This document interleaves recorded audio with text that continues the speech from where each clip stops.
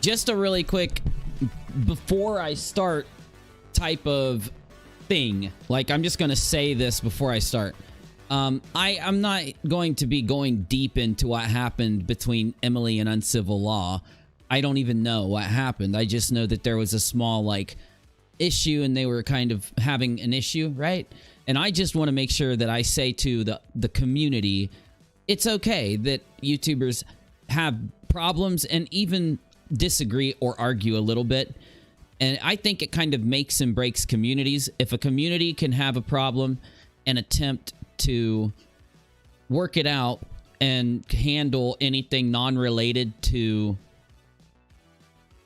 the topics that we talk about, you know, then I think it shows it's a strong community.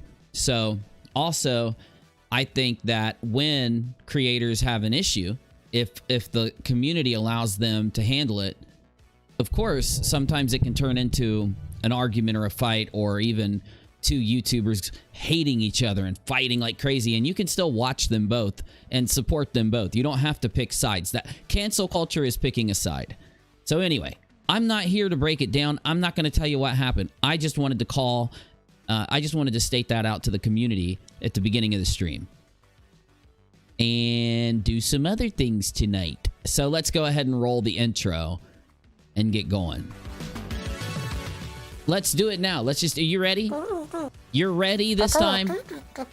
Yes, I have my Pickle Rick shirt on. Yes, I have my Pickle Rick shirt, and I like it. I like it. I'm not going to put you on my shirt instead of Pickle Rick. I like Pickle Rick. He gets jealous because I like Pickle Rick. You guys watch Rick and Morty? He gets jealous. He's jealous of Pickle Rick. Anyway, we'll talk about that later too. Tonight, 2/5 of 2021, February 5th of 2021. Lots of different insanity happening in lots of different communities. Everybody in every community, I think, wants to just have things be cool and work out and people talk and make their mind up and handle the situations going on. But the one thing that I think we should start doing from now on is making sure that cancel culture is something that we don't He is. I've told him that so many times, and he just I keep telling him, stop punching your wife, busy. Anyway, sorry, I'm just riffing with my live chat here. Well, I know, but that's his job. That's his job. We'll get to see what you're doing, busy. You're causing arguments and you know what we're going to do, busy? No, we're not going to have a boxing match. That would literally prove the opposite of what I'm saying. We're going to get along. We're going to talk, and we're not going to let cancel culture rip us apart. Well, actually, with your mouth, I just might let cancel. I'm getting really angry now. You better stop mouthing up, punk. No, stop. We're not going to let cancel culture rip us apart. You should do busy merch. I know. I've gotten it ready so many times. I already have like 2 shirts done, and YouTube has offered me that little thing, right? Like, so that below my videos, it'll show all the busy merch. I just have to do it. It's the time. It is the time, isn't it? I'm going to do that this week. I'm going to do that. Okay, wait, what was I doing? What was I saying? Yes, we're going to talk about how not to let ourselves amplify or engage in cancel culture when it comes to some of the things going on around us, especially some of the more insane things that have been happening. It's pretty crazy. The scammings, the arguingings, and the fighting-ings that are going on out there. But we don't want that. We want to resolve it and move forward. Tonight, February 5th of 2021, I'm here to chill with you for a little bit at the end of the production day. over at UNIRocktv, the main channel. Make sure you ring the bell on both channels. Make sure you subscribe to both channels. If you want to join the channel, you get a cool little UNIROCK sign next to your name, but you don't gotta. This is UNIROCK Live. Hit it, Busy.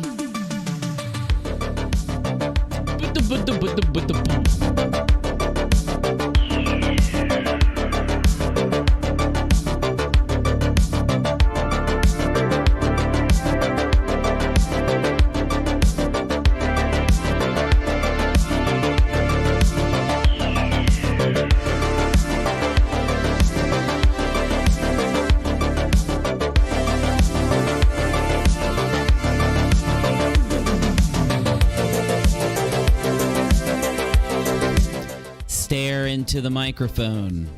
It will brainwash you and turn you into a viewer of my live streams.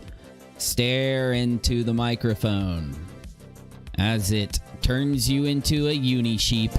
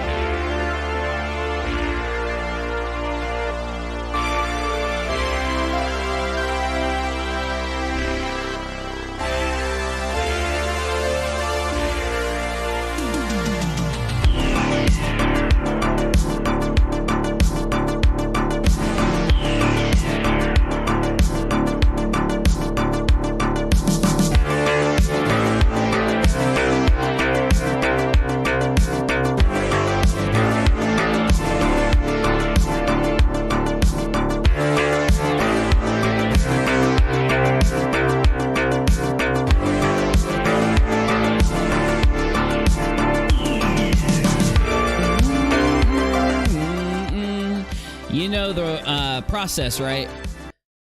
You know how it goes, right? If you type in the live chat, put an emoji in the live chat, do whatever, you will get free rocks at the beginning of the stream, and then you can use those rocks to gamble, go on adventures, duel people. It's all part of our Streamlabs affiliation that we have. You can also download Streamlabs absolutely for free in the About section. Anytime you download it, create an account, and open it up for free, it automatically donates money to me for referring you. So if you do want to use Streamlabs, grab it down below in the About section. Into the Wild Blue. Thanks for great content. Oh, now I have an expectation to pat this little guy on the head and provide you with great content. I will do my best. And we're going to start tonight with, instead of me just playing a video game, and instead of me playing a video of KJP or another thing going on around us in the community, instead of me doing just that, I'm going to do some old school UNIROCK stuff real quick.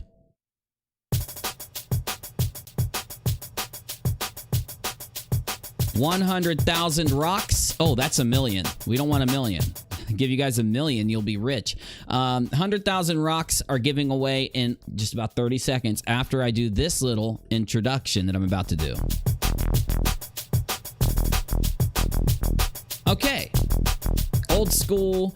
We're going to be traveling back in time to about a year ago in a little bit to talk about things. We're going to have myself do a little bit of a speech, not a speech, more of a presentation, I guess, and just talk about a foreseeable issue that could happen in the community that we're all a part of.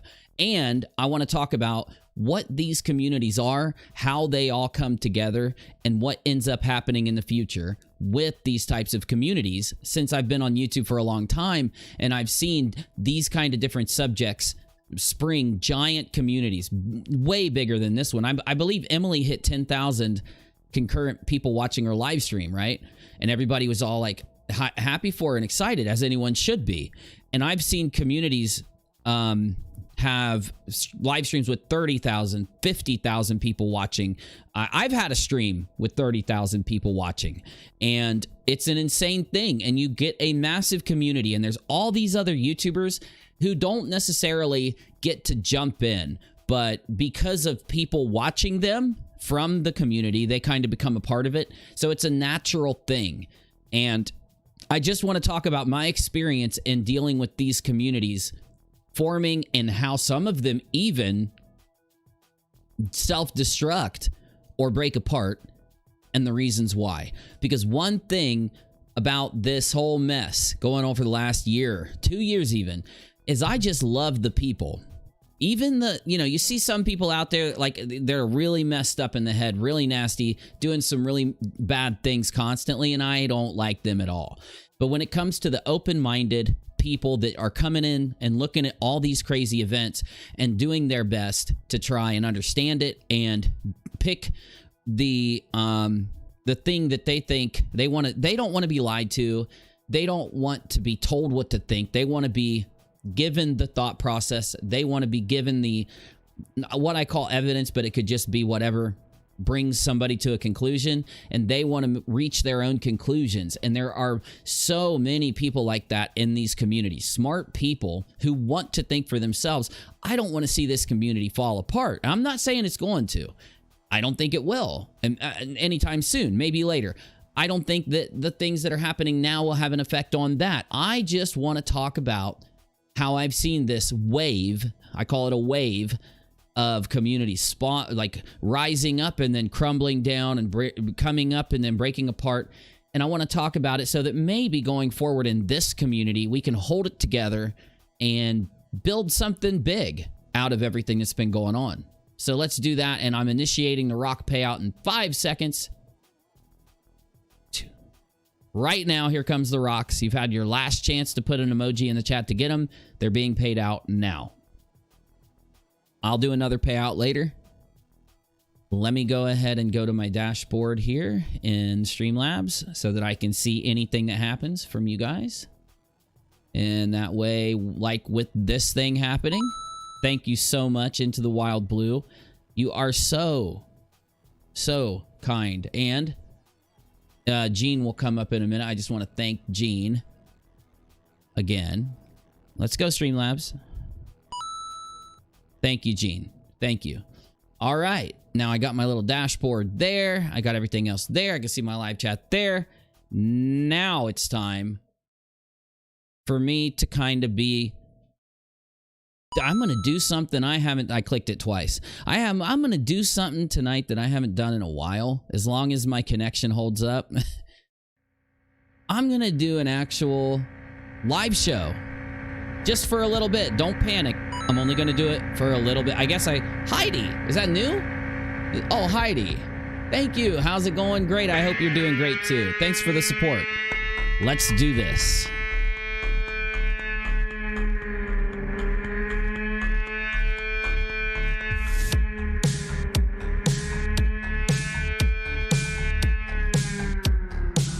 Some of you may know this about me. Some of you may not. But I've been live streaming on the platform for a long time. And I've come from a different YouTube channel than what I upload on now. Oh, is Streamlabs messing up? Oh, no, it's working. Just give it time. It's on a timeout. So it has a timeout in between heists and stuff. So I've been streaming and creating content for a long time. I had a main channel called UNIRocktv and moved to UNIRock 2 when demonetization hit. And then when people started to watch UNIRock 2 as much as they used to watch my main channel, I said, you know what? I got to have a live channel. So I turned Busy's channel. This used to be Busy's channel into the rockAlot, the parking lot where we all chill and hang out. And I moved the long rambling live streams here. And I left the content on UNIRock 2. Kind of got a new lease on YouTube. I got a, how you say, another go at it. Right? And I won't go into that. But one thing that's always happened, I've noticed that when you have these big trends develop, these organic trends that come from Tati Westbrook being here and having an extreme, crazy thing happen where she's suing a YouTuber, a brand new thing that we don't really see. This is kind of record breaking. This issue in the commentary community and all these different little pockets and branches of the commentary community. You got someone who I've talked to for a long time before she got sued, who I knew for a long time, Katie, being sued by Tati. And I think what it does is we don't all get like afraid, but we definitely worry about the negative impact that can happen from this issue, knowing that it's not Tati's fault. Definitely not Tati's fault. You send out 4 cease and desist and somebody challenges you to sue, I'm not going to hold it on you when you sue. You get me? Though, one thing that happened in the last few days is that Emily D. Baker and Uncivil Law had a spat. They had a little bit of an issue. Now, I don't know if they're mad. I don't think they're mad at each other. I'm sure they've worked it out. I don't have any secret information or anything like that, and I don't want it, because that just turns these types of things into fake tea, right? If they have issues with each other, I'm sure we'll hear about it. But for people to go out and try to build it into this big thing when it's just 2 people having an issue. What happened was that I know of, Uncivil Law had over 1,000 people watching his show, and Emily had just gone live, and Uncivil Law was going off the air. So Uncivil told his audience, hey, go raid Emily. Now, raiding is not this thing that everybody thinks it is. Yes, on Twitch, there's a way to click a button or type in a command into your chat, and it will automatically raid someone else's channel, so that when I shut down my stream, everybody watching my show is now watching their show, and they can go somewhere else or they can stay. That's called a raid, right? Yeah. Oh, yeah, exactly. No spat, just fake tea. Exactly. I know. I'm just kind of representing it how it all went around in the community. You know what I'm saying? Though, here on YouTube, I've been doing raids for a long time.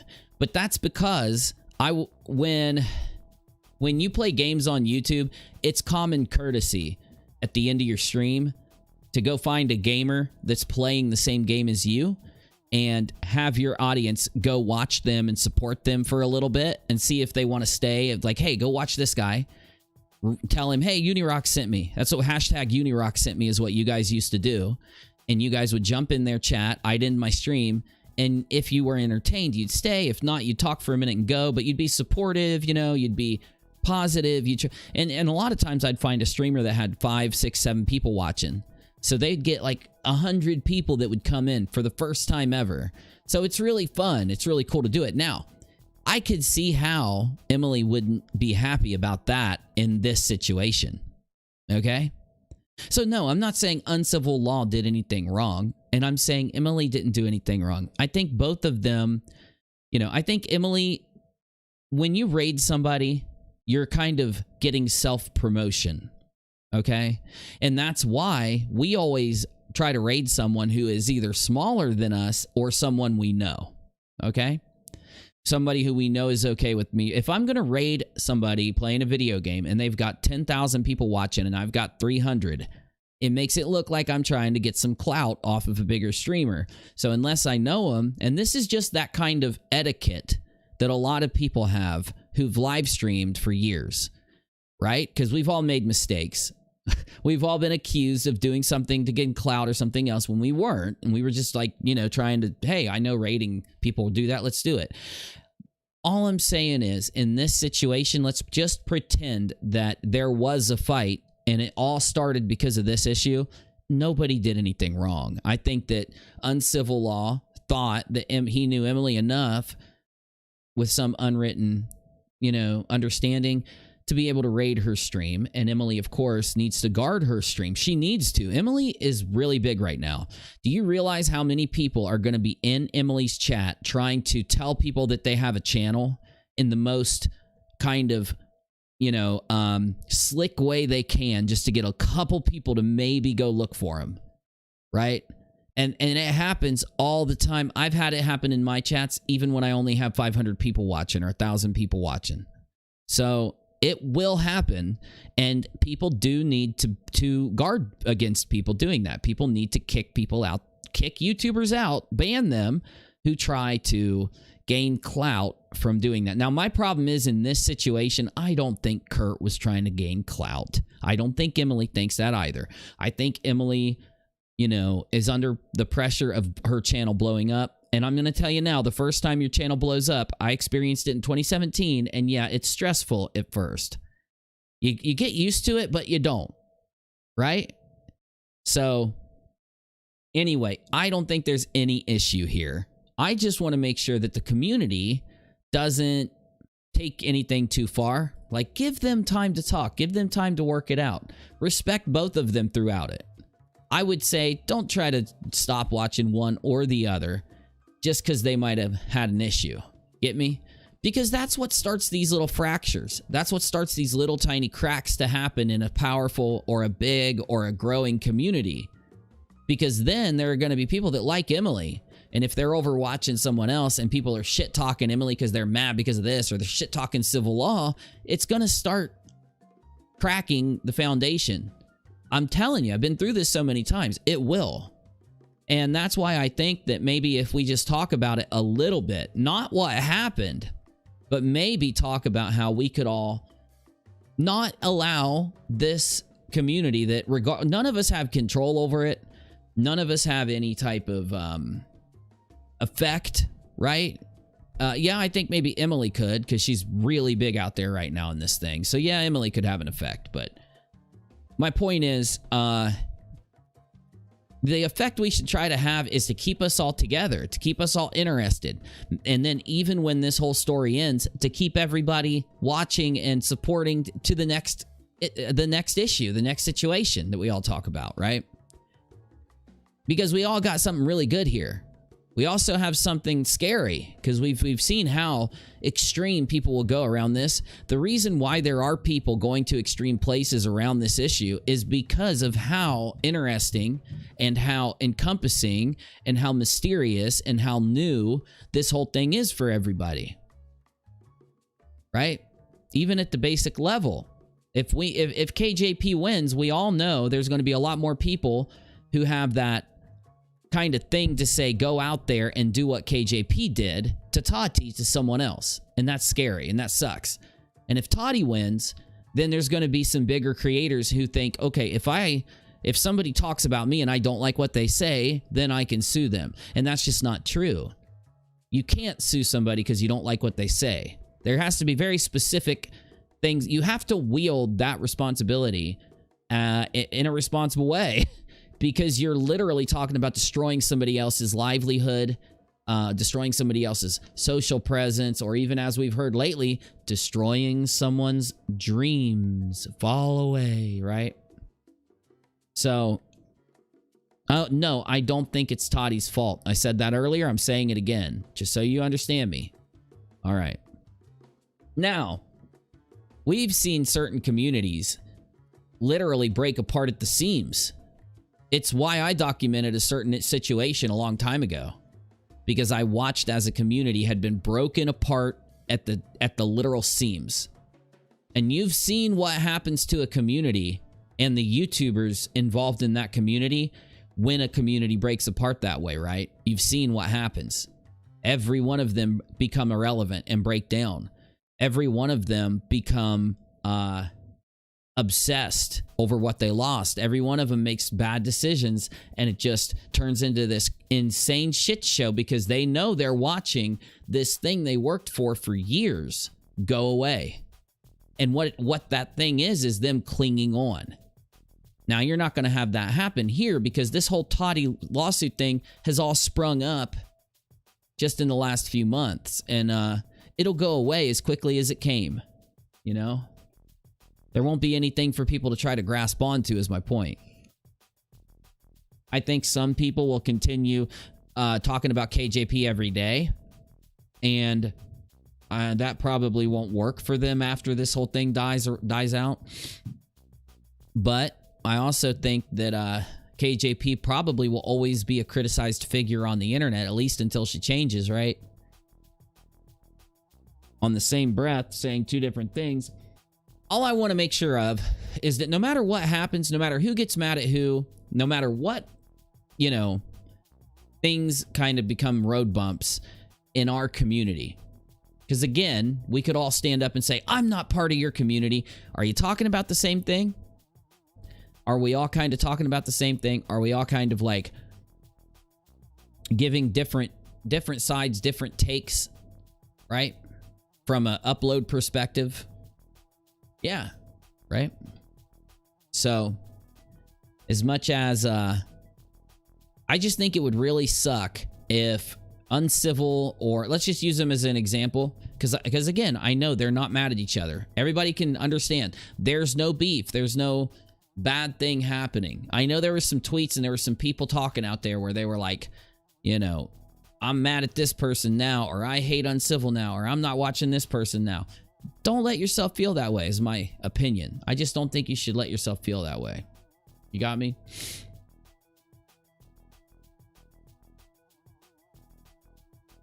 So, anyway, I think I got it out of my system.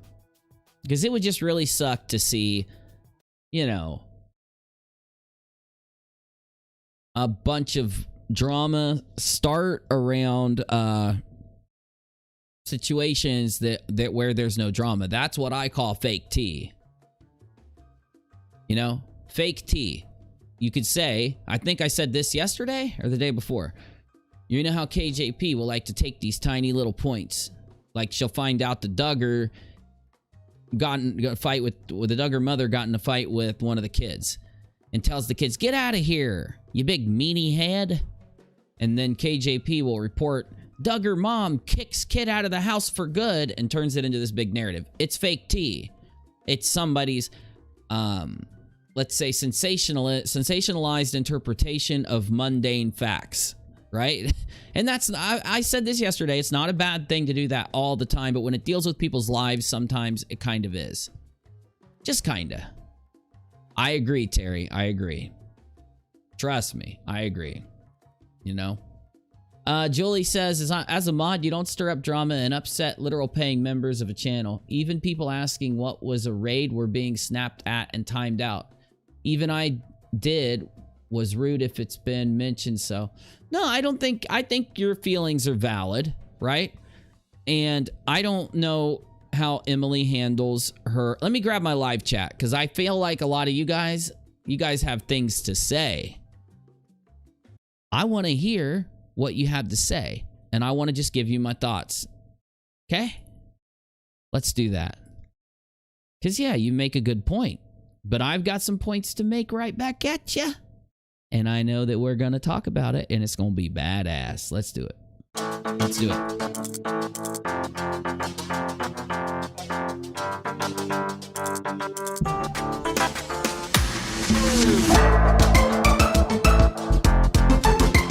Okay. Got my live chat here. You put my live chat on my screen, right? Yes, it's your job. My job is to talk. You do the teleprompter and all the other stuff. Got me? Get me? Got me? Good. You relax, busy. Okay, so Julie. Julie says, I'm not dissing Emily. I'm just saying that a mod was causing the problem. And I understand. And you know what I was going to say? When I read what you just said, I was going to say to you, it sounds like, you know, I don't know how Emily and her mods relate and react. Now look, Emily blew up recently, so she's gonna have to go through a lot with their mods to get them into a place where she can. The best thing you want is to have your mods be able to handle the channel based to YouTube TOS and the preferences of the streamer, so that the streamer doesn't have to do any moderation action and doesn't have to undo any moderation action. And of course, you're going to have the undoing happen either, no matter what you do.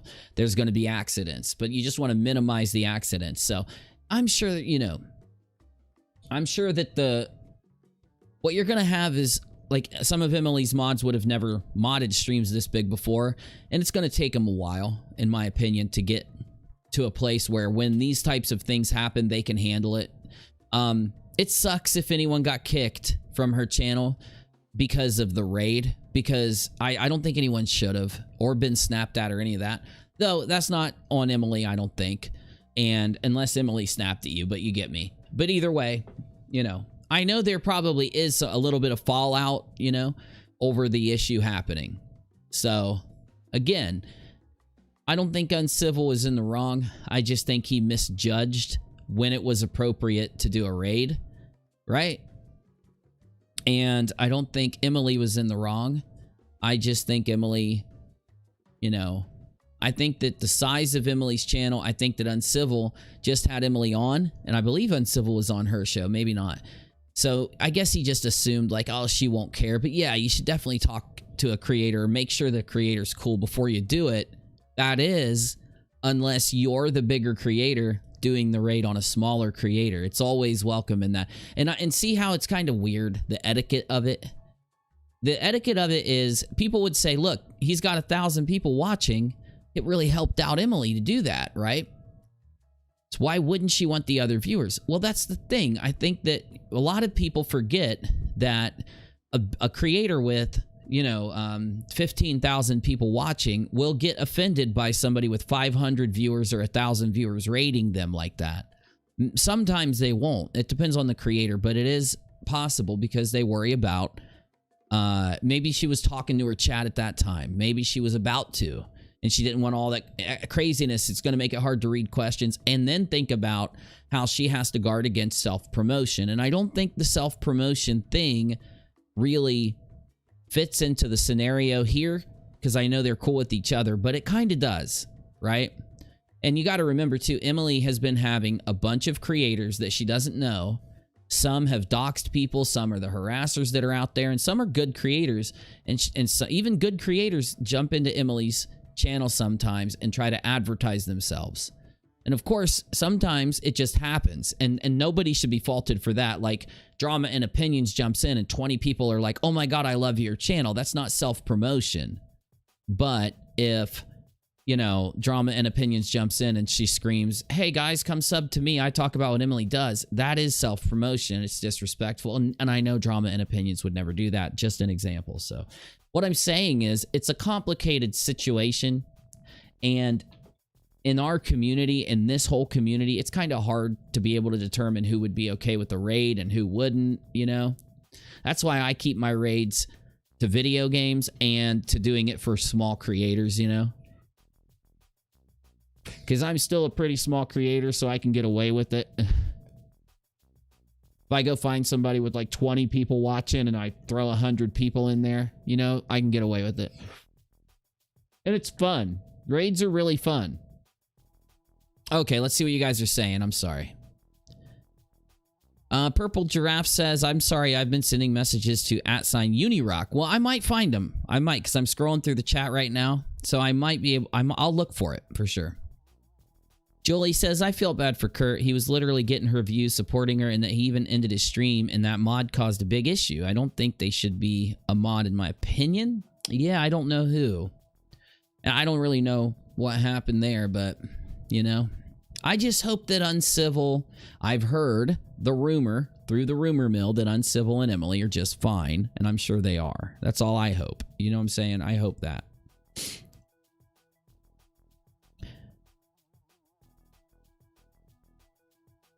No buffering here, Kitty. I'm about 2 seconds behind on my end, though. Yeah, I don't think we're buffering. When it buffers, it gives me a message that I'm not sending enough data. Looks like it's going on here. Heidi, great question. Heidi says, what is raiding on YouTube? Raiding is where a raid, R-A-I-D, is where I'm going to end my stream, and I've got 300 people watching me play Tarkov, okay? And I say, it's 2 a.m., I'm going to end. So I go on YouTube and find another streamer, typically doing the same thing I do. What do I got in my tooth? Huh. I don't know. Anyway, sorry. I find another streamer playing Tarkov and I raid them. So what raiding is when I go offline, I take the link to their stream and put it in my live chat. And I say, go to this link, tell them UNIRock sent you, tell them UNIRock raid, and be positive, be happy, support a new person.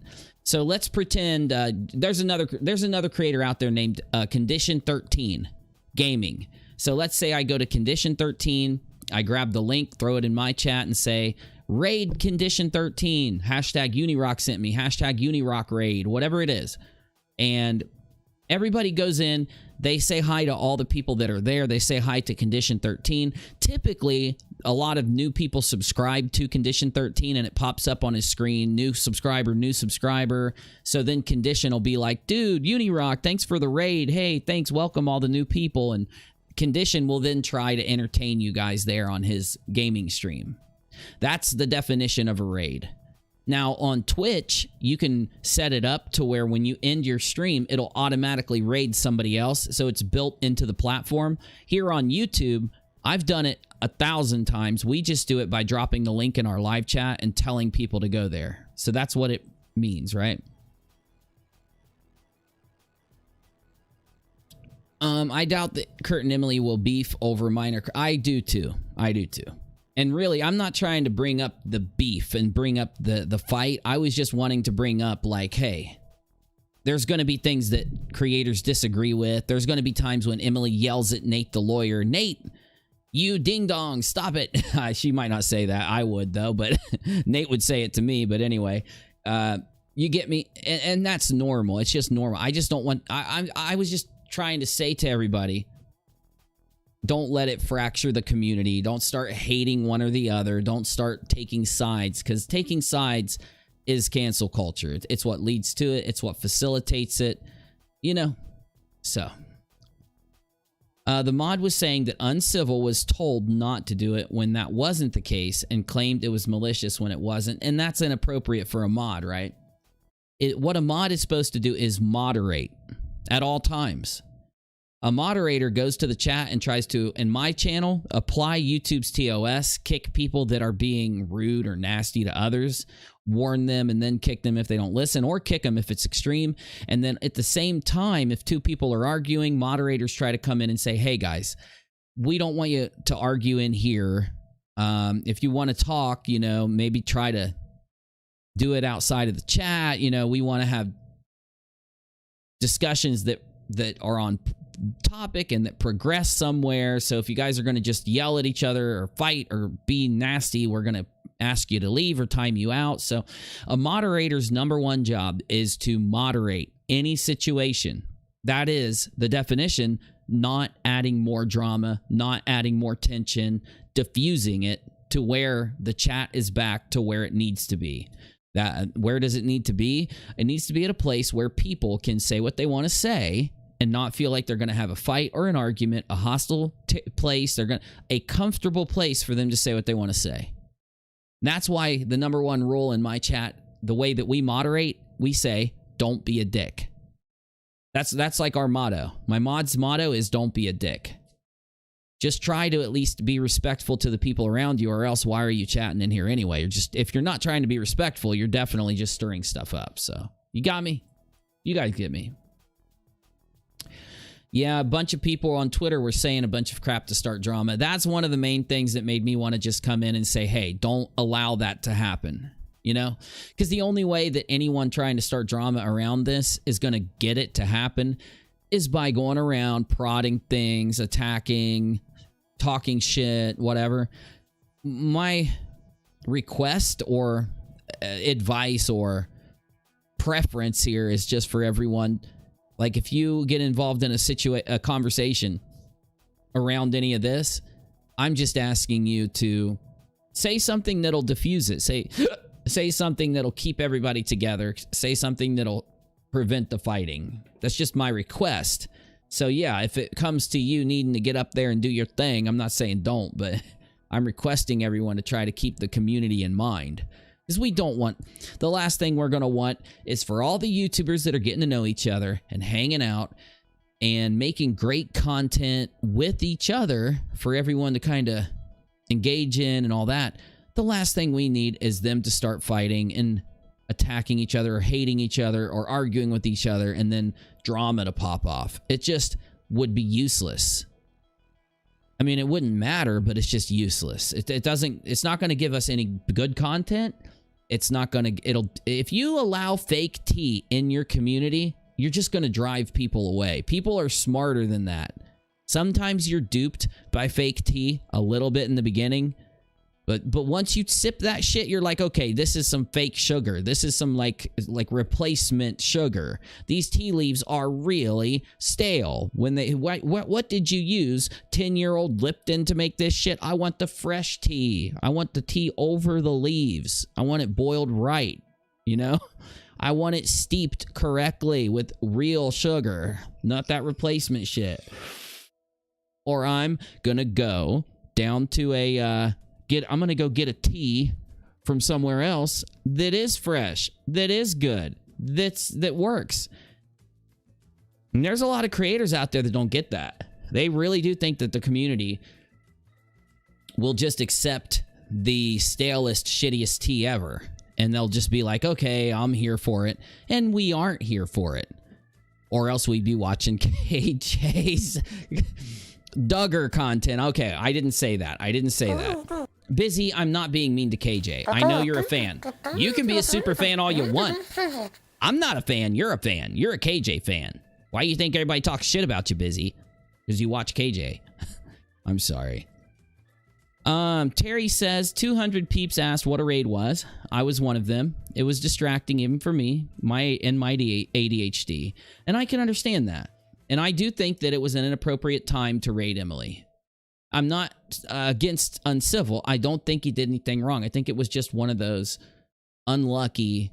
I think his intention was great.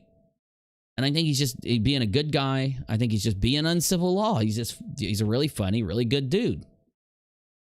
I think he wanted to help out. I just think it didn't help. I think Emily was like, hey, drop it, and handled it, right? So Emily did the right thing. So the only way that this turns out wrong is if, you know, if people get angry afterwards. Now I'm just talking about the rating. I don't know anything else. There could be the most giant situation brewing in the background that I don't know about.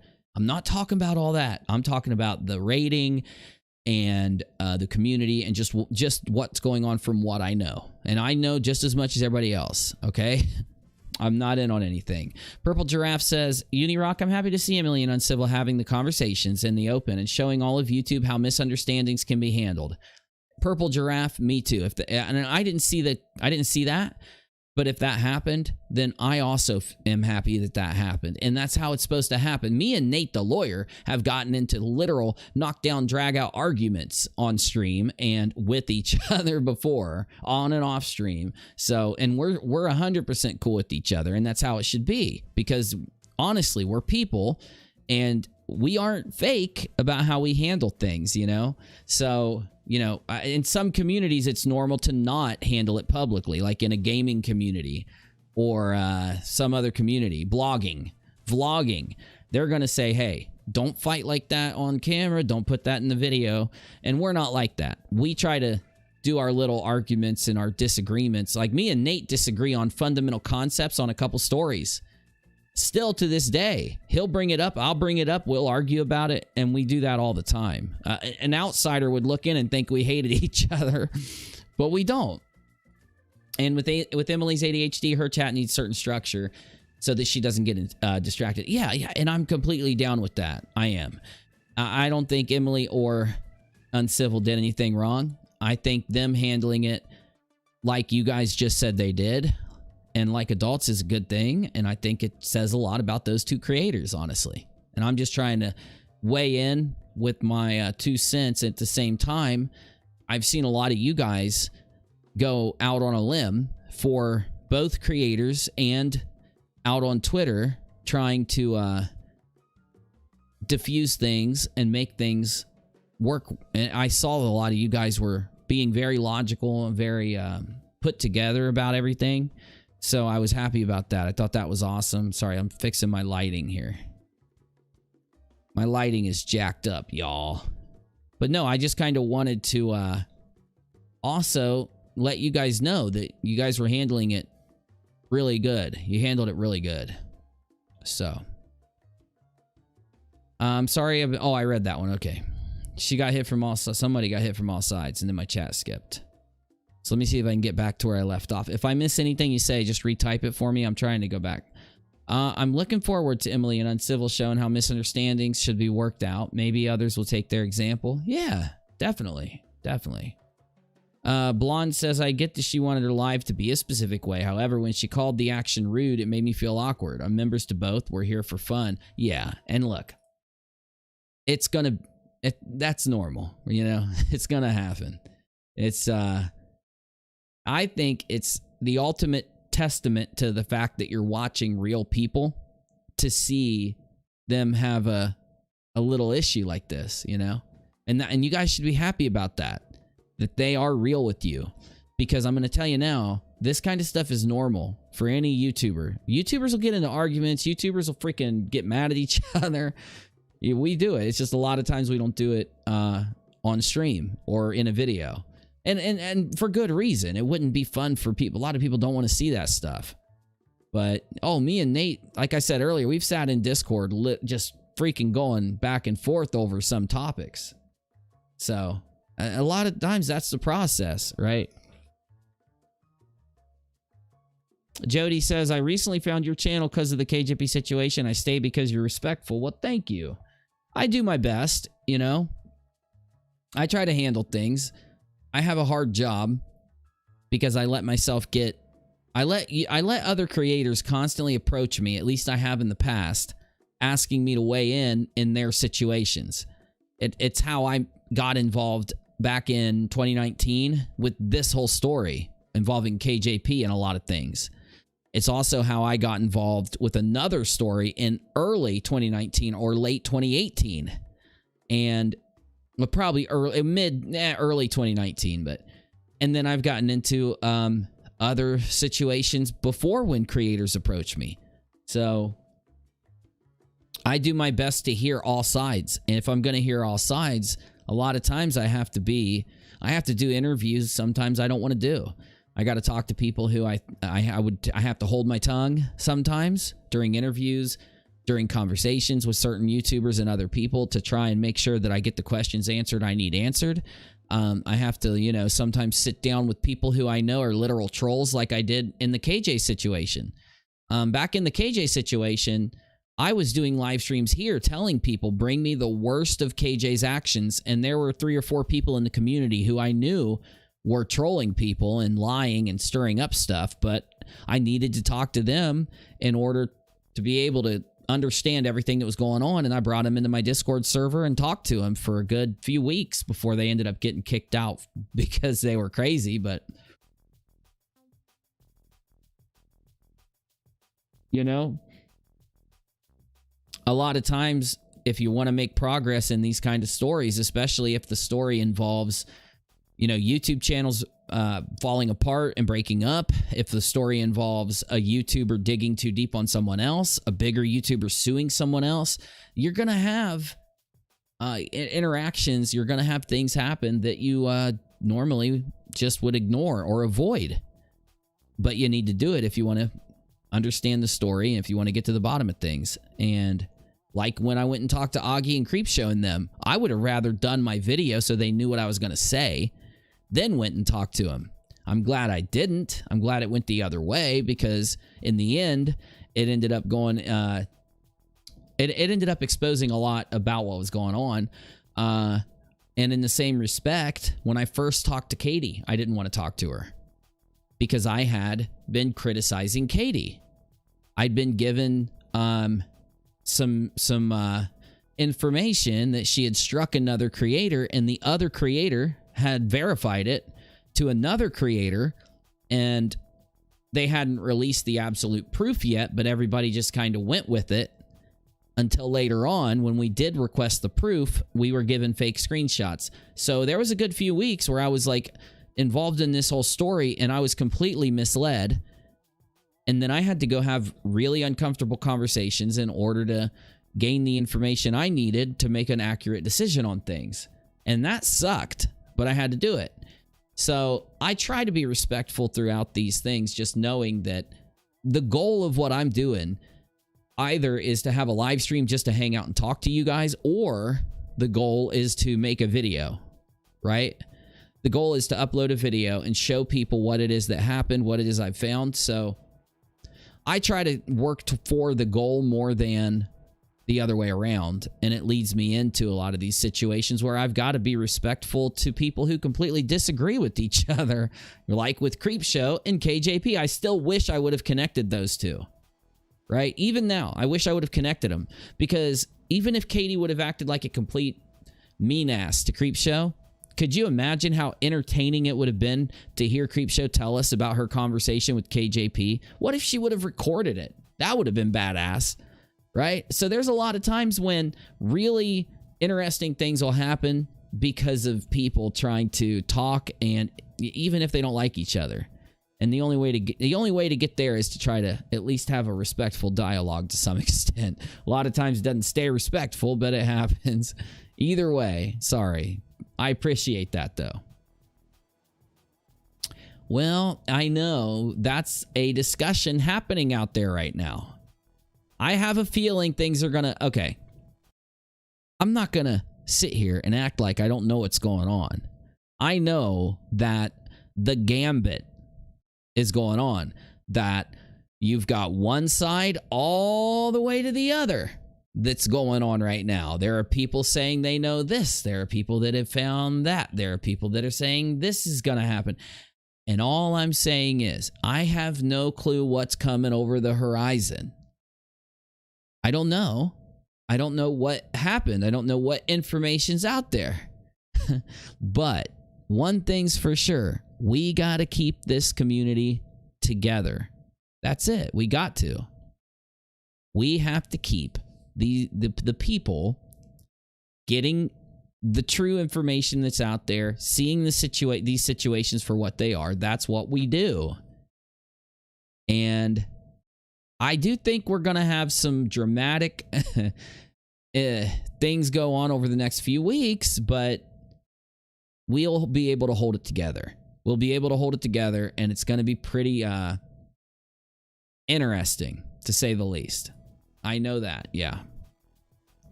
I know that. Yeah, I'm with you, Bunny. Major insomniac here. No disrespect, but your game playing at the end relaxes me to sleep. Did you survive with 3 seconds? I survived with... if you're talking about that one really close raid, we did survive. I don't remember how much time was left.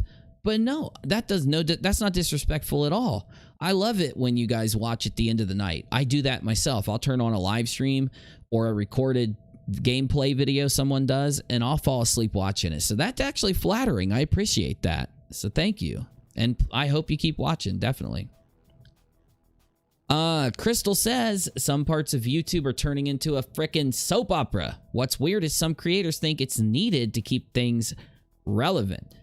The creators that feel like you need constant drama and all this crazy shit to keep you interested and relevant, they just don't make content typically. You'll notice that a lot of those creators don't have content. You get me? No, I'm not trying to be disrespectful or put any... Sorry, I clicked the wrong button.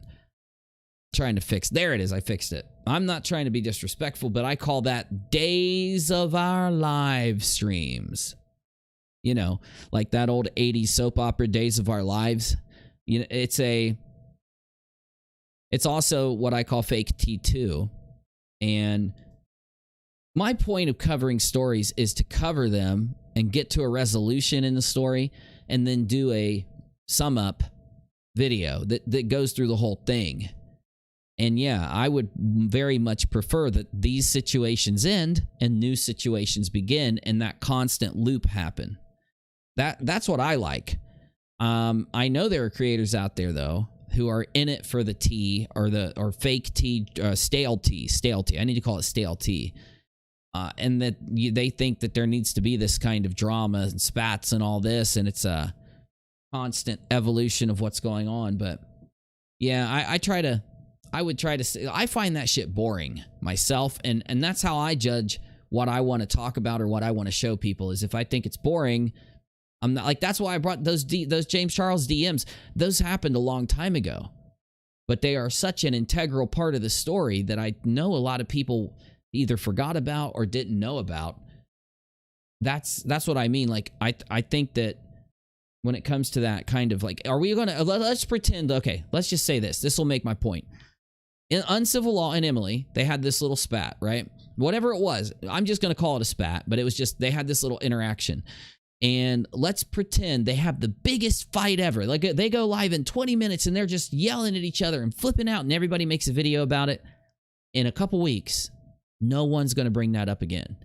People are going to bring up the case. Like, if anyone makes a documentary or like a mini doc or like a YouTube breakdown, that's not going to be mentioned. Uncivil and Emily having an issue is not going to be mentioned, right? So, yeah, I get what you're saying. I hope you get what I'm saying. That whole kind of days of our live streams drama, that whole kind of like, they hurt my feelings, this person said this, it's like, come on, it's not even relevant. Yeah. Stitchin says, is rating people going over being rude or just going over to another channel watching them? It's actually different. It's going over and being positive. Rating somebody like Uncivil Law was rating, you end your stream and you find, like, okay, if I'm playing a video game and I end my stream, I'm going to go find somebody else playing that video game, typically with less subs than me, less viewers, and I'm going to drop their link into my chat and say, go over there, subscribe to their channel, like their video, tell them hi, support them. And video gamers typically have the subscribers pop up whenever someone subs, like this. If somebody subs like right now, it'll do this right here. And then all of a sudden that gamer sees all these people pop up. They look at their chat and everybody's saying, hi, how are you? Hey, I'm new here. Hey, it's good to see you. UNIRock sent me over. UNIRock rated you. You know, it is typically meant to be a very positive thing that helps communities grow and helps smaller creators gain subscribers. In this situation, it was Kurt, who's smaller than Emily, rating a bigger creator. And I think that's what caused a little bit of the issue. So, yeah. Yeah. I agree. Can't deal with that kind of crap, says Crystal. Oh, you mean the days of our live stream stuff? I'm with you. So I'm almost to the bottom of the chat. Almost to the bottom of the chat. Well, there's no beef. I don't think there is any beef. I wasn't bringing up the topic. Oh, you're welcome, Stitching. No. So let me say my little sum up here. I was just going through the live chat at the end of my little thing. So I only brought this up to say that, you know, I didn't want it causing drama in the community. And I think they've handled it the right way. And I know a lot of you guys too. That's what you were saying. That was your response. So, yeah. This community, let's say even if they hated each other after they have a little disagreement, people are still going to watch both of them. And then I think the community we're in, I don't think that would happen between them. I think they're more professional than that. And I don't even think there's a spat. So I think it's definitely an issue, though, that was big enough or that enough people were talking about out there. Hopefully the message gets out to just let it be what it is and move forward. Hopefully no one exposes anybody else or attacks anybody else, because I know that that's what some people were saying out there, like, well, this has to be the truth and this is the truth now. And yeah, let's not let that happen. Let's not let it go there. I know you guys won't let it go there. So no, but bye-bye.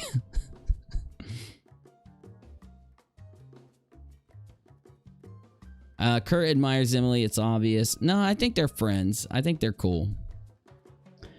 Hey, smash the like button. Thank you, Darth Chaz. I haven't said that at all yet. So, moving on. We've got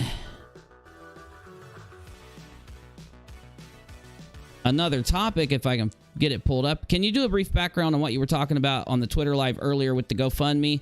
I don't know if I want to talk about it right now here. I guess I could. No, I don't want to talk about it right now. I don't want to give it attention to certain people. But I'll do a Twitter on it. I want to keep it on Twitter. Yeah. What did you think of KJ's stream crying? I uploaded an entire Good question, Julie, because I uploaded an entire video, right? Hey, T. Oh, I read that. Okay. Thank you, T. Right here, the breakdown before the conference and the Tati Westbrook lawsuit. And in that video, I uploaded it yesterday. It basically breaks down that crying, upset stream, the you know, the stream, the upset stream. I just don't want to use the word crying, but I already did. All for money, I think. Well, I don't know what you're... Oh, are you talking about that issue? Oh, yeah. If that's what you're talking about. Yeah. It is extreme. I would like to talk about it, but if I bring it up, I know that she's going to get mad at me. Oh, I'm not going to talk about that right now. But we will talk about KJ and something a lot of people have been bringing up lately, which is her channel and the state of her channel. Now, it's only KJ's fault that people are talking about this.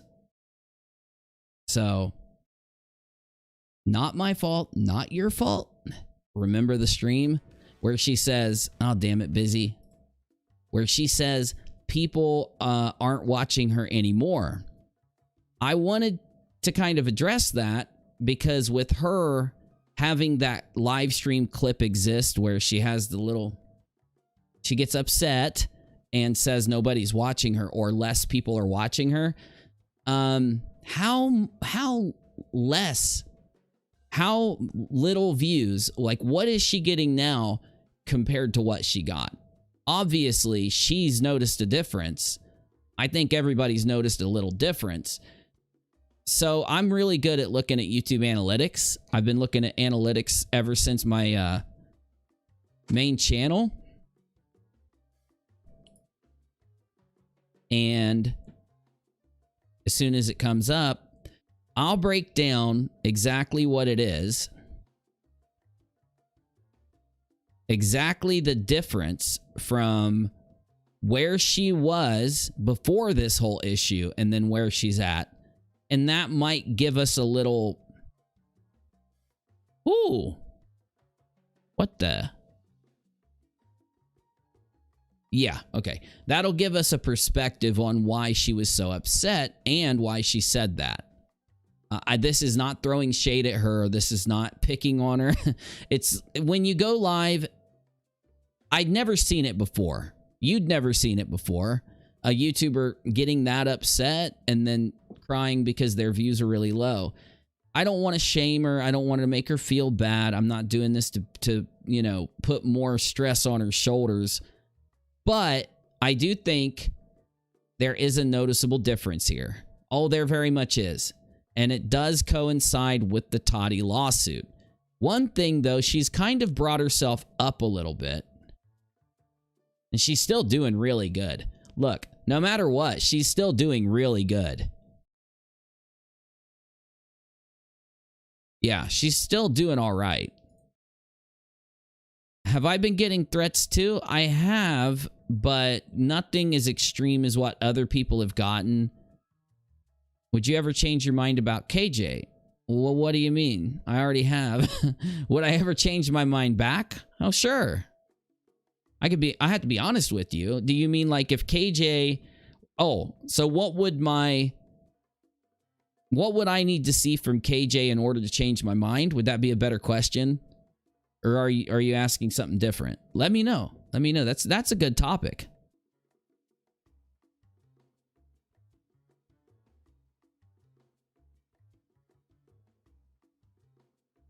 It's more women who are getting the bad ones. I've noticed it's more women. Oh, women are getting the worst threats. Okay.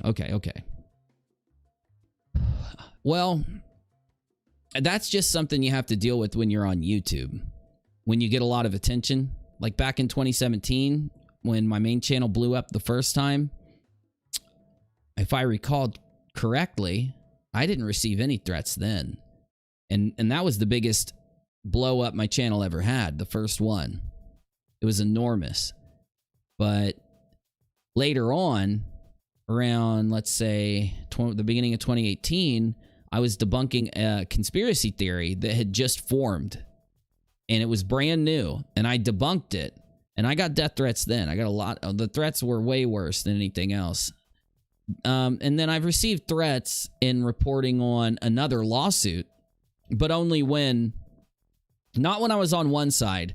When I had criticized one side and had gone to the other side because of information that I'd found, I started to receive a massive amount of threats then. But talking about Saltsy? When did she talk about Saltsy? Like recently? Yes, a sincere... there'd be a... If you want me to talk about that, yeah, I'll talk about that for a minute. Yeah. Left her long before the lawsuit, way before I heard anyone even talk about her, before I knew about the drama. It was the hate. Ah, yeah, I gotcha, sure. Gotcha. How is she doing now compared to when her channel was popping? Well, let's do that. That's perfect. You guys are freaking awesome. We're going to go into the difference in channel traffic that she's getting. Then we're going to go into whether I would ever change my mind again about KJP and actually support her again. What would have to happen for me to do that? Or would I even do that? And we'll talk about a couple other things as we go on, but let's start off with that. Exactly, Crystal. And I'm going to hook you up. It was when KJ said she was going to countersue Tati and go after Salts on the live stream, you did for... Okay, thank you. Yeah, definitely. I'll have Navy throw that into one of the rooms. All right, so here is Social Blade. If you give me just a second, I got to pull this all up perfectly. All right, we got her. So this is KJP's analytics without a crystal ball. As you notice, she gets around 50 to 60,000 views per day. I need to do one more thing. Whoops, wrong camera. What I need to do now is minus her, deduct her daily views from that. Okay, so let's do that now. So here's what we need. In order to accurately determine how she's doing now, we have to do two things. We need her views as a whole per day, and then we need the number of daily, her views total. So the entire number, and we have to subtract her daily views from the total views. You'll understand in a second. I'm not saying that really good, but so here's what's up. Let's use yesterday. So let's go here. 2 days ago. Okay, she's got three videos here, and we've got 2 videos here. So what do we got? 20,000, 8,000, and 12,000. We'll just go ahead and say 40,000 views this day, and we'll say 40,000 views this day. 2 days ago and 3 days ago. All right. So now let's go here. So this is today. Today's Friday. Yeah. So we got Wednesday. Okay, so right around here. Okay. So if you look, she gets anywhere between 40. She gets about 40,000 views per day. So 80,000, 80,000, and 60,000. 50. So let's just go ahead and say she's getting between 30 and 40,000 views from the algorithm per day, not from daily uploads. She's getting probably around 30,000 views from older videos that are sitting there with a couple views coming in here, 10, 20, 100 views there, right? Older videos represents half of her views, 30 to 40,000, and then new videos uploaded that day represent right around the same number. Okay? I'm going to tell you what that means in a minute, but I'm just making sure you track me, all right? Just making sure you track me. Now, one more time, we'll just take a quick look. We've got just about the same amount. Some days it's about 20,000 more. But it's just, we have a really good number, a really good base number to go off of, all right? Now, if you look, she's getting anywhere from about 40,000, 40,000, 40,000, 60,000, 70,000, 40, 60, 40, 60, 40, 50, 50, 60. Right around that same area. And at the end of the month, she's getting a daily average of about 50,000 to about a 1.5 million views. 1.5 million views per month. So, how much money is KJP making with that, with those views? You want to know, right? And yes, you're right, Bunny. She's still doing really good. Yeah, I don't need it right now, Navy, but I appreciate it, definitely. Okay, so how much money do we make on YouTube? So you could say you make anywhere from $2,000 to $10,000 per million views. Every million views you get, you're going to get between 2,000 and 10,000. Now, what's the difference? Why is there such a huge gap? Because it depends on how long your video is, how many ads are in your video, and it depends on how many people are watching for a longer period of time or how many people are just watching for a little bit. Your watch time really matters. Okay? I've had videos get 100,000 views and make $100, and I've had videos get 100,000 views and make $500. No joke. So it just depends. And with KJP, we could say, just like Social Blade says, in the last 30 days, she's made between $400 and $7,000 off of 1.5 million views. Now, that number is typically more towards the upper middle to the upper side of it. So we could say she's probably making anywhere between $3,000 to $4,000 up until like $7,000 a month. Okay? Realistically. Let's get a little more realistic. Anywhere from about $3,000 a month up to maybe $9,000 a month. All right. Now, why did I just tell you that? Why did I just give you that information? Because I want you to see what she's making or what she was making on the platform compared to what she's making since the lawsuit. Because then you'll understand why KJP got so upset in that video, I think. All right?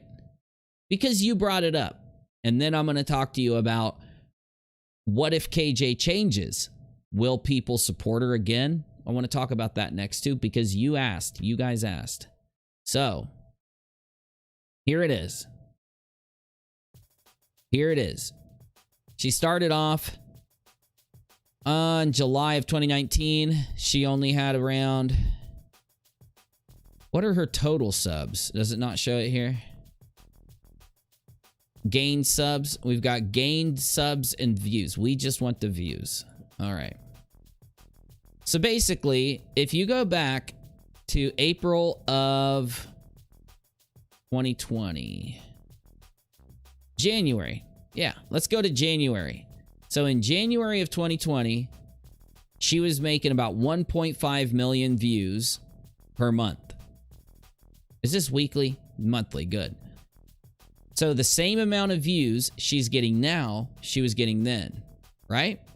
So if we look here, 2 million, 2 million, 2 million, 2 million.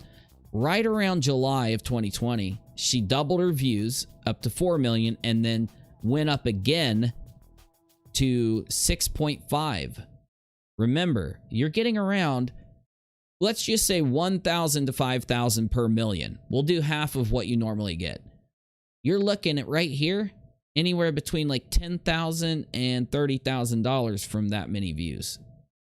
Is possible. Could be a little less, but it's possible, okay? Now, when we go out, she went down. Now, this is from her channel blowing up. Her channel blew up in July of 2020. So then it went down to a normal level amount. So her normal level amount was about 2 million views per month before the blow up. So then after the blow up, she's getting anywhere between 3 million and 4 million. So she's doubled her views. She blows up and then she doubles her views to 4 million. Got me? If we look here though, when now that the lawsuit is starting to take effect on her, this controversy has taken its effect. Just in, let's see, this would have been October, November, December, and January. So we got 4 million goes down to 2 million. 2 million goes down to 1.5. And now she's leveled back out at 1.5. So essentially, when the huge, extreme explosion she got from her channel blowing up here has completely leveled out to something higher than what it was before. Again, a doubling of her traffic was lost due to the recent controversy. But if you look though, we're talking around 2 million, 2 to 2.1 million here with only 1.9, 1.5, and 1.6. So she's actually lower than what she was before the blow up. And she's getting close to being right around here. If she gets down to 1 million or less, then it just reverted her channel all the way back to what it was before she ever first blew up, because her first big blow up was in October of 2019. And I do think that's why you saw her get really upset in that video, in that stream, because she's seeing this happen and she feels like she's done nothing wrong, as you heard. And now that everybody's finding out about this, she probably is like, damn, she's got more eyes on her than have ever been on her, but somehow the views have gone down. So when she's being a brat child, she gets less views, says Stitching. You know, yeah, I don't want to. I know she's under a lot of stress. I think everybody in the world is under a lot of stress right now. But I know she's under a lot of stress. But someone, it would really help her out to have somebody near her who would tell her what she should and shouldn't do on YouTube. Because if she would have just not responded to anything from the lawsuit, she would not be experiencing this downtick. This downtick is 100% related to all the drama, to the reaction to death threats, the reaction to certain, to the reaction to me kicking her out of the Discord, to the reaction of Creepshow making a video, to her reaction to all of these things that have happened have caused people to stop watching like they used to. Yeah, definitely. So, oh, for sure, Bunny. And she may have just stayed at a pretty good place, honestly, because, like, let's imagine we all hear that she's being sued by Tati, but all she's doing is putting out content. Nothing, no live streams where she's like attacking people, where she's lying about people, where she's breaking down. Take away all of that. I don't think that she would have taken a hit from this. It is like, because Creepshow's video was about Katie's craziness, and a lot of the video that I made was about her dropping this very fucked up thing to do, but then everybody watching her lie about it, right? Because she told Creepshow she did it, but told her audience she didn't do it, told you guys she didn't do it. After admitting that she did do it, the proof shows she did do it, changed her story a lot. These are the things that woke people up. They made people say, I'm not going to support this. This is too much. Like, she could sit up there and say, other people are being mean to me as much as she wants. People, you notice not a lot of people stopped supporting her because people were being mean to her. So she can get up there and say, people are being mean to me. I don't like those mean people. But when she gets up there and shows people that she is a mean person, that's when there is that's where the effect comes from. And when she gets up there and says, it shows people that she's going to lie to them about what happened, what she did in my Discord server, as opposed to just going up there and saying, I dropped the link. I don't think I did anything wrong. These guys are wrong for saying I did. As opposed to that, I think it was her saying, I didn't do this. I didn't dox creep. Remember, she put out a thing that says, I didn't dox creep show. Did you dox creep show? No, people are lying about me. Well, everybody knows that whether you call it a dox, whether you call it sharing private information, I called it sharing private information, whatever it is you call it, I think her not representing her side and being direct about it led people to see that the way she kind of tried to hide it and the way she tried to dodge it, right? And Trio coming in with it. What's up, buddy? Good to see you. You gonna hang out while we game for a little bit? Because I might play a game for a little bit.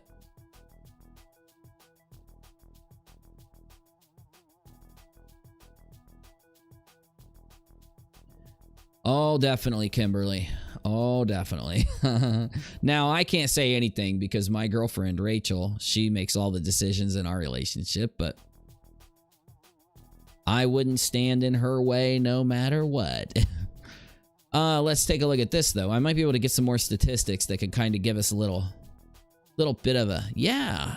So, let's look at KJ's weekly subscribers. Back in January of 2020, she had 50,000. So right after 2019, she had 50. You notice she goes up until that big blow up, right before the big blow up, which is kind of weird. So she's 78,000, 89, 105, and she makes a steady growth. And then right when she hits the 139, it kind of tips back, and she's at 135. She's really not experiencing that much of a negative thing, right? Like, she's not lost tens of thousands of subs. She hasn't steadily lost a large number of subs. She's lost a few thousand, but to her subscriber number, that's just a flash in the pan, right? She is on the breaking point. She is teeter-tottering over the edge right now when it comes to YouTube, her channel. Right now, if she, and I'm doing a segue, you guys wanted me to talk about something else, this is how I do a segue. Right now, she could theoretically, I'm not saying that it's true, but she could theoretically come back and start gaining subs and blow up again, couldn't she? Right? Are there decisions that she can make that'll turn the tide, that'll gain her subs again, that'll gain her views again? Are there decisions she can make to win back some of the people who stopped supporting her? Are there decisions she can make to win back YouTubers that once supported her? And the last question I have before this epic segue that I've constructed, could she ever win my support back? That's the questions we're going to answer right now.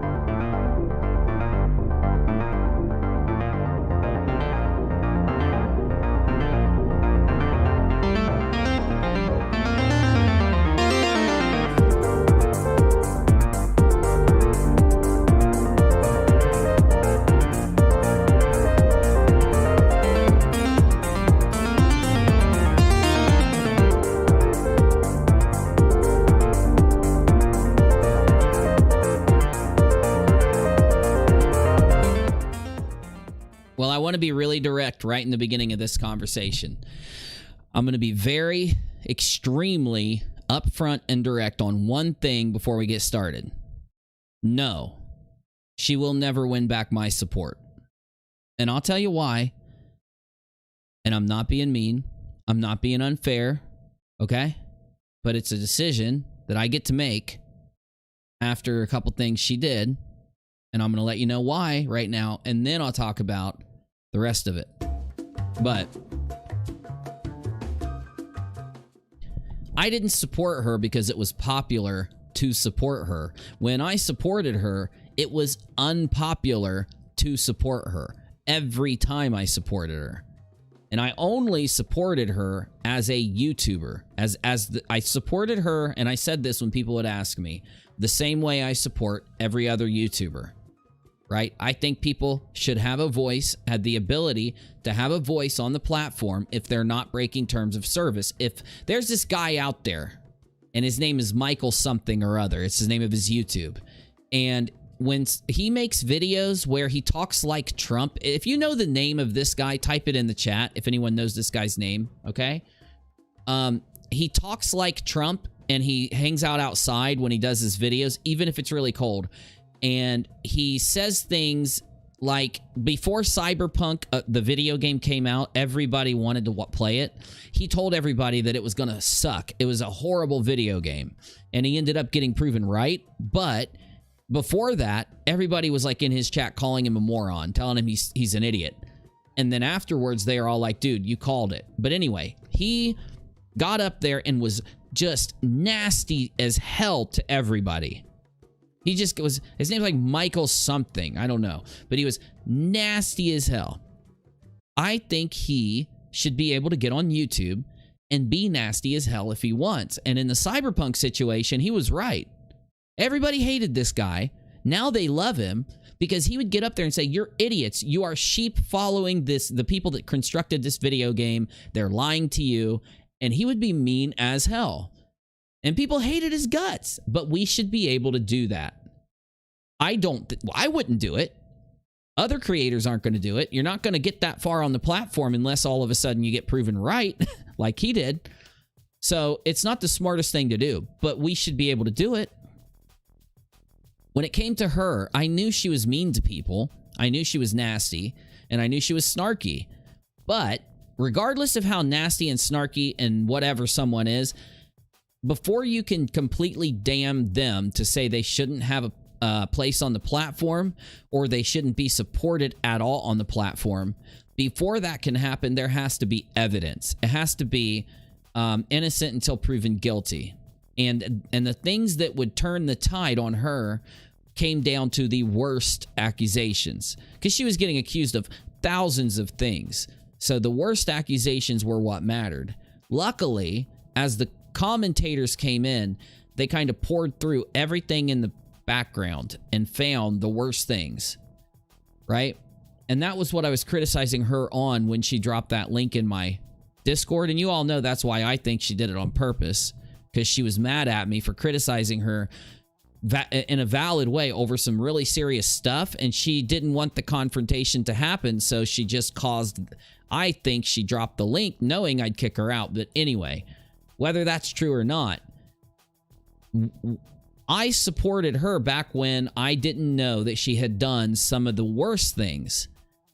So would I support her if she somehow spent a large amount of time proving to everybody that she wasn't going to do that kind of shit anymore?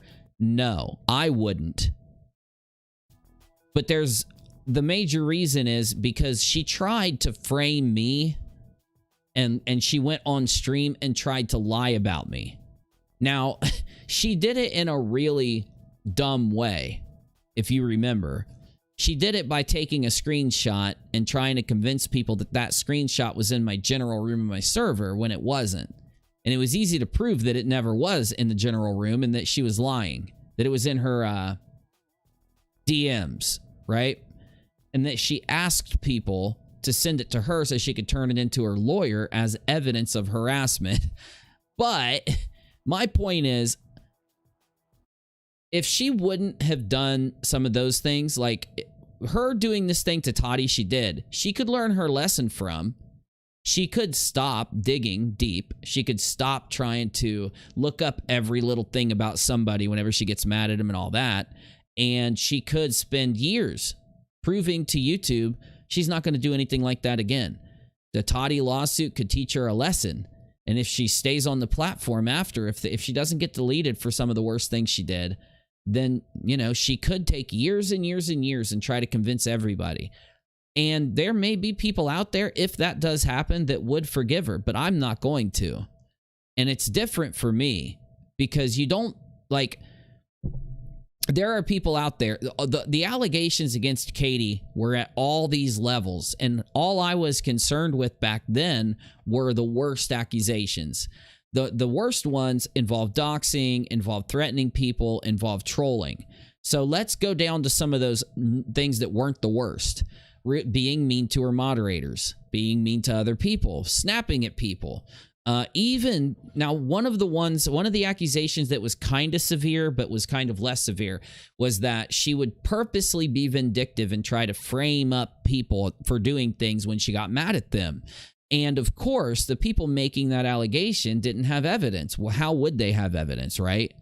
It would be kind of like hard to have evidence of that. You would have had to have recorded every interaction you had with her, and people aren't going to do that because they're typically not shitty people that do that kind of thing.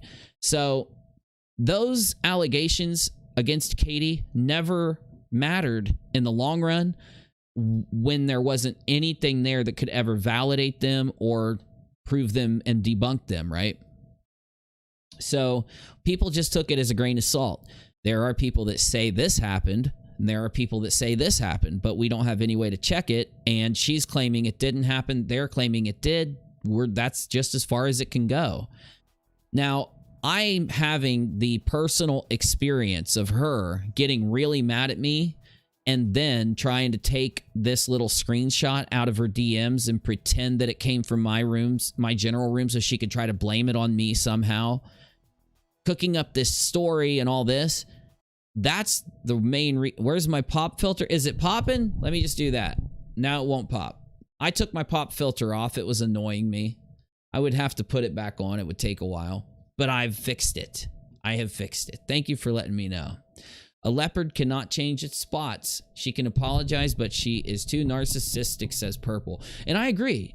You know, I'm just talking about how, you know, if she went on this massive campaign to try to convince people that she'd changed for a long period of time, and then I saw her years later, and all of this stuff was like behind everybody. Normally, I would say, hey, how you doing? Oh, you've changed. Okay. And maybe have a conversation and then move on with my life. But I'll never let that happen between me and her. Not because of anything else. She is allowed to disagree with anyone who thinks she doxed Creepshow or who thinks that she shared Creepshow's private information. Again, I'd always said she shared Creepshow's private information. That was enough for me. That's all I needed. And that's what I had said. But she went straight out and tried to say that everybody was lying about her, even though the evidence was clear, right? And there are still people out there trying to defend her. They're saying that Creepshow, one of them went and edited a Wikipedia to put Creepshow's full legal name in it so that then they could try to defend Katie and say, look, it says it in the Wikipedia, so she couldn't have doxed because it was in the Wikipedia. That entry got updated after this situation happened. Wikipedia logs that shit. Also, she tried to say that Creepshow's first and last name were already out there so that it wasn't bad to share it. Well, that's not true because her middle name was inside that document and that middle name had never been shared. So yes, it was giving new private information out to people that people didn't have. And on top of that, when her name was shared by her, it wasn't because of her choice. It was because somebody doxed Creepshow and she had to respond to them. And that's not Creepshow putting out that information.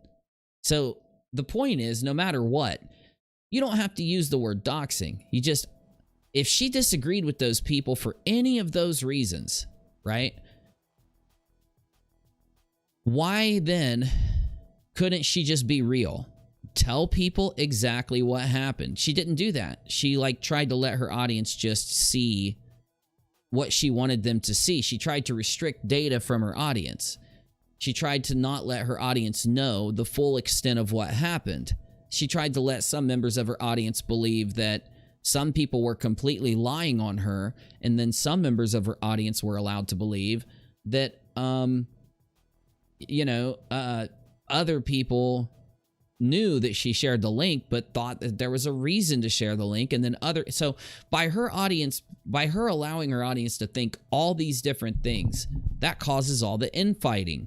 causes all of the people defending her blindly against people out there who are saying, I'm not a troll. I've barely weighed in on all of this, and I'm telling you factually that she did share her private information in a malicious way, no matter how you want to slice it. And you've got to be able to admit that.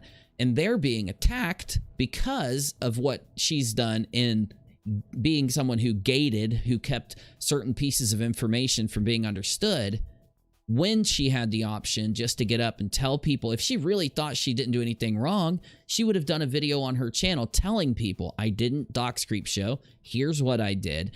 She didn't want people to know she shared any information of Creepshows because she knew people would get mad about it, and that's why she gated the info. That's another reason why I don't know. I would not forgive her for that reason, but I wouldn't hold that against her forever. Like I said, years later, if somehow she changed, I would at least be like, well, okay, fine, who cares, bye.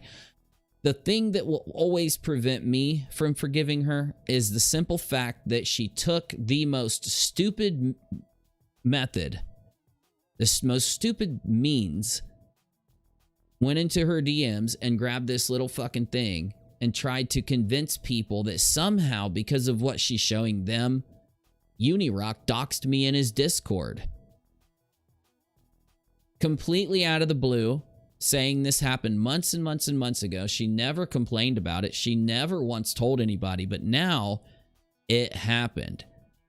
You know, that is the thing that will always prevent me from forgiving her in any way, shape, or form, because that is straight up malicious. Leroy, thanks, buddy. I'm patting the little slime's head. I'm patting the little slime's head. The little slime is dancing. It's cute. That will always stop me from forgiving her, because that's dangerous. You know, she was sitting here this week crying because she said she valued her channel.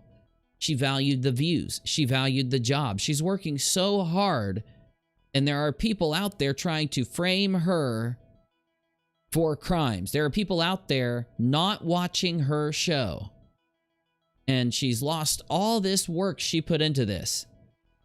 I don't know if she gets it or not, but what she did, she was trying to frame me to dox her, which is a crime. From what she did, she was trying to turn people against watching my show. And whether she respects my show or not, I still do this for a living. Got me? So my point is, I do think she is a combination of malicious and a combination of, what good word is it? Not ignorant, but because I don't want it to sound rude. I'm not trying to make it rude. She's a combination of being malicious, and she's a combination of being, I want to say naive, but it's way worse than naive. You know what I mean?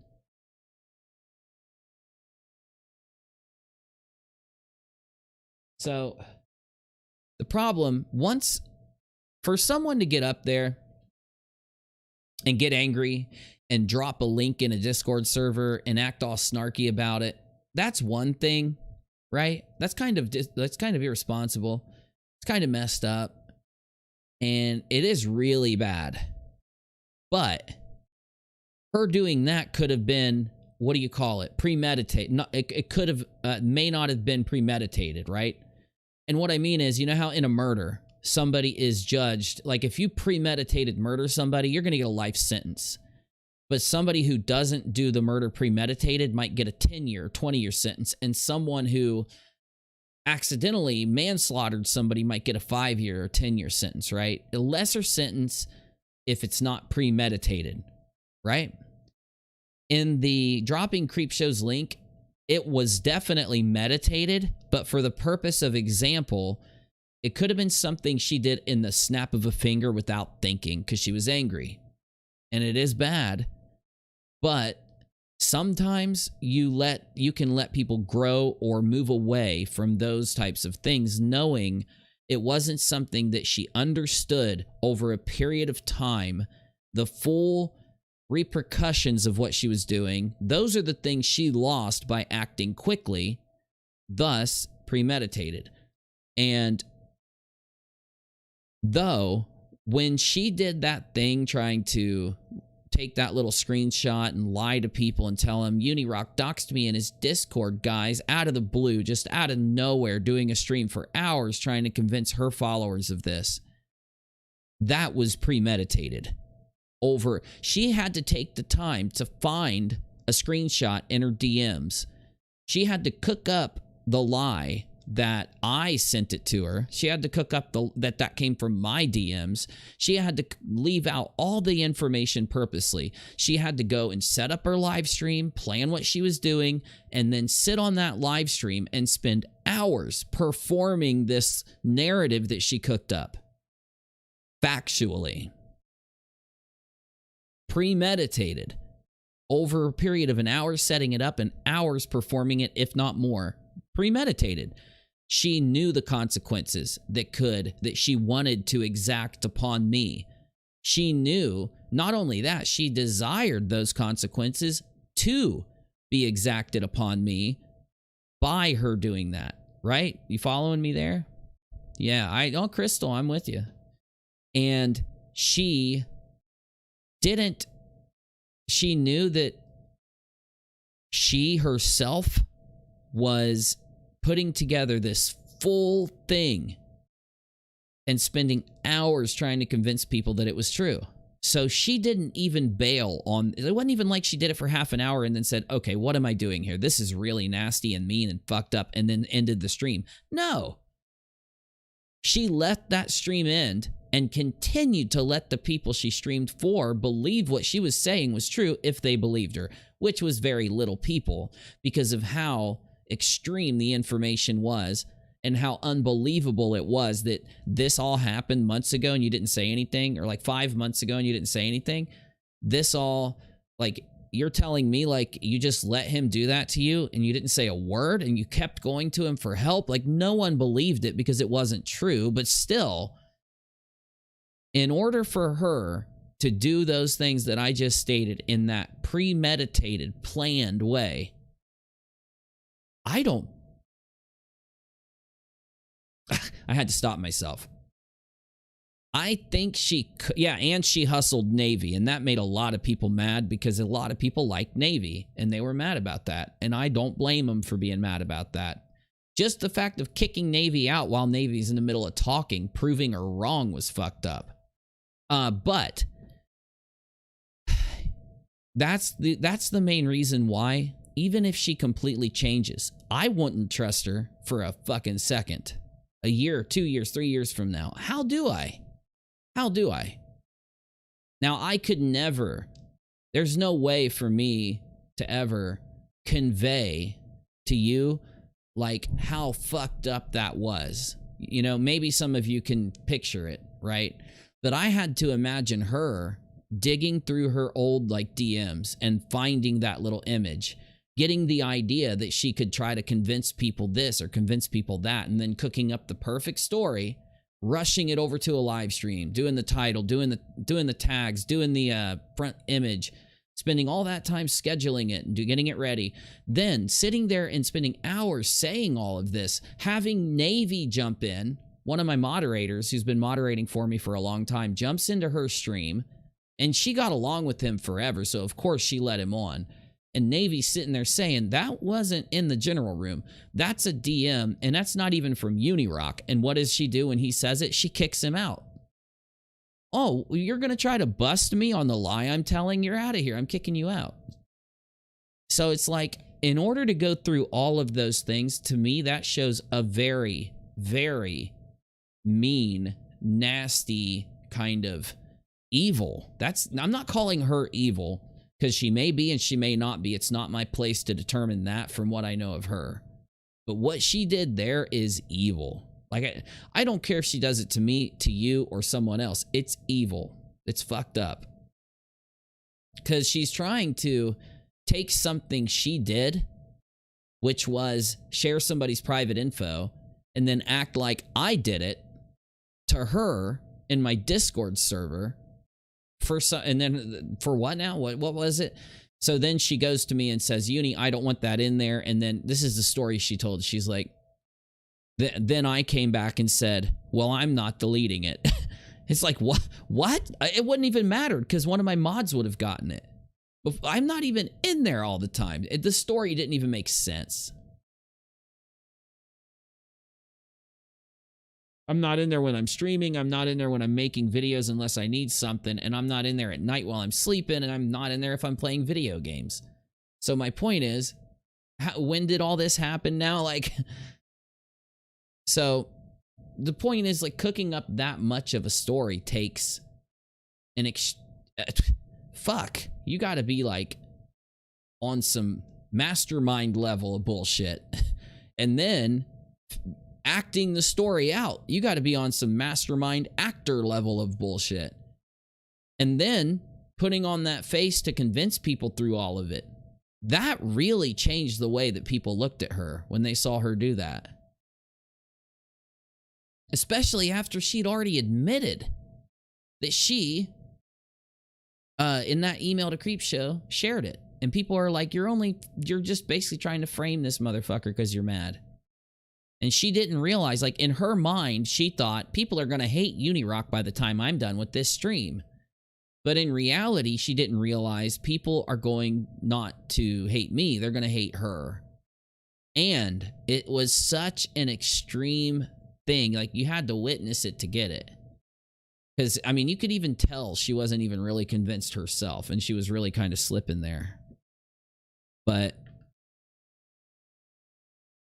you know, I think what we all did then, we all put in our minds, we all imagined sitting there. And we all imagined ourselves being in her shoes and being like, we would never make that stupid fucking decision. Because again, when you go back to the original issue that made her flip out like that anyway, it was because I kicked her out of my server. She broke the rule. And she was already really mad at Creepshow when she did it. So it's like, she had to know she was going to get kicked. And I always go back and forth with people. I'm like, does anybody think that maybe she thought I wouldn't kick her? If any of you had ever been in my server, you know that you get kicked for that shit. Navy is a good guy from what I've seen. She's nuts, and I think I found you through that stuff with KJ. I'm glad I found you. I'm glad you did too. I really am. I like having you guys around. You guys are... That's why I started off this stream telling people, don't let any little argument between any creator in the community stop you from supporting everybody and hanging out and being here, because I'm going to tell you, we're going to get in arguments, but the point is, people like me and Nate, and I'm sure Uncivil, I've only had limited interactions with him, but I'm sure he's the same way. I know Emily's the same way. We don't have to agree. We all can disagree. And it would suck to see the community start to fracture a little bit or get mad at each other or fight with themselves, defending us or whatever. You're mad at Emily, well, I don't like you now, and da-da-da-da, and all this craziness just over a simple agreement that doesn't mean anything more than a simple disagreement, right? Simple disagreement is what I meant to say. So that's why I felt it was important to say that in the beginning of the stream. Now, we're going to play Tarkov in just a minute. Brah, we're getting there. But I'm with you. That's not the end of the issue. I know that was a pretty long explanation, but I wanted to make sure I got it out. Because I don't want her to think I'm damning her. You know, when you do something to somebody... Like, okay, the people that are trying to frame her for crimes, I don't think she's ever going to forgive them. So she really can't hate me for saying I can't forgive her for trying to convict me of a crime and convince people that I have done a crime.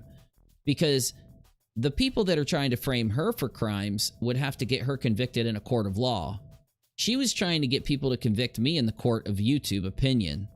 And she knows that she was playing a faster game that has faster... She was trying to cancel me, is what it was. She basically said, I'm mad at him for kicking me out of the Discord and telling people that I shared that private data. So now I'm going to cancel him. It just didn't work. Of course it wouldn't have worked. I mean, here's another good point. What mental state do you have to be in to think that you're going to cancel me like that?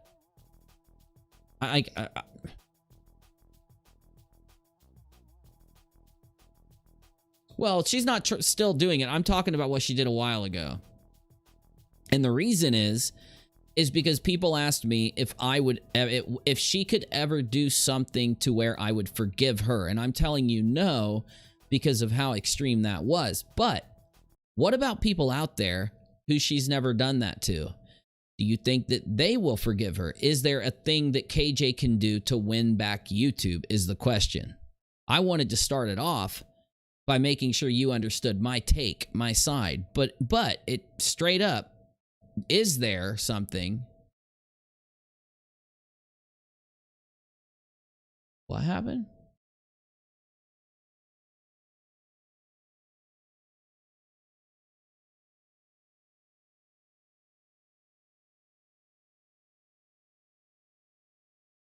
Oh.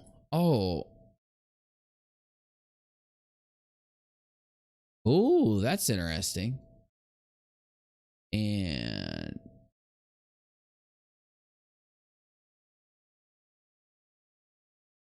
all right, sorry guys, I'm just looking at what everybody's submitting here before I get going on. Okay. Is there things that she could do to win back YouTube itself is the question. And I don't know, because I never understood that type of content. I know that people like that stuff, like hearing the drama behind their favorite reality show, but some of this content that she does and other people do like her, I just can't watch it. Now I know her content's changed. Some people tell me she used to do better content before all this happened, and that's why they watched her. And I believe you, but it's not my cup of tea. To use a tea reference, ironically. But the problem is, this is YouTube. You've noticed there are some people out there that have done people have hated completely. I could use Keemstar as a reference. Back when H3H3 and iDubbbz went at Keemstar, it was like he was just getting hate for a year. And somehow he came out of it, and now he runs Drama Alert and just does fine. He still gets into problems, but he still does fine running Drama Alert. When it comes to KJ, though, she's doing something more like different, okay? She's up there basically taking things that people like the Duggar Mom does and then doing titles like the Duggar Mom's a bad parent, you know? I'm not saying the Duggar Mom is a bad parent. I don't know if she is or not. I am looking into the Duggars. I'm actually, I did a poll on UNIRock 2 about the Duggars. So if you know anything about the Duggars, make sure you go answer my poll on UNIRock 2 in the community tab sometime.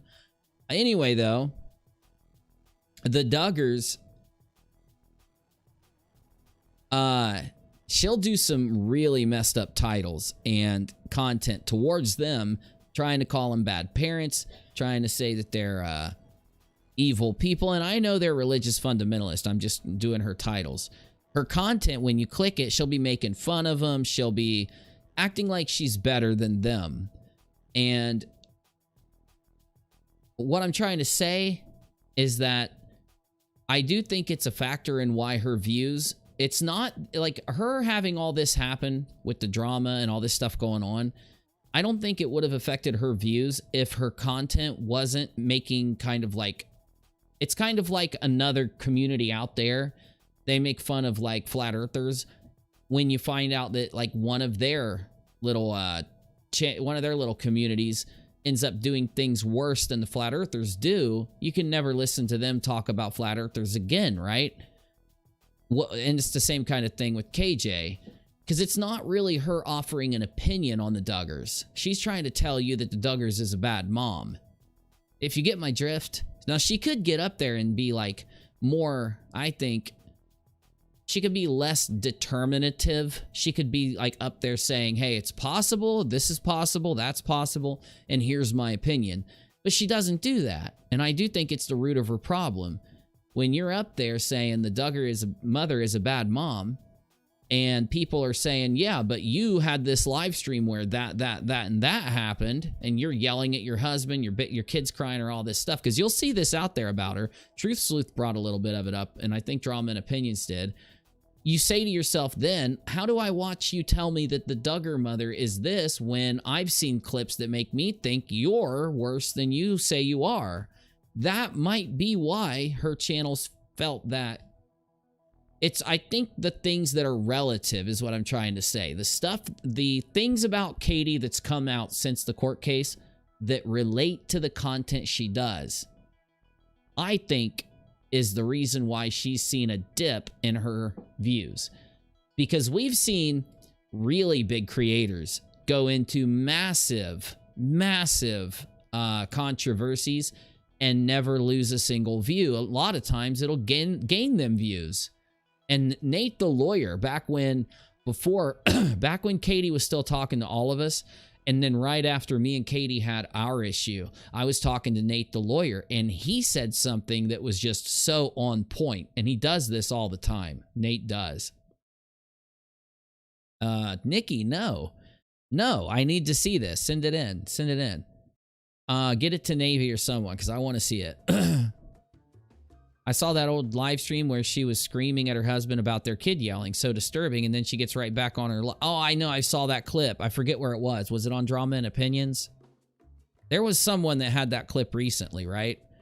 So that's what I'm trying to say. I think that clips like that cause people who have never seen that stuff to not click on KJ's video when they read the Duggar mother is a bad mom because she keeps a book where she writes down her kids' favorite food. And they think, I saw some clips and I'm not clicking on that now because I think you're a little bit hypocritical here, right? It goes the same way for that other thing I mentioned. When I see the title come on, for one of those guys, or if it recommends it to me, like debunking flat earther, this guy, and I'm like, yeah, but you just did this, this, and this last week or yesterday. Why in the fuck would I let you sit here and make fun of that guy for doing something way less stupid, right? And that's one of the problems people have when they pigeonhole themselves into a realm of content like that. When they get themselves stuck in the I'm better than you content as opposed to my opinion is content, then yeah, you get more views doing the I'm better than you content, right? More views come in. But at a point, it can turn on you just as fast as you have done this to the Duggars or have done this to whoever it is, Shane Dawson. You get me? I mean, wouldn't it be like a lot less clickable if instead of the Duggar mom is a horrible mother because ... she said the Duggar mom might be a bad mom or could be a bad mom. It's a lot less clickable. It's a lot less viral. It's a lot less, ooh, I want to see what she said one way or the other. A supporter of the Duggars might click it and say, oh, you think she's a bad mom, huh? Or you're saying she's a bad mom, huh? But if they see that you're saying your opinion is she could be, then they may not click it at all. It just doesn't have that trigger in it. And of course, it's why people do that kind of clickbait. And I think you combine all these things together, the clickbait, the other parts of it, I think that's what's affected as, we looked at her views. Though, I do want everyone to understand, Katie has a superpower. Yeah, I did, Melissa. I actually want to do a video on that. The girl that Gorilla Glued her hair. Woof. Clickbait addiction is ruining the internet and cancel culture, but they go hand in hand. Cancel culture is clickbait. It's just a more complex form of clickbait. And it is.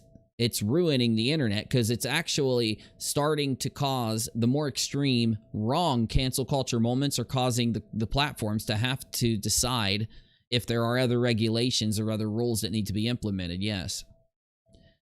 Though, what was I talking about? I was talking about her. and I was talking about her content and going down, and I said she had a superpower. She does. I've said this for a long time. Now, I was a little bit wrong about her superpower. I used to say Katie has the superpower of being able to predict and understand the algorithm and blow up her channel. I was wrong a little bit. She does have a superpower very similar to that. But Katie's superpower is clickbait. And while right now her clickbait is working against her, like every time she tries to use her superpower, it reflects off of her Karen hairdo. I gotta stop. It reflects off of her, and her superpower works against her right now. It's causing people to not want to click her stuff. She's changing her titles. You click a title and you don't get what it says you're going to get. It causes people to stop clicking. There could come a time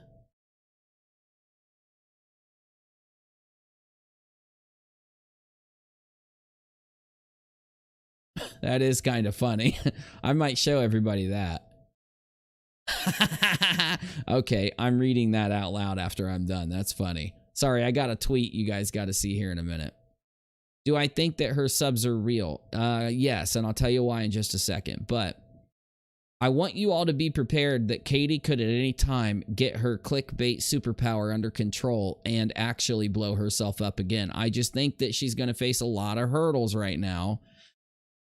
Because if you understand how it all works, when people go out there and say something about somebody, it doesn't affect their channel. Like people just getting up and claiming things about other people, it's not going to affect somebody. People are smarter than that. They're going to need to see proof before they judge somebody else, because people are typically good people. Yeah, there's going to be a few people that aren't good people, and they're just going to judge somebody and say, you said it and now I believe it, right? And I think that's one of the main problems that she's going to have when you go out there and see some of the videos that are made against her. Yeah, you kind of click away and walk away from it. It's more opinions and things. Though some of the more extreme things that she's done in the last while, I think is going to work against any growth that she may receive again. The stuff that is evidenced, like the literal clips of her breaking down, the clips of her flipping out because of someone like Truth Sleuth or someone else. People finding those clips, that is the thing that works against her power of clickbait. Those clips, the clip of her breaking down crying, people weren't watching her show, and then how she was acting before she started crying, and those are the things that work against her superpower. That is her kryptonite. Because new people flooding into her channel, let's say she gets some great clickbait. She makes a video blow up and starts gaining subs out the ass. If those subs eventually get turned on to these clips of her, and if they get turned on to see what she did to some of these creators, they're going to unsubscribe. They're going to stop watching pretty quickly. It's why you don't see a lot of creators get up here and start crying and screaming about how you're not watching their show anymore. In fact, I would go as far as to say, I think she's the first one that's ever full-on broke down crying, saying, nobody's watching me now. And maybe it's happened before, but I haven't seen it that I recall. And I do think that she's going to face that hurdle. It's a definite hurdle for her to try to get over. Because people will say anything. People out there online will literally say anything. When they're trying to defend against something they're doing scammy, when they're trying to attack somebody that they're mad at, when they're jealous of another creator, there are people out there that'll just get up there and say anything.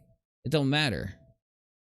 The thing that matters, in my opinion, is when it's you yourself that's done it. You get up on a live stream, you're screaming and yelling, this person, that person, Allie, Truth Sleuth, this, that, this. You flipping out on Truth Sleuths like that. It's going to turn people away. You're crying because people aren't watching your show. It's going to turn people away. It's going to work against repairing, because I know that's her goal, is to repair what's happening. It's definitely working against it completely. All right, Bullet. Good to see you, buddy. Han says, my clickbait on my Tinder profile is a topless picture holding a fish sitting on a four-wheeler that is in the back of my pickup truck. Someday I hope to see that, Han. It's the fish that got me. Anyway. So, my point, I'm working up to a point, and I apologize. I'm usually a lot better about working up to the points that I do in my streams. It's just that I'm a little rusty. I haven't been doing presentations much lately. But the ultimate point is, will she ever be forgiven if she turns it all around, stops going live, stops responding, contains all of the bullshit? Can she turn this around? And I know a lot of you aren't going to like it, but the answer is, it's YouTube. Yes. There was a channel out there named Secure Team 10. Back when I was on my main channel, it was me and a bunch of other people debunking the things that that channel was putting out. Because they were putting out literal built lies. They would go and take something that happened and claim the craziest stuff, like aliens are abducting the entire residency of this town. Jupiter has a giant-sized UFO the size of a planet hurtling towards Earth. And we would get up there and debunk their videos. And sometimes they would delete their videos when they got busted. Sometimes they would not. But the point is, no matter what, because of this channel doing these extreme things, they were popping off million-view videos every week. So even if they'd have to delete last week's million-view video because we broke down how fake it was, the next week later, they would come up with even crazier clickbait and get another million-view video. And eventually, they had a huge YouTube channel. I'm going to see if it's still up. Yeah, 2 million subscribers. I started to debunk this guy when he had like 100,000. He's got no videos now. 2 million subscribers. No videos. Huh. Well, that's interesting. I'm going to have to take a look into that. And anyway, the point is, he ended up getting his channel taken away or something, or he self-destructed and all this crazy stuff happened. But the point was, he had videos go out that showed he completely lied in every aspect of his content. And people were watching those videos at very high numbers. Absolute proof. And he would, sometimes people would think, okay, he's finally got people that know what's up. People know what he's doing now. Until the next clickbait viral video happened. He'd get 1 million views. All these newspapers would pick up his story and we'd have to debunk it all over again. And it was just a constant mess. KJ hasn't figured out how to do that. She hasn't figured out how to get that next thing that just blows it up, while facing this controversy from the lawsuit. The lawsuit's taken away her focus on clickbait, her understanding the algorithm and what viewers will watch to do it again. Though, in the future, if she does figure out some way to pop off another video, it could get out of control again. I'm telling you, it's very easy. And that's why I think Tati Westbrook stands a insane chance of coming back and knocking it out of the park. I can't really understand why Tati's not already back. Might be the lawsuit, might be waiting until 1 or 2 of them are over. I don't know, but Tati has a massive support base, combined with another massive base of people who are brand new that would rush over there and watch her videos just due to they support her in the lawsuit. They are happy. Like, to these people, she took down KJP. And there were a lot of people trying to take down KJP, most likely because KJP did a lot of messed up things that couldn't be proven to these people. And that's why a lot of them were out there like, look, she is a devil. She's mean, she's evil, she's nasty, she's dangerous. And a lot of people were saying, well, you got to get some proof or we can't just damn someone without it. And Tati came in and brought the proof to the table.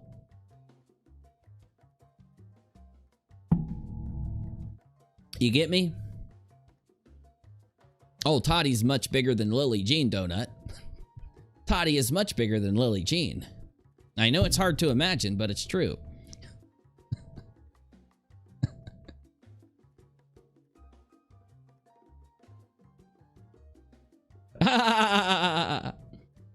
Oh, that's funny, Han. It's funny because it's true.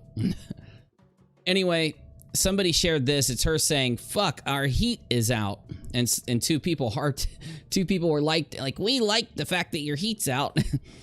At least she got some likes. Thanks for supporting me this week. I cannot express all of you my love, support, and watching my videos. I hope you enjoy the content. I've been feeling inspired and creative. Oh. Really?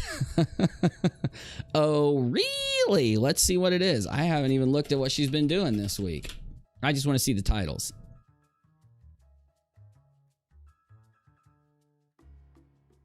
Okay. The truth about... Oh, God. Is she gonna get another lawsuit? So, I found out some disturbing news.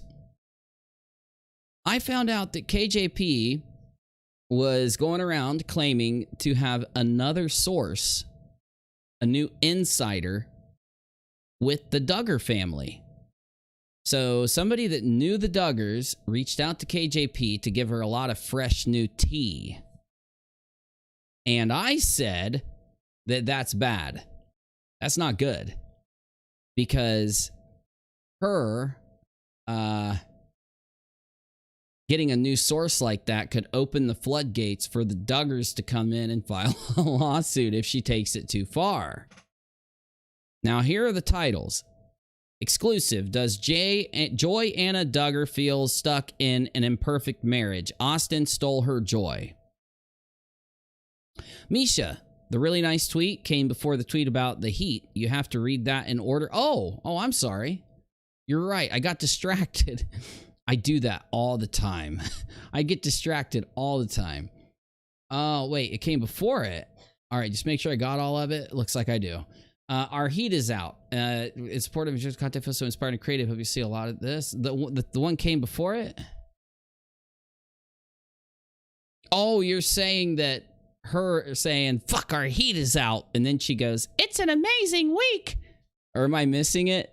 Type it into general for me. What am I missing?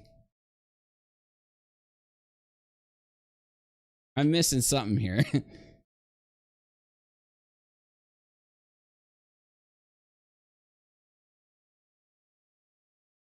They know they've done wrong, and so anything that points to their fraud is taken as you said it. Read it bottom up. Thanks, everybody, for an amazing week. I can't not express to all of you for the love, support, and watching my videos.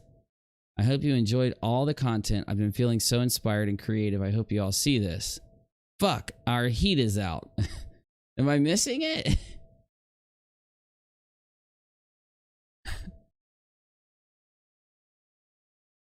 So, like, what? She's thanking everybody and then her heat goes out? I'm so dumb. Oh, okay, I got it. Okay, that is pretty funny, though. I've had a great week, everybody. Thank you. And then like 5 minutes later, God damn it, my heat is out. I thought I was having such a great week. Oh, her wonderful day went for a shit midwinter. Yeah, exactly. It is silly and dumb, but I think it's funny too. It is funny. It is. You're right. You're right. Oh, man. Man, I really want to see what you guys are talking about over here, but...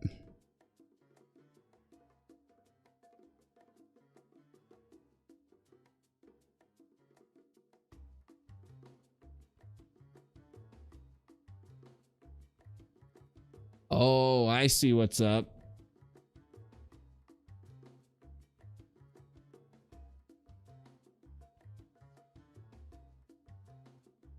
Oh, they're straw manning again? Well, that's all they know how to do. Yep. They're straw manning again. It's okay. They can't straw man the main points, that's for sure. Okay. So this is like a Duggar exclusive. Another one, the shocking truth about Josiah and Lauren Duggar's miserable marriage. I almost want to hear it. We are so excited for Josiah. I think the big 5th, very clear about Josiah's disobedience, but he did go to the Alert Academy several times. He also went away for a very long period of time. There was a point. Yep, and I'll be fine. No, we were supposed to. I mean, that's the point of the show, though. The point of the show is documenting their marriage and their troubles and tribulations and trials. So, like, I guess she's alleging that their marriage is miserable. How about this? Some of you have had to have watched this. What is the evidence that their marriage is miserable? Does anybody have the evidence? It's the Duggars. I don't really know either. I wonder if she's taking screenshots of our positive comments. I'm sure.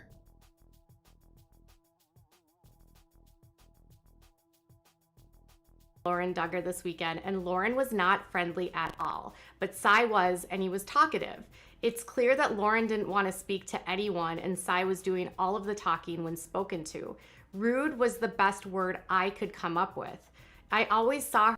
She does have a source. She's got a new source, and they're telling her that the wife is rude and the husband is talkative.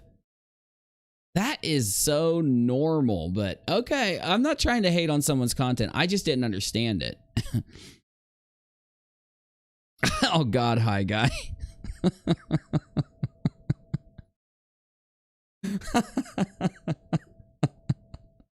I'm watching the Duggars. I don't understand any of it, and I'm having a really hard time, but I'm getting there. Oh God. Okay.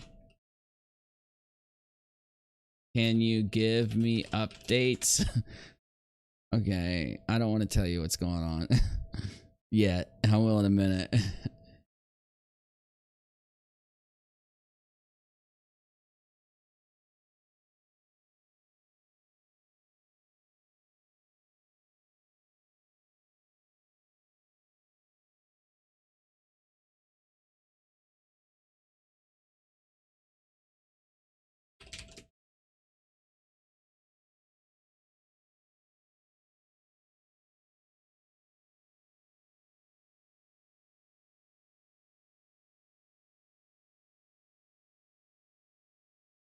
Oh, okay. So KJ's live on Insta. I was just making sure she wasn't flipping out on us before I kept going. I don't want no drama. I'm just giving my opinion. So I guess the end point of everything I'm saying is that she's really banking on this new Duggar source to pull her out of this issue with the lawsuit. I know. Yeah, Purple. I'm going to start at season 1 because I have watched a few episodes, but it's just... I don't know how to describe it. So she puts out these titles and then lies about them. The Duggars or whoever the combo is about to fit a narrative. Yeah. Well, and that's the thing. She could be completely on point. You know, they could be in the most miserable marriage ever, but here's the thing. Every marriage goes through ups and downs, and you end up fighting. People end up becoming miserable, not because of marriages. Sometimes they do, but sometimes because of life. And people that are married, they stick together and get through it, and they get through the rough patches and the rough times, and then they, they're happy after that. And everybody in the world is going through rough times now because of this pandemic. Family members dying all around us. I've had several family members die. Luckily not from COVID, but I've had some friends' parents die from COVID recently. But all I'm trying to say is that, these, maybe she does know how to do what she does. The main problem that I find is she stuck? Is she trapped in a type of content that relies on her invading privacy. Because these couples choosing to do this content on YouTube, on TV, it does expose them to a lot of criticism and a lot of theories, a lot of guessing. But you getting a person who works for them or is friends with them, who is near them, to go into their lives and interact with them and then come out and talk to you and feed you information, and then you take that information and broadcast it on your channel to give secret or update or exclusive things. Personally, I think it is what got her in this mess, right? The thing that's got her in this mess is the content that invades people's privacy being shared in some form. That's why I had to tell people what she did in my Discord. I would have regardless if she was in this issue or not. But the point is, when you invade someone's privacy like that, yeah, she could probably get a good story from this exclusive spy that doesn't invade their privacy, put it on her channel, get a lot of views, make a lot of money, and do good, right?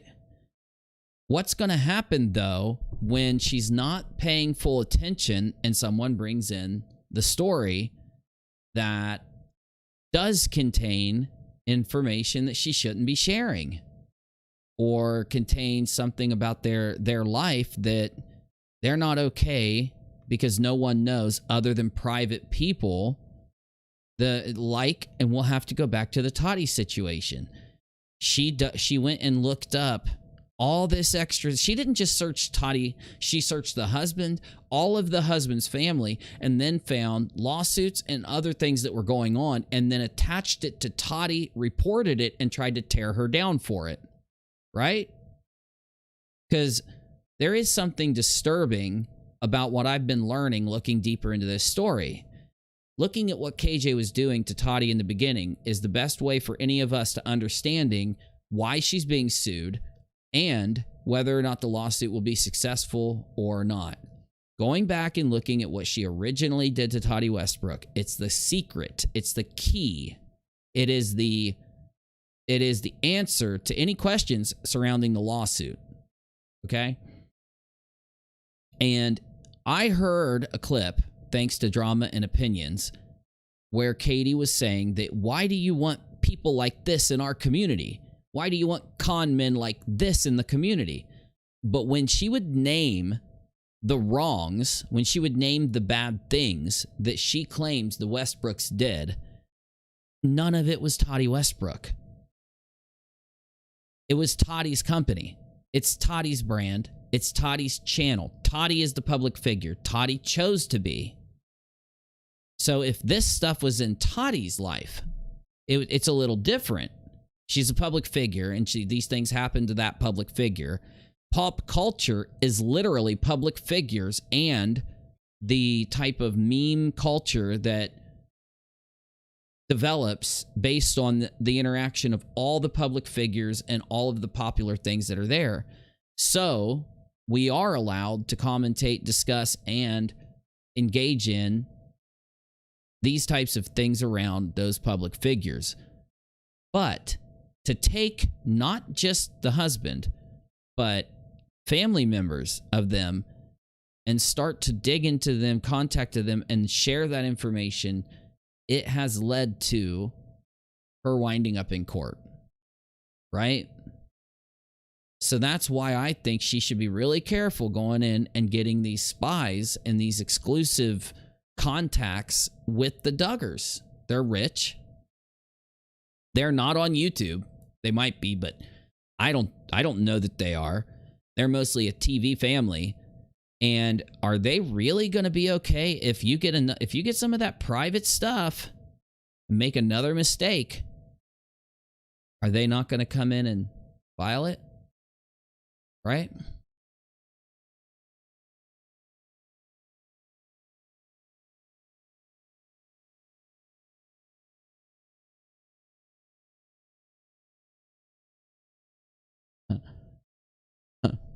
Oh, shit. Okay, well, I'm not reading that out loud right now. Oh, man, that's crazy. But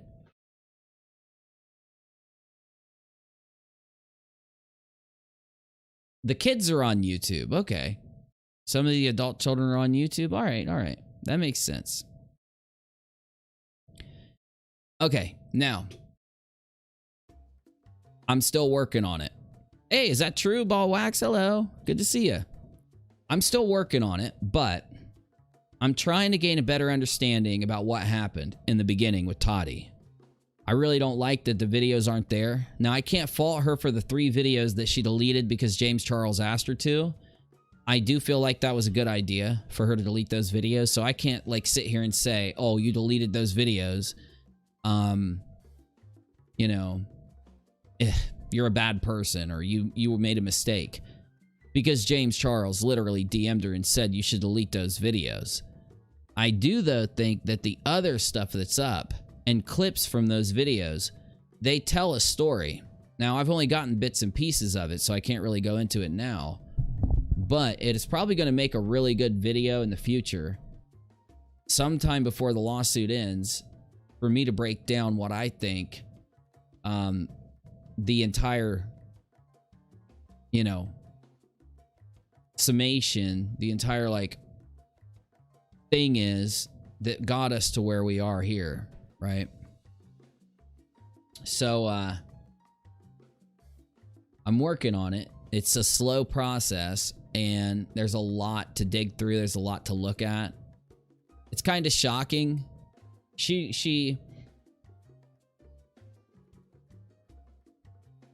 If you look at the way she acted towards Jeffree Star and then Tati Westbrook and a few other people, like you take someone that she was in this positive mind frame with, it's like she would just go to bat for them, say the nicest things about them, and was really cool to them.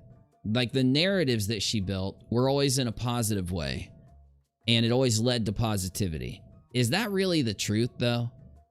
Right? I mean, whether you like them or not, should you contain the power in your reality to be able to take everything that a certain person does and lead it towards a positive thing, whether it is or not?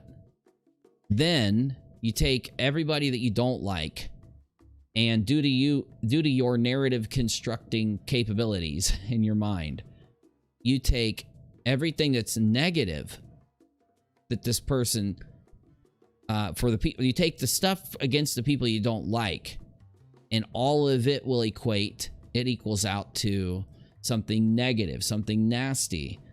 Is that reality? I really don't think it is, okay?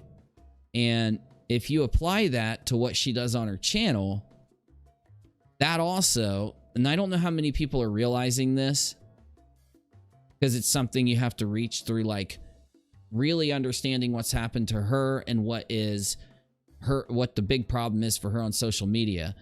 So I don't know if a lot of people have recognized it or not. I'm sure some have, but my point is, her being able to craft those positive things about all the people she likes and her being able to craft all these negative things, that definitely isn't reality. Whether you like them or not, they're having things and they're doing things and having things happen to them that are either negative or positive and just are based on the circumstances of events.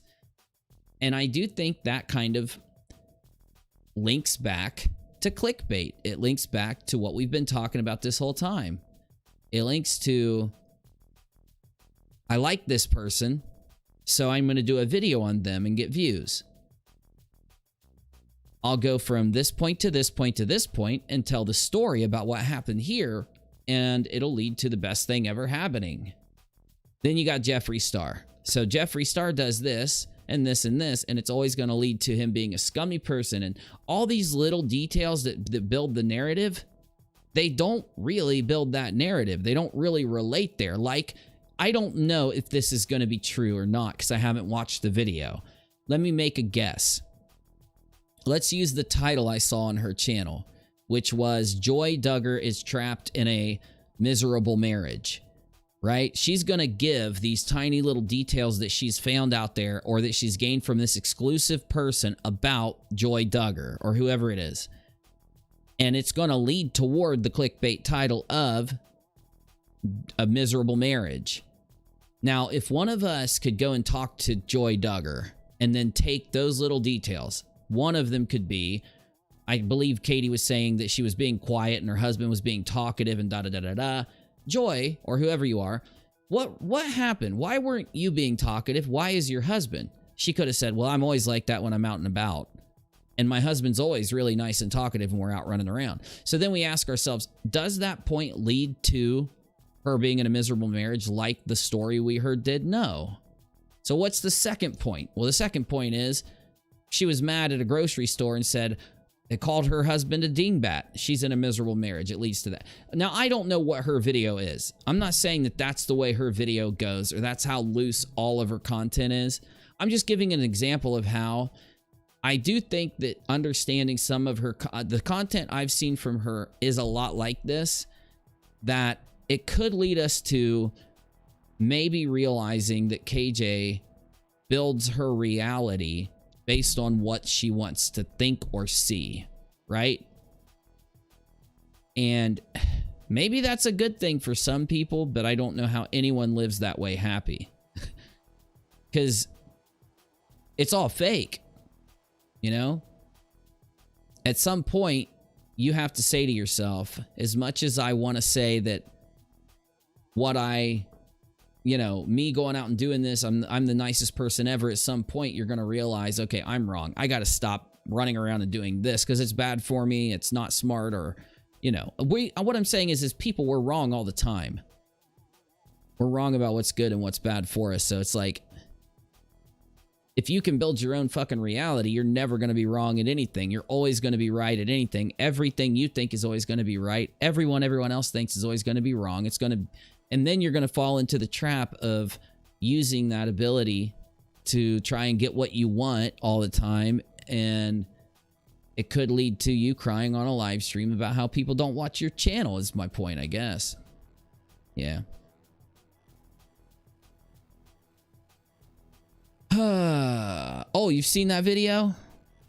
You've seen it, True? I need to watch it. I didn't even think about watching it. Yeah. Look into the video on the Swanson suit. I think Swanson was her source. I've seen that, and we can talk about that. Tati realized it by something KJ said in the video, so Tati sued KJ to open up discovery and find if the source was Swanson. It could be, you could be very much right. There are many things going on that are well further beyond what we think is going on than I think we all understand. Like, this is getting complex. It's getting big. Does anybody have that video clip? I want to find that clip. You got the clip of KJ saying the thing about Swanson being her source. I forget what she says, but it's something like, she's in a live stream and she says something and everybody knows it was Swanson. I need that clip. I'll play it right now if anyone has it.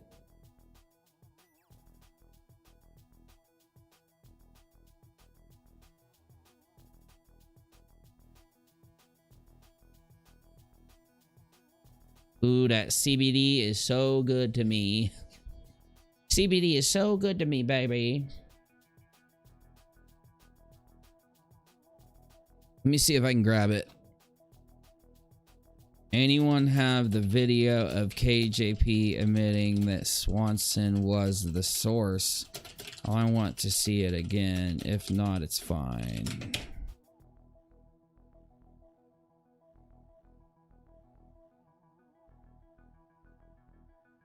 Changes her tune about KJ changes her tune about Swanson. In her first video, she talks smack. In her next videos on partnership lawsuit, she speaks nicely about Swanson. I saw that too.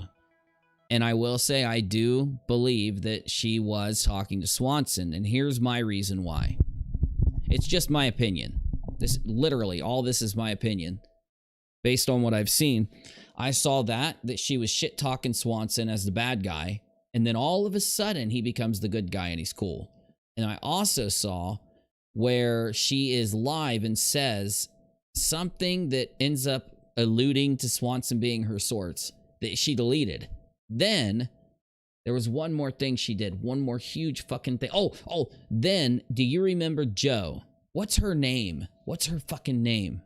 Joe Makeup. Joe. Sarah Joe Makeup. Sarah Joe Makeup. Sarah Joe.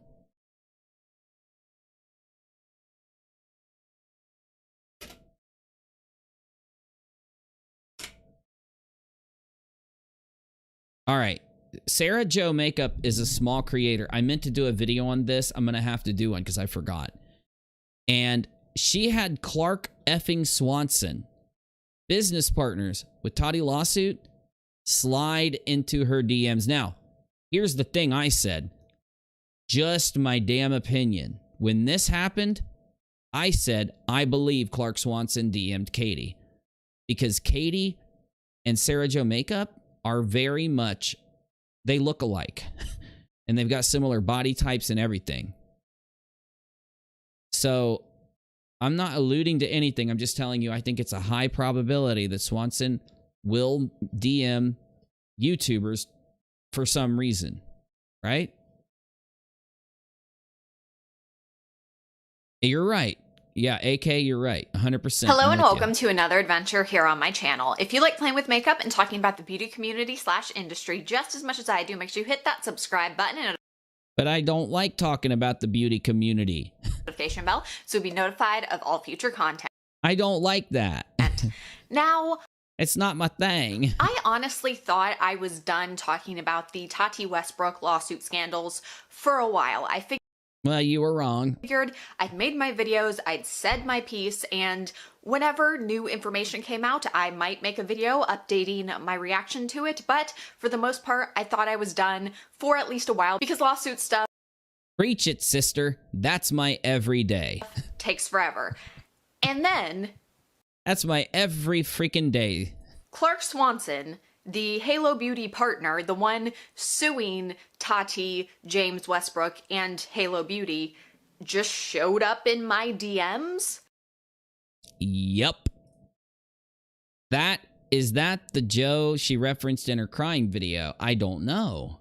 I don't think. No, it's not. It's not. Now, this happened November 17th. This happened November 17th. So it was about 3 or 4 months ago. And I was shocked. Because KJ, I asked her directly while she was in my Discord. When she first brought me the lawsuit, and she said she was being sued by Tati, and we were talking about the Clark Swanson lawsuit, I asked her, I said, KJ, has Clark Swanson been talking to you? Has he been DMing you? And she said, unequivocally, no. She swore to me that he wasn't. Now, I didn't believe her because of the tone of her voice and the way she answered me. Because I've got this body language thing that I can't help. Even before I started YouTube, people always said that I was really good with interpersonal stuff. Like talking to other people. Like I'm a type of person that everybody like is friends with and gets along with and all this craziness, right? And when I started on YouTube, I always started doing this body language breakdown and people really liked it. So I've always stuck to it. And the body language breakdown of me talking to KJP, asking her if Swanson was her source,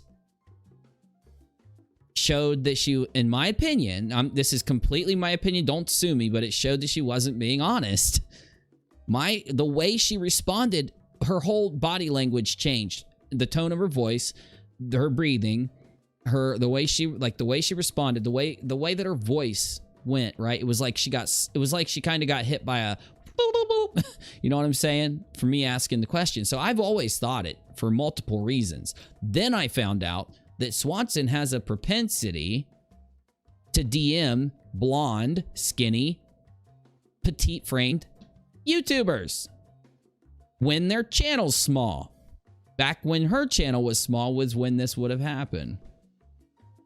Hi, guy. It's so true. And instead of having a normal person's sane reaction of either ignoring him or blocking him, because what is this man doing in my DMs? Well, he's rich and famous. I am not a big YouTuber. I am not a big commentary channel. I have less than 10K subscribers. My 2 videos on this subject got a few thousand views combined. Like, why would this person reach out to me? It was something you said. Instead of having a normal reaction. It was something you said, or he liked you. He thought you were nice. I had a YouTuber reaction and I messaged back. I actually thought about it for a while. I saw the message and I was like, I don't know what to do with this, and considered it for several hours before messaging back.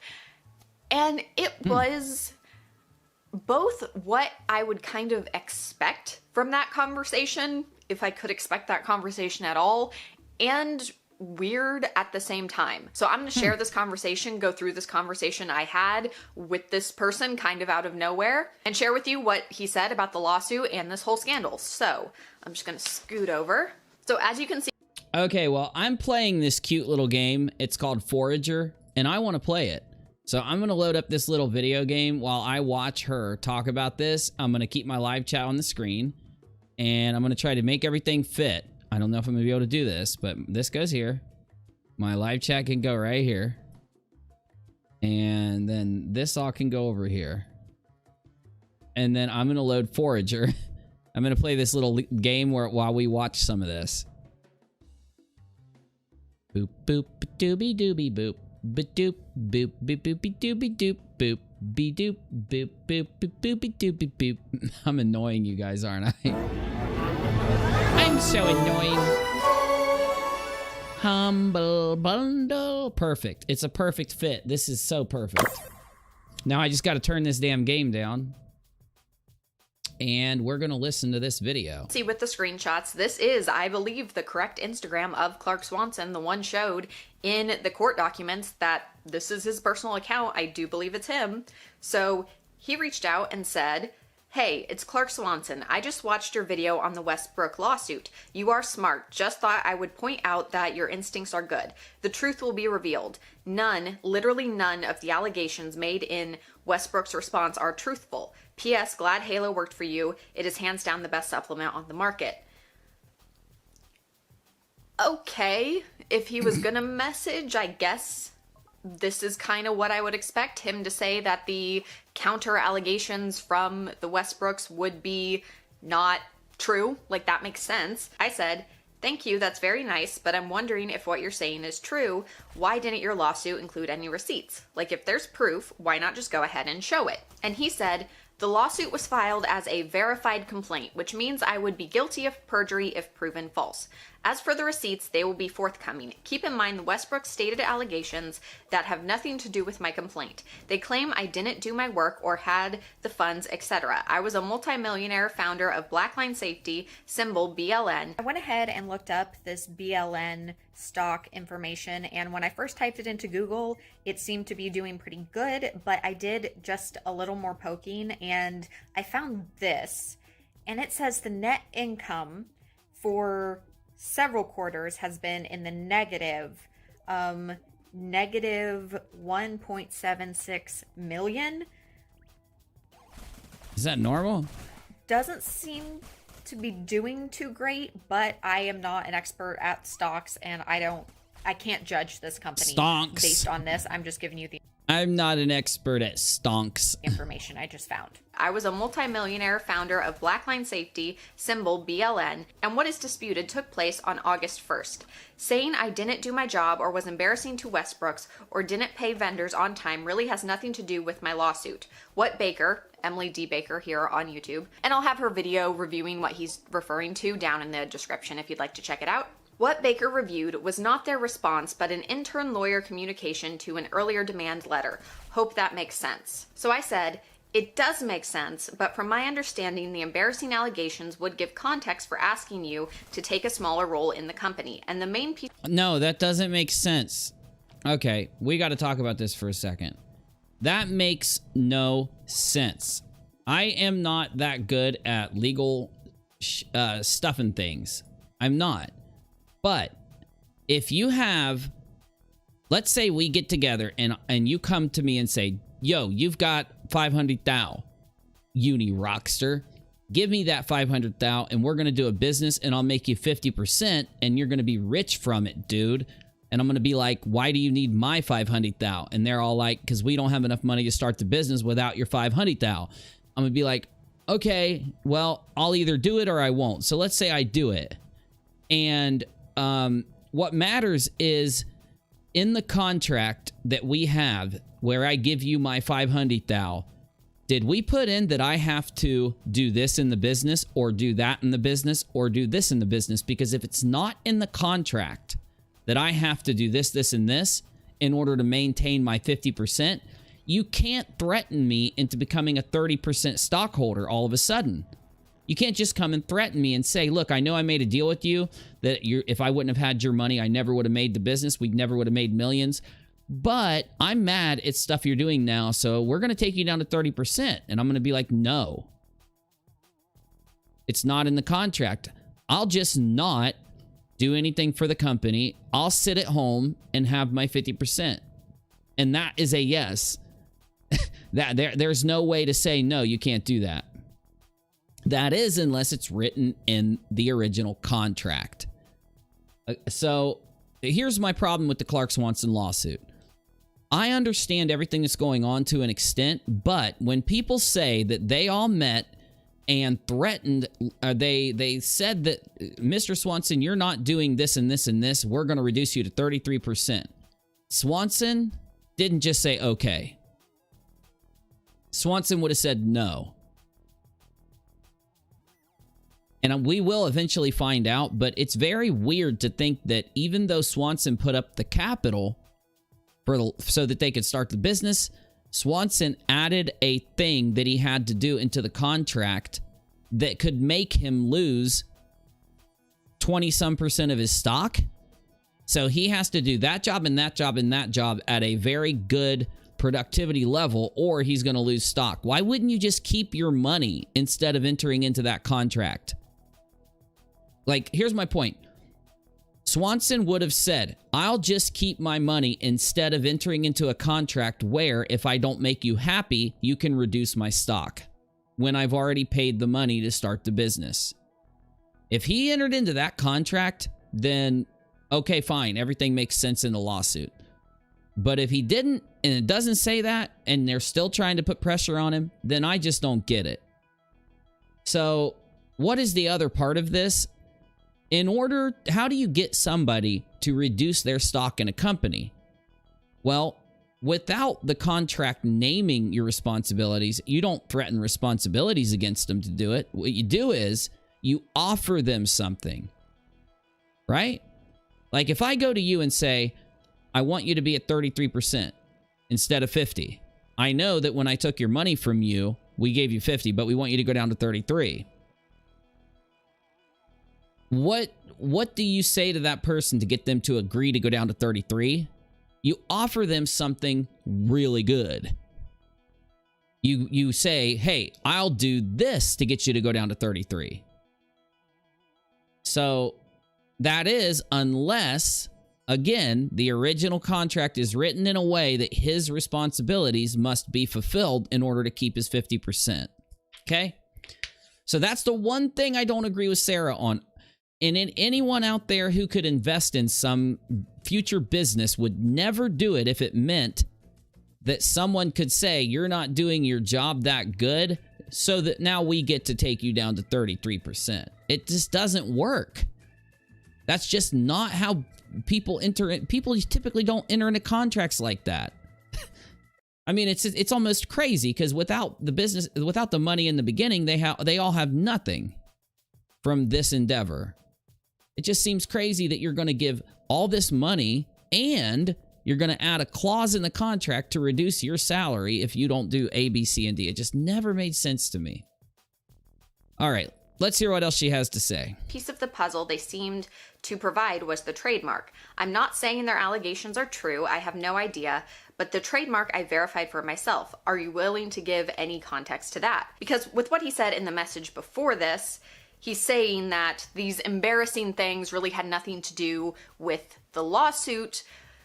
but I think they did. It establishes a pattern of behavior and like why the Westbrooks would want him to step down and gives context. So I would argue it is relevant, but again, I can't say for sure if it's true. I only know what evidence was provided in Okay, what did she just say? behavior and like why the Westbrooks would want him to step down and gives context. And like, but I think they did. It establishes before this, but from my understanding, the embarrassing allegations would give context for asking you to take a smaller role in the company. And the No, it doesn't, Sarah Jo. Again, unless there's some clause in the contract that says if you start to act to what we deem embarrassing, we're going to reduce your stake in the company, it is just wrong to say you got into Jeffree Star's Lamborghini and posted a picture on social media. We think you should lose 17% of your stake in the company. It's fucking insane to think that. How does that make sense? Why would anybody start businesses if people then could come up with judgments against their behavior and character that make sense to take away a giant portion of their stake in a company? How do you just go ask somebody to step down, but include them losing a stake in the company? Asking them to step down from a job, they can just step down. It has nothing to do with the amount of money they put into the company so that the company could form, thus giving them a certain amount of a percentage to the company. You understand what I'm saying?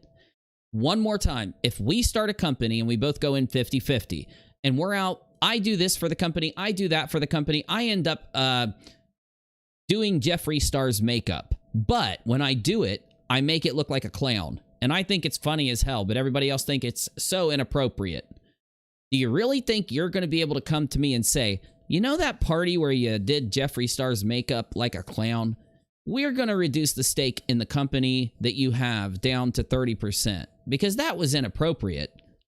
No, you're going to say, we're going to ask you to step down from your role in the company, but you're not going to lose any of your stake in the fucking company. What the fuck? Where does that come from?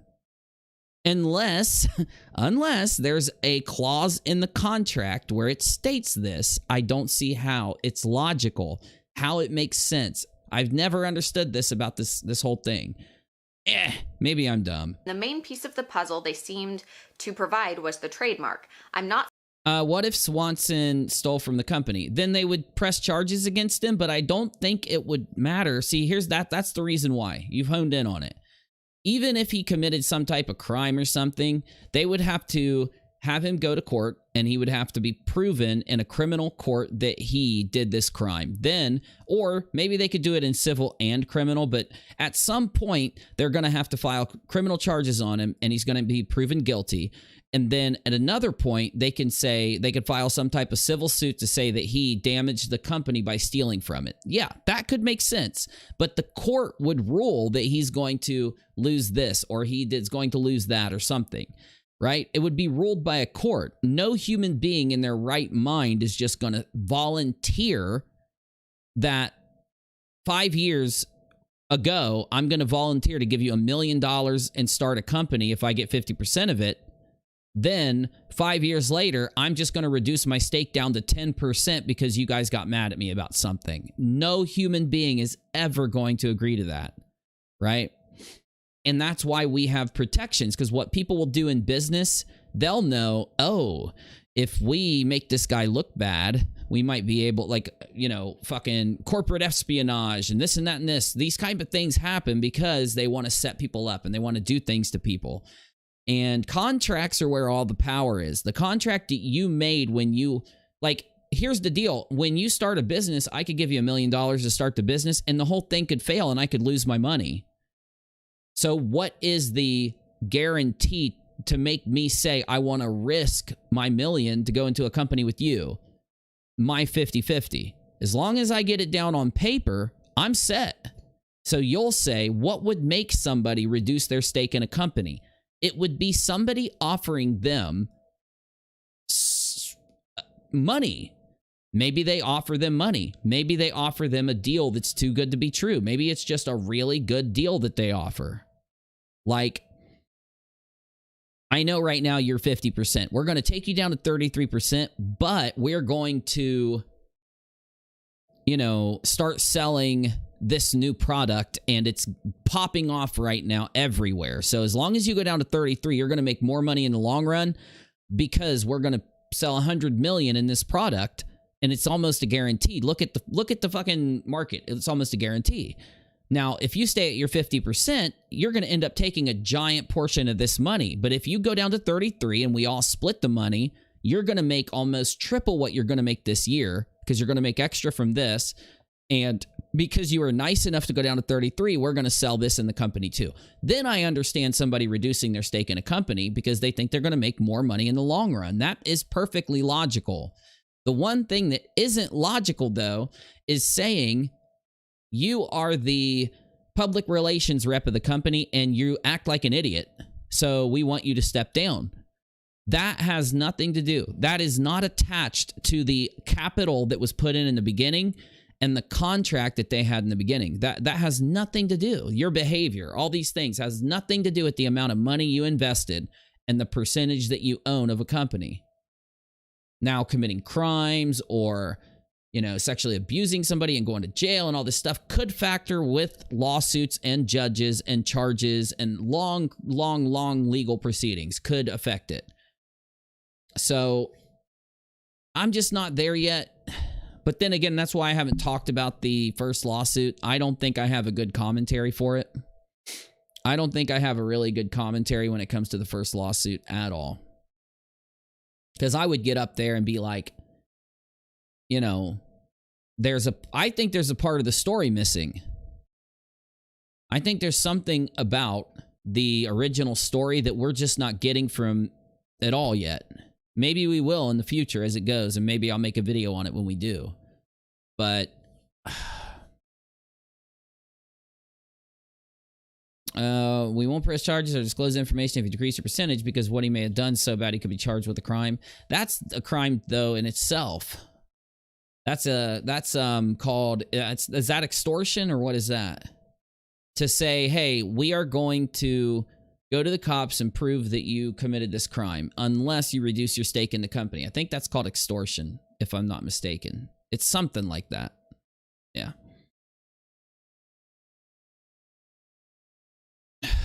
Blackmail. Is it blackmail, Nikki? It's either blackmail or extortion. I just can't remember.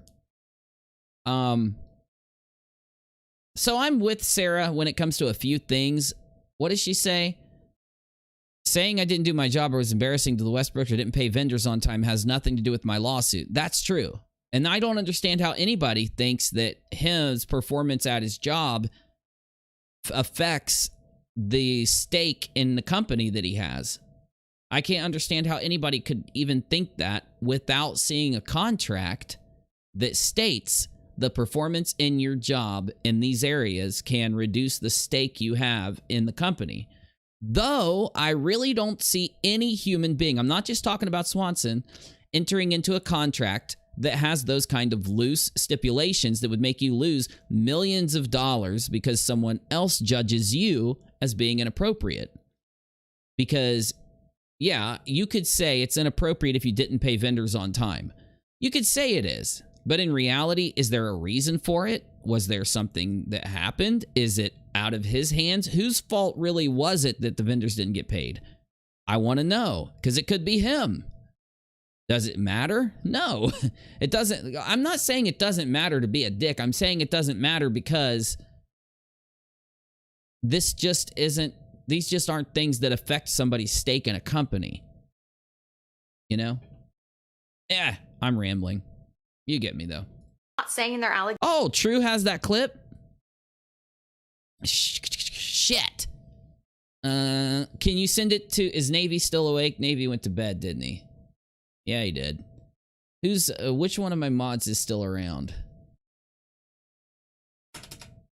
Anyone, can you grab a clip from True that we can play? I need to figure out how to get it.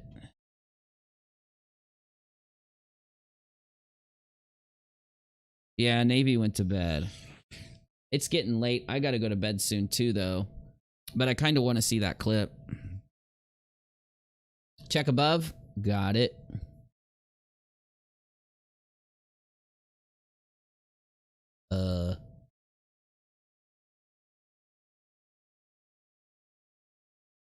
So why is someone attacking Nate? For planting evidence? Somebody's going to attack Nate. I hope to God he really admits to planting evidence, or else I'm never going to fucking listen to anything this channel has to say ever again. I'm just saying. Because that sounds like a certain person. I don't know where... I looked above. I didn't see anything. Oh! It's in the clip. Drama and Opinions video. Start at 10:40. Okay, thank you. Okay, here comes the clip. Yeah. Okay, 10:40. Okay. You know what? Never mind. Some of these creators that are doing this to me would have realized that, like, they too could be taking joy. But there is a very large influencer who is going to probably be getting served with a... Oh, yeah, this is the clip. This is the clip. Massive lawsuit. And actually, there's 2 huge lawsuits that are apparently coming up. There's another one connected to a huge influencer and their businesses related to products that they were promoting on their YouTube channel. Oh, hell. She talked to him. She talked to him. She did. Yeah. I'm sorry. The person that reached out to me is in the process of fighting over the business with one of these people. Oh, yeah, it's him. And this is it true? Okay, thank you. It's gonna get so ugly. And it has real life ramifications to the nth degree of millions of dollars at stake now. And their pasts are catching up with them. Oh, hell no. Oh, hell no. You do clownery, the clown comes back to bite. And it's hard to watch my channel just fall apart. Okay, that was definitely her. She had talked to him. She talked to him. Allegations are true. I have no idea, but the trademark I verified for myself. Are you willing to give any context to that? Because with what he said in the message before this, he's saying that these embarrassing things really had nothing to do with the lawsuit, but I think they did. It establishes a pattern of behavior and like why the Westbrooks would want him to step down and gives context. So I don't get it, Joe. A pattern of behavior. So you think that okay, there's people out there and they own the company EA, this massive gaming company that makes billions of dollars a year. And you think that let's say there's 10 people and they all own EA. They all get 10% of it. And you're telling me that if one of them goes around and starts doing inappropriate things like getting into celebrities' Lamborghinis or putting their arm around a coworker or high-fiving somebody but then going down and smacking them in the stomach instead and laughing about it. I can't think of anything else, damn it. You're telling me that they could risk losing percentages out of EA because of their weird and wonky behavior? That doesn't make sense, right? And I'm not attacking her. I just disagree with her on this point. Now, the weird thing also is there are a lot of other people that believe this. And I just want to know why so that I can believe it too. Or I want to know if they're wrong so that I can stay where I'm at, okay? Now, here's the other part of the story. If those 10 people that own EA, the giant game company, if they have contracts and in those contracts it states you can't do this, this, or this, or for this action you'll lose 1%, for this action you lose 5%, then yeah, they can't do it without losing the percentage. But if it doesn't state that, they could go around partying their ass off. They could go around being the biggest asshole that's ever lived. None of it is going to affect the stake in their company. Even crimes, some crimes they go around committing won't affect their stake in the company. So I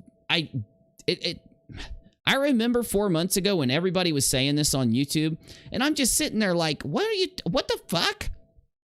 Am I dumb? KJ absolutely had Swanson in her ear. I'm convinced Joe's guess is the correct. Yeah, I don't know. I don't know. I mean, I could be wrong and Joe could be right. I just need to look into it. I don't know how. I know nothing about this bullshit, this business stuff and legal stuff. That ain't me. And I straight up admit it every time. I would argue it is relevant, but again... Can you tell me why? I can't find a single YouTuber that'll tell me why it's relevant that his behavior could affect his stake in the company. And I can't say for sure if it's true. I only know what evidence was provided in what... Naughty Dog is a great example. You're right, Spicy. Yes, Naughty Dog is a good example for a game company. Yeah. Neil Druckmann has 50% stock and someone else has 50%. Neil turns into a blithering fucking moron and does all this public stupid shit. Is he going to lose stake in the company? Fuck no, he's not. What Emily D. Baker read. I don't have any further information, so I can't just be like, no, it was definitely true, because I don't know. And here's my other thing. Let's just talk about the Swanson thing. It's normal for people to pay suppliers a little bit late sometimes or a little bit early sometimes. It happens.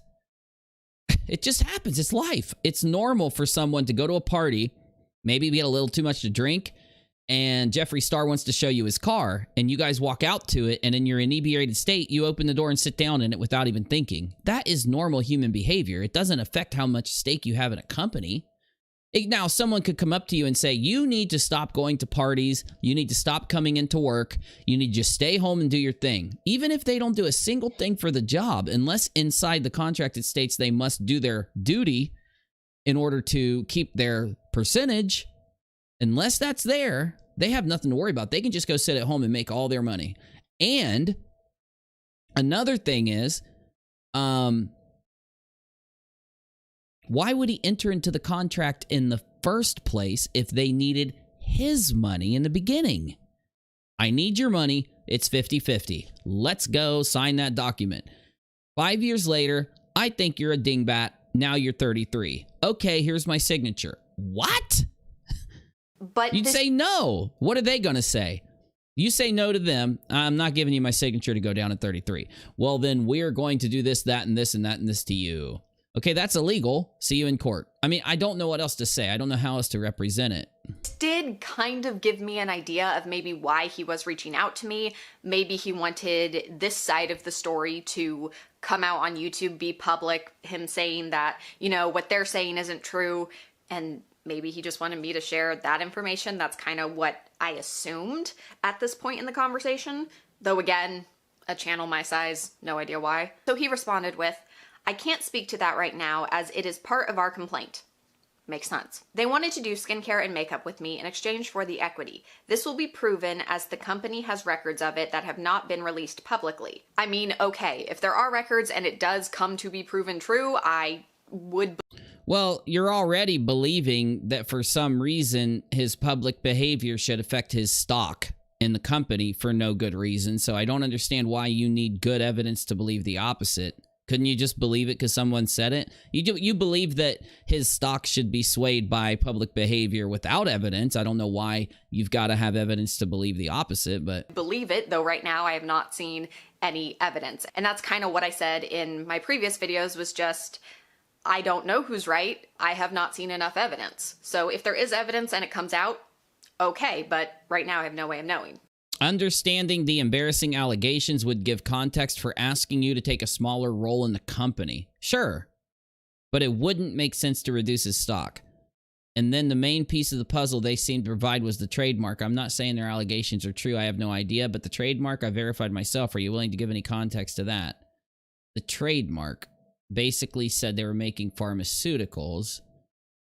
And Swanson's claim, if I remember, is that when they reduced his stock to 30% and he agreed to it, it was because they told him that they were going to add beauty to their company and do all of the beauty stuff that they wanted to do under the Halo umbrella.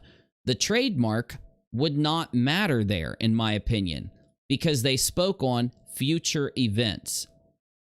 They spoke on what they were going to do.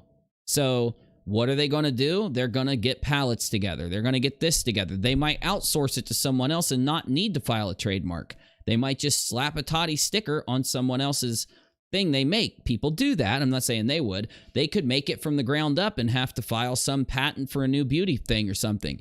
But either way, I don't understand yet, and maybe there is something I'm missing. I'm admitting that openly. I know that I'm not allowed to tell you what I think now. Admitting that I don't have certain pieces of information and that I'll change my opinion in the future, or else later down the road, people are going to sit there and say, you were wrong about everything, and da-da-da-da, because that's what people do. If I go live to figure something out, they'll sit and act like, you know, it's fucked up for me to do that. I shouldn't go live until I have everything figured out. Ooh. Anyway, I'm literally telling you I may change my mind on this, but when it comes to the trademark, until I talk to more people and understand it further, I would think that you would have a trademark filed later for new things you're adding to the company. It may not just have progressed to that yet. So while saying the trademark for the vitamins could be some evidence to something, I don't see it being evidence to this part of it, due to the fact that they could just file a new trademark at any time and then move along to doing what they have to do next. So yeah, sorry. I don't see that as some kind of evidence. I don't even understand. And then he continues, I'm not suggesting you make a video about this.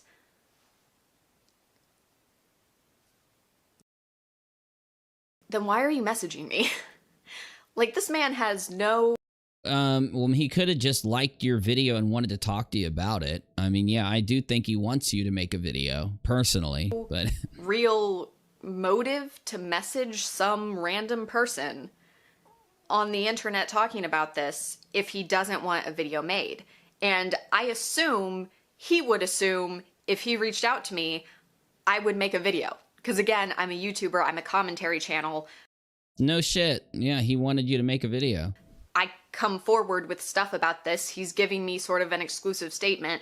I do think it's strange you read his DMs, though. I think that's a little weird. Like, if you wanted to talk about what you guys talked about, that's cool, but I don't know why you put them on the screen. I don't know. Why wouldn't I make a video?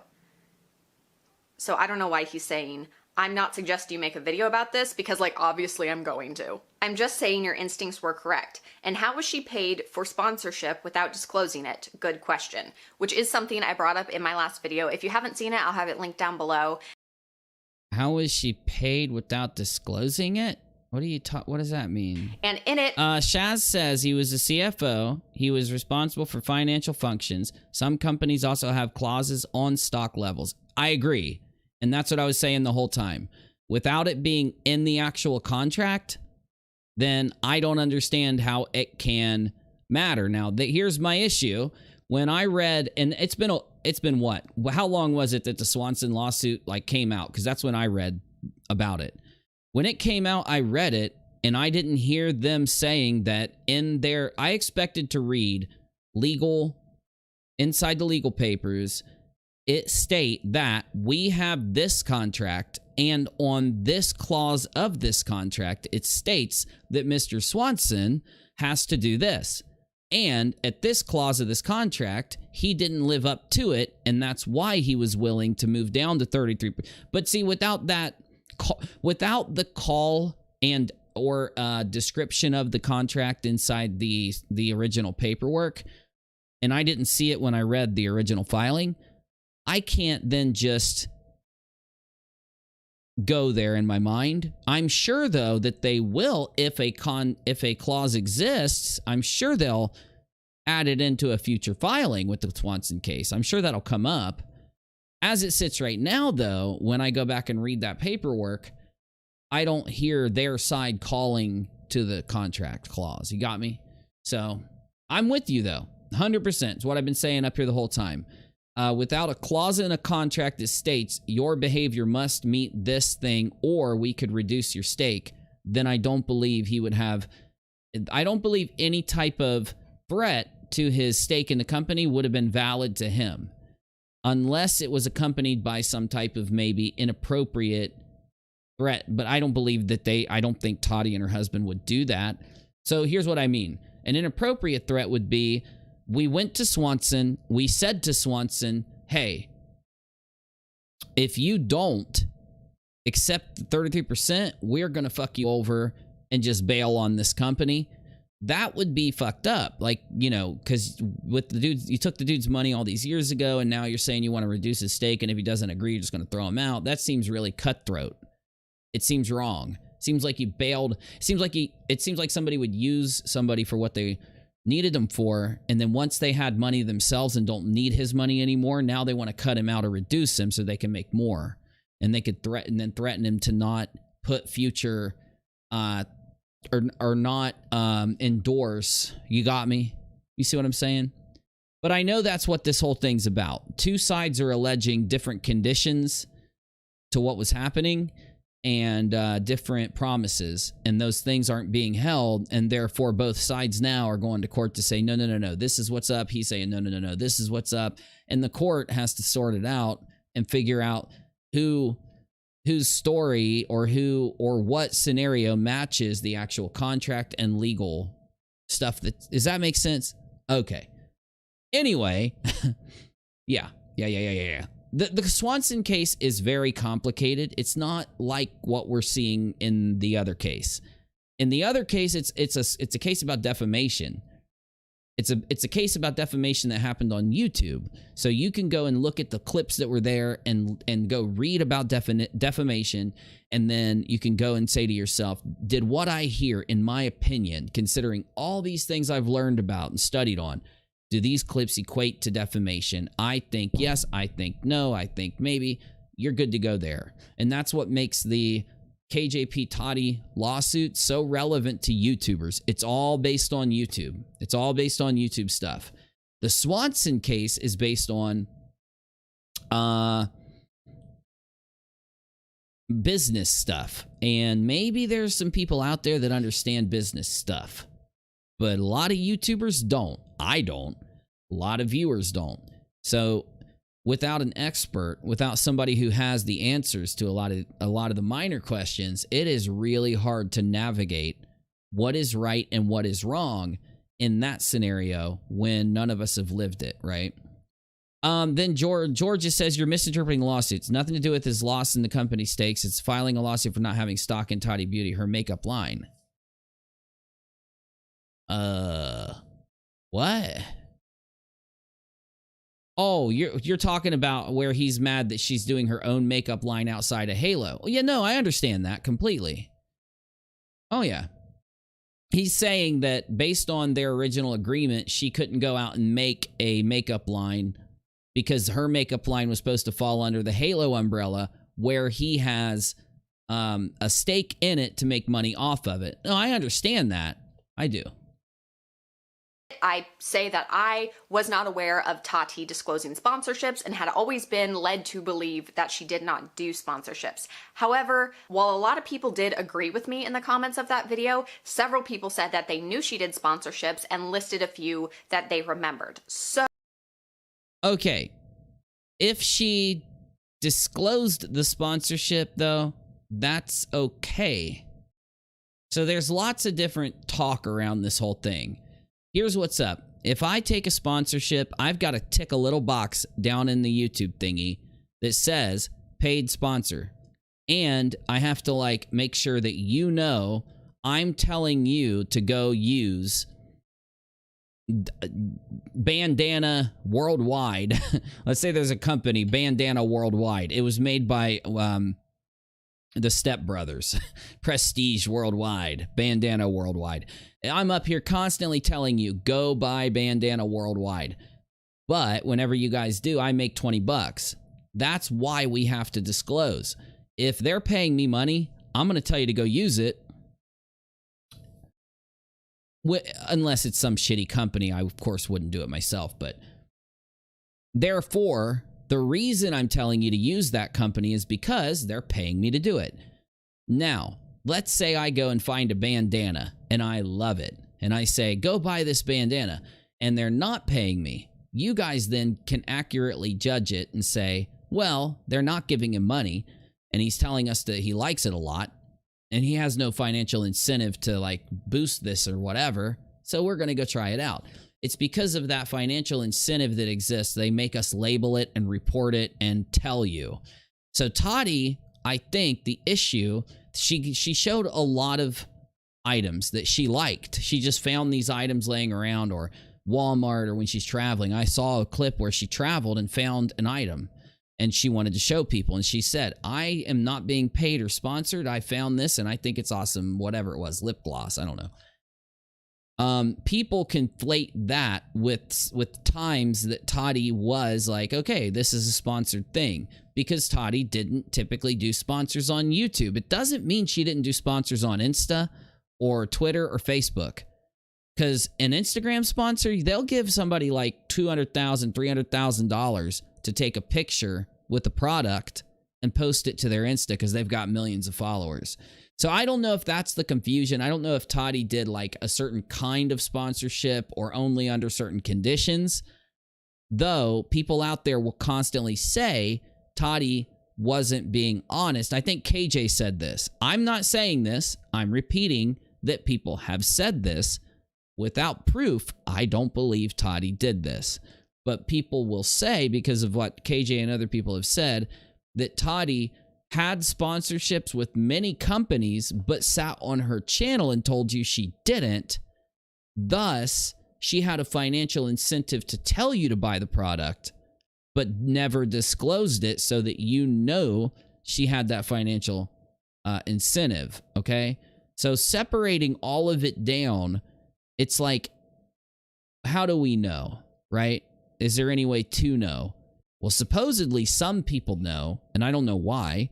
But if anyone ever tells me why, I'll update you. But anyway, you get what I'm saying? So I think there is because I'm hungry. I am very hungry. A real possibility that she simply didn't disclose enough or make it clear enough to a large amount of people. But if she still disclosed, even if it maybe wasn't as obvious as people, it shouldn't matter, because there's a tick box on YouTube and it puts it up on the screen during the beginning of the video.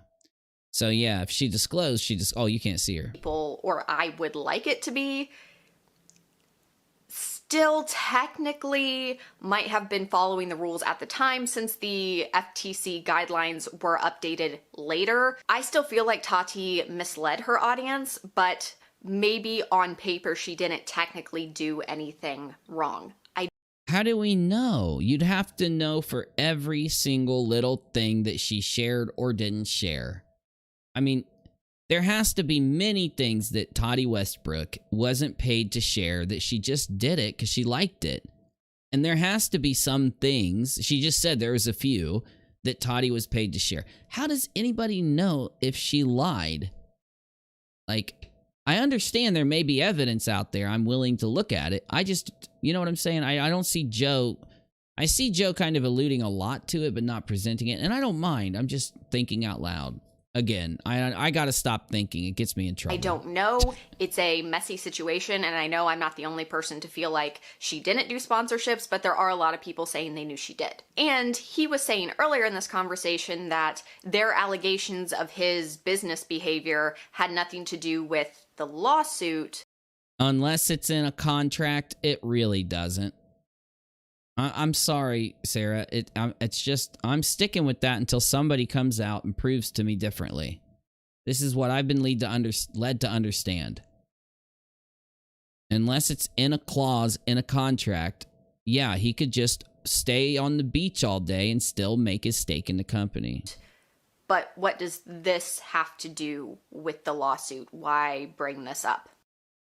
Is there 13 haters thumbing down or more? I don't know, man. I'll have to look. I can look, I guess. I don't typically pay attention. I appreciate the compliment, but that does make me wonder why you take the time to reach out. You seem like someone who has a lot on his. There's 100 upvotes to 17 down. That's actually really good. If you want, you all can give me more upvotes. If you want, you all can give me more downvotes. But give me some vote, because the upvotes and the downvotes all mesh together to tell YouTube my interactions. So whether they're up or down, I appreciate you giving me downvotes. I want you to know this. No shade. This isn't reverse psychology. I do not mind whether it's up or down as long as you hit 1. And if I see you give me downvotes, all that tells me is that you don't like the topic that I'm covering. So, yeah, I know there are people in my audience that don't like this topic, and I encourage them, hit that downvote. If you come in and you're like, I don't like Uni talking about this, give it a downvote. That way it lets me know what you like to see and what you don't like to see. His plate, when I saw you messaged, I did figure there was something you wanted made public. Because again, why else would he contact me? If not to have this video made, if not to, I guess...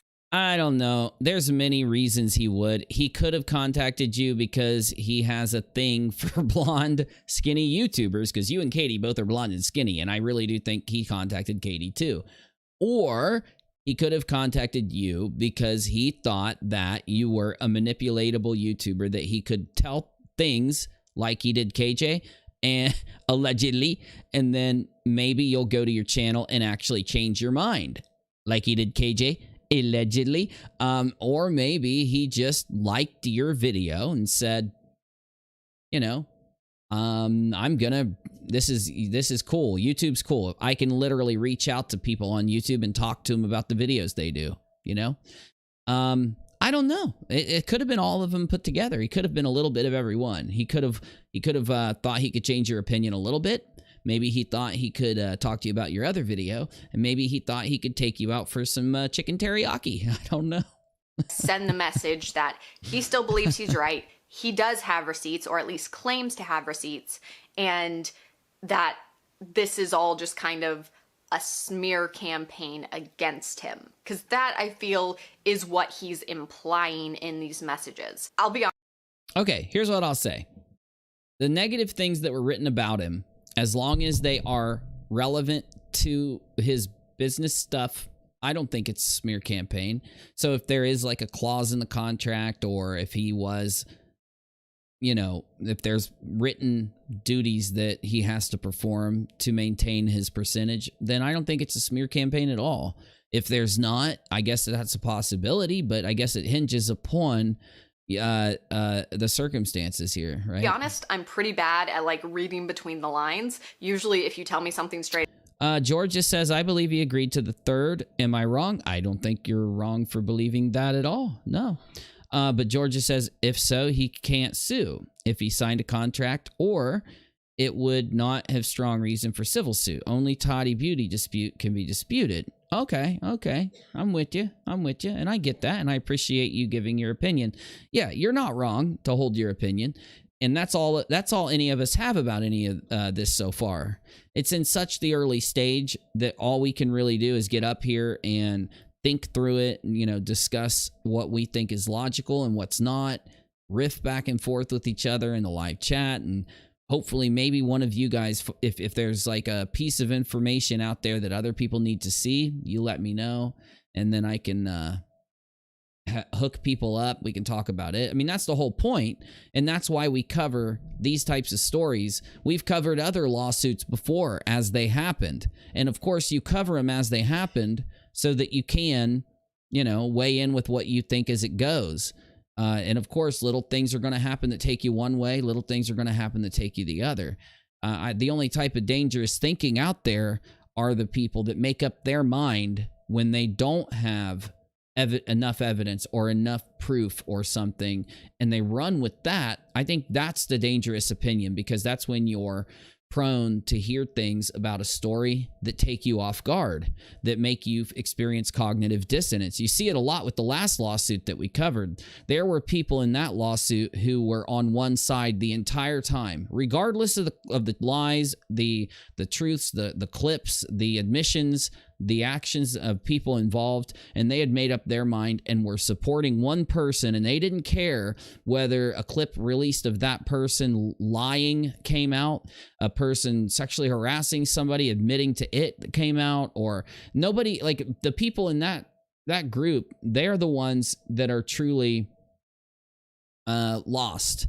The people who came in and said, I've hung out with that person before and I'm friends with them, so my side of this lawsuit is to side with them the entire time. I don't care what clip is there. I don't care what admission is there. I don't care what proof is there. That's the fucked up side to be. Like, if you want to be against Katie in the lawsuits because of her actions, because of things she said and done, you're good to go. But if you're doing it just because you don't like her or something like that, then I think you have an issue here. Because, like I said, a lot of the stuff that happens is outside of the realm of whether or not you support someone or not, or whether or not you have hung out with someone or not. It has to do with the things they've agreed to, whether they did it legally or not, whether they were trying to avoid this or avoid that. Whatever it could be is the things that factor into it. Just like with Swanson, I could be completely on Swanson's side. And if Swanson has a clause in that contract that says that, you know, this, and this, then I can't support him without being in the wrong. Because it's on paper, he agreed to it. Just like if he did agree to go down to 33% and he was promised the things he says he was promised, then yeah, he's the one that's in the right. But if he wasn't and he's lying, he's in the wrong. And this happens all the time.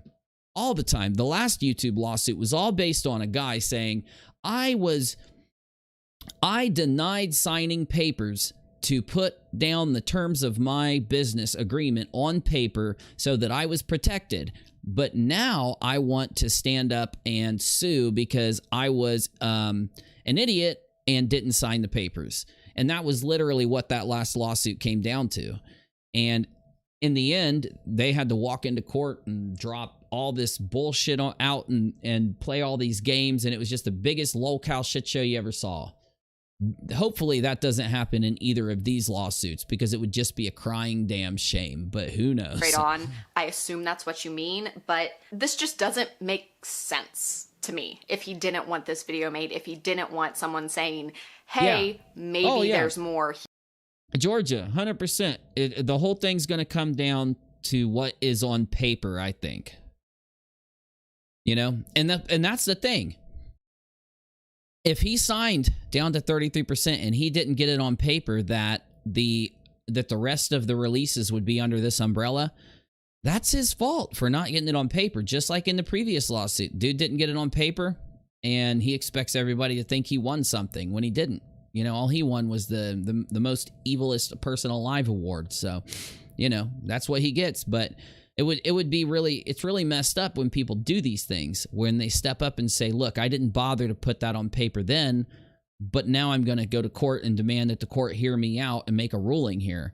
And honestly, I don't know how it's going to work. I don't know if the judge throws things out like that. I don't know if a judge believes that kind of stuff. I don't know if a judge, like, because I've been surprised by the court process. It's just, I've never had to deal with it, and it's crazy. And what I mean is, you never know. There are these little tiny things that these types of things can hinge upon.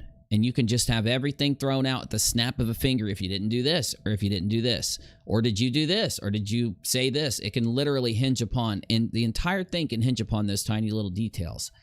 So really, when you're giving an opinion in the realm of this kind of thing, just like with Katie, just like with the Katie thing, everybody says that defamation cases are known to be the hardest cases to win, because of protections to free speech are so strong that we are allowed to get up and say what we want. And it is so hard to prove that this person's words affected this to a point that a judge needs to come in and say, you said that so much, you said this so much, now this matters. And there is a good reason why those free speech protections are there, because what a lot of scummy, skeezy people do, and no, I'm not talking about Tati right now at all. I'm not implying anything. Definitely wouldn't imply it towards her or her side. But what a lot of scummy, skeezy people do is they like to go into situations and like a YouTube channel, and they like to say that they are a 50-50, or they like to say that they have 20% stake. And they'll tell anyone who's watching that that's the case, but on paper, on the contract, they just refused to sign it and gave everything to the other person. What do those people do? When something ends up, when everything is in their favor, when they're getting what they want, they're happy as peach cobbler. For years, they're happy as can be. They don't have a single complaint, because they're not having to have any of the risk. They don't have to have any of the obligations. They don't have to worry about getting sued. It's going to be the other dude that gets sued. Everything's in his name. So what happens when this person does something fucked up? Or what happens when this person gets fired because they're not They just turned down the paperwork. They turned down, you know, being a partner. They turned down owning anything, having any responsibility. What happens when this person gets fired or gets cut off due to legitimate reasons? Then they go out and try to sue and get a big lawsuit going. And we've seen this before. And then they go around lying to everybody and leaving out all the stuff that happened in the past. And it just becomes a big mess. So these things are literally, a lawsuit is those types of people's friend, because their lies can work if they remain unchecked. If somebody doesn't walk in and say, that's a lie, that's a lie, here's the proof that that's a lie, here's the proof that that's a lie, then, and they somehow get in there and manage to state their lies succinctly in front of the judge with no opposition, the judge is just going to say, okay, nobody opposed your testimony, here you go, here's what you get. So, I mean, it's a snake den. It's like a person gets thrown into the snake den. They get thrown into the wood chipper, you know what I'm saying? Like, it's just a really fucked up kind of situation. Here's why. So he responded with, nah, I was just late and I watched a few videos of people who have no idea what they're talking about. You'll see. What will come to the forefront will blow everyone's mind. I wouldn't spend hundreds of thousands of dollars on legal fees if I wasn't fairly comfortable with the facts of the case. Okay. Then again, if you're a millionaire, maybe that's not a lot of money to you. I don't know.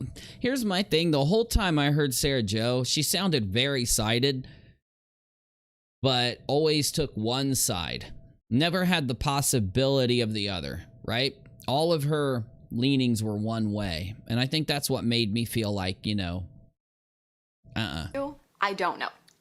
But I do appreciate her letting us know that this all happened. No, I found this confusing. I found the last messages kind of creepy. Like, they gave me a weird vibe. Ooh, I want to hear the messages then and see if they're creepy. Kind of felt like saying, you'll see, what will come to the forefront will blow everyone's mind. Came off a little. I don't know. Saying that that's creepy is, I think, misrepresentation. I think that's kind of a dangerous word to use in this situation. It's saying creepy, it makes people think that he was coming on to you or something to that nature, but I didn't get any of that from the conversation. Now, what I think he's doing is alluding that he does have more to come in the future in the filing, which I think isn't creepy. I think it's irresponsible, because it's the same thing I just criticized KJP for not that many days ago. Remember, she was saying, I have all this secret evidence and I wish I could show you. I don't know if that's what Swanson's doing. I do agree to an extent that I don't know why he did spend hundreds of thousands of dollars to enter into this lawsuit if he doesn't have something to bring in.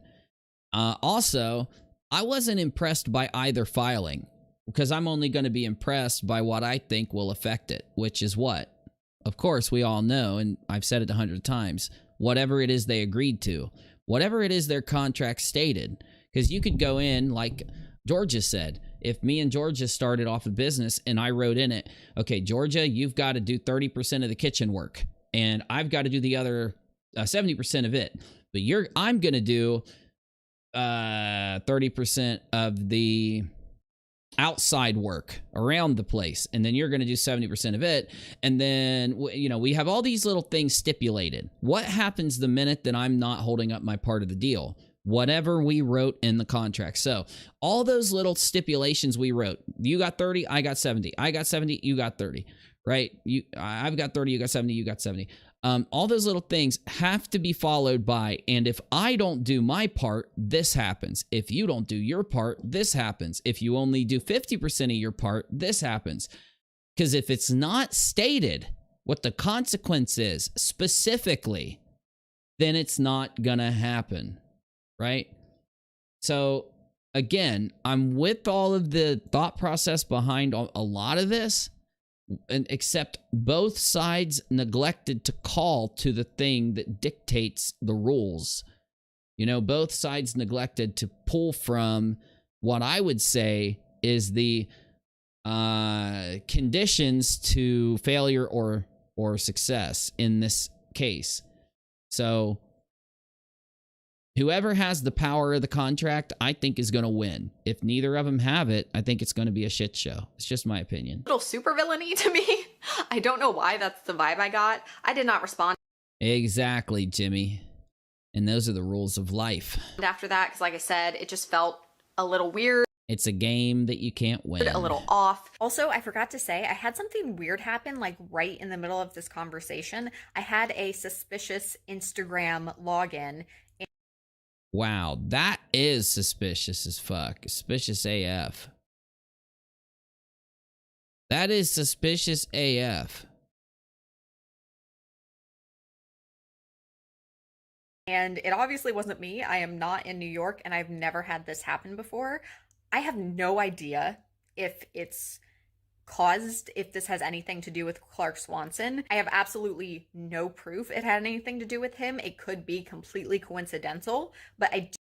CJ says, is Uncivil Law still saying KJ's gonna win? Well, I don't know, but I could tell you why he's saying that, because I think that Nate and Uncivil Law have restricted their mind to considering that it's just a defamation case. And I don't think that's what it is, personally. I don't think this is just defamation. I think they opened the door with the defamation charge. But if you read that lawsuit, it's got a lot more in there. And they want accountability for harassment, for cyber stalking, for defamation, for trolling, whatever that. Remember they said that she's an internet troll, sensationalizes stories and blah, blah, blah, blah. I think they want accountability for all the things that they found problems with. So in one way, I can agree with Uncivil Law and Nate the lawyer. And I had Nate on my show on UNIRocktv the other day, and that's what Nate was saying. He's like, yeah, KJ is going to win this one. Yeah, she might win the defamation, but if they try to gain some type of judgment for cyber stalking, is she going to win? That's the question. How about harassment? How about this, that? What about the whole thing about calling him a career criminal all the time? Not just on her channel, but on social media and other places. What about, how about, is there any time when where she took a lawsuit and then went to her channel and stated that things were factual from it when it wasn't? Is that defamation? I don't know, but I think that what Uncivil and Nate are doing are going in and looking at this from that legal perspective. And it's because they know more about that than all of us. They're lawyers. And regardless of all the shit that a certain person talks about Nate with no foundation whatsoever, the reason that no one listens to them about that is because they don't have any foundation to what they're saying. It's all bullshit. But again, I hope that at one point, Uncivil and Nate both talk about other implications involved from this lawsuit, because I want their opinion on those other implications. I want to know what Uncivil and Nate think about cyber stalking charges. Whatever charges could come from trying to obtain somebody's birth certificate and sharing of public or sharing of private information or whatever it may be. I'd like to know if they think that this lawsuit could say, okay, the defamation charge is bunk as hell. Look, free speech, this, that. Okay, Your Honor, but what about that, that, and that? And then God forbid that the hacking stuff comes back to end up being related to someone on her side. Because even if it's not her, what if it's a supporter of hers? What if it's somebody who works for her? What if it's a family member of hers? You know, I mean, my point is, look at Sarah Jo. Sarah Jo got a suspicious hacking attempt here. It's like everything that surrounds this case, the minute that something comes out, this is what people do. There's a group or there's either one or two groups of people who I think are looking at in from the outside of the case that are doing this. That's my opinion. It's people on the outside who want a lot of attention through this or feel like they have some stake to the story. And they're constantly going in and trying to punish anybody who talks about it, gets attention from it, or whatever. Personally, I think that's what's happening when it comes to the hacking and the threats and all this stuff. Because I'm going to tell you, it's been going back. You'll say, why do I say that? Because this behavior goes back, and I reported it so you know it. I said it back then when it happened. It goes all the way back to December of 2019. What happened in late November is when I started covering this situation because I was asked to, right? And then in December, I found hard proof that changed my mind about a lot of what was going on. And I came out, showed you what it was, and changed my mind publicly. And when I changed my mind publicly is when this all started for me. When all these types of stupid fucking like threats and stuff started. People trying to dox me, people trying to lie about me, people trying to do all that. That's when that all started for me. So I do think it's related to this. I do think that it's somebody on the outside, but I think they are close enough to the story that we're all going to kind of be like, wow, that makes sense, but it's shocking as fuck when it comes out, because it's going to be pretty I don't think it's who everybody thinks it is. I really don't think it's this like random off crazy person. Why? Because that random off crazy person's only been around for X amount of time. This type of shit's been going on around this case since going back to when it all started in the very beginning, when Katie had 30,000 subs. I do want to say that this happened. There is correlation. I cannot prove there is any causation, but it was just another weird part of this whole thing. That's suspicious. That's weird. The whole conversation to me seems like there is a layer underneath that I am missing, because like I said, I am really bad at reading between the lines. I feel like... Well, I think you're paranoid. I don't know if you needed to read the... I'm not being mean. I just think that you didn't really need to read between the lines through a lot of that conversation. There may have been a small part, but... I feel like he wanted this video made, though I... Yeah, definitely. I don't know... CJ coming in with the banger. Thank you. Why? Other than maybe just having someone say, hey, maybe there's more to this, maybe... Well, of course there's more to this. Shit, we all knew that from the beginning. There's no way to know who's telling the truth and who's not at this point. Because whoever's telling the truth is all going to come down to... I was waiting for that. Whoever's telling the truth in this is going to come down to a complicated mess of evidence. So it's going to maybe be phone calls, emails, this or that, a contract. And it's going to only be when we hit a point in the case where it's appropriate for all of that to be filed, that then we can have enough of that information to make a judgment from. Unless you're going to make a judgment before everything beforehand, which is fine, but as long as you're willing to look at the evidence and update your opinion when it comes out. In the same respect, a lot of us feel that way with the KJP situation. Luckily, the majority of the KJP evidence isn't related to some of the more sensitive items that are probably going to be used as evidence in the Swanson suit. What do I mean? That much of what is being alleged against KJP happened on YouTube, and it's already been public, and it was deleted when the threat of the lawsuit loomed. And I really don't like that. I'm still like, I remember when KJP first came into Discord and said, I want you to cover this uni. And I'm like, oh, I'm covering this.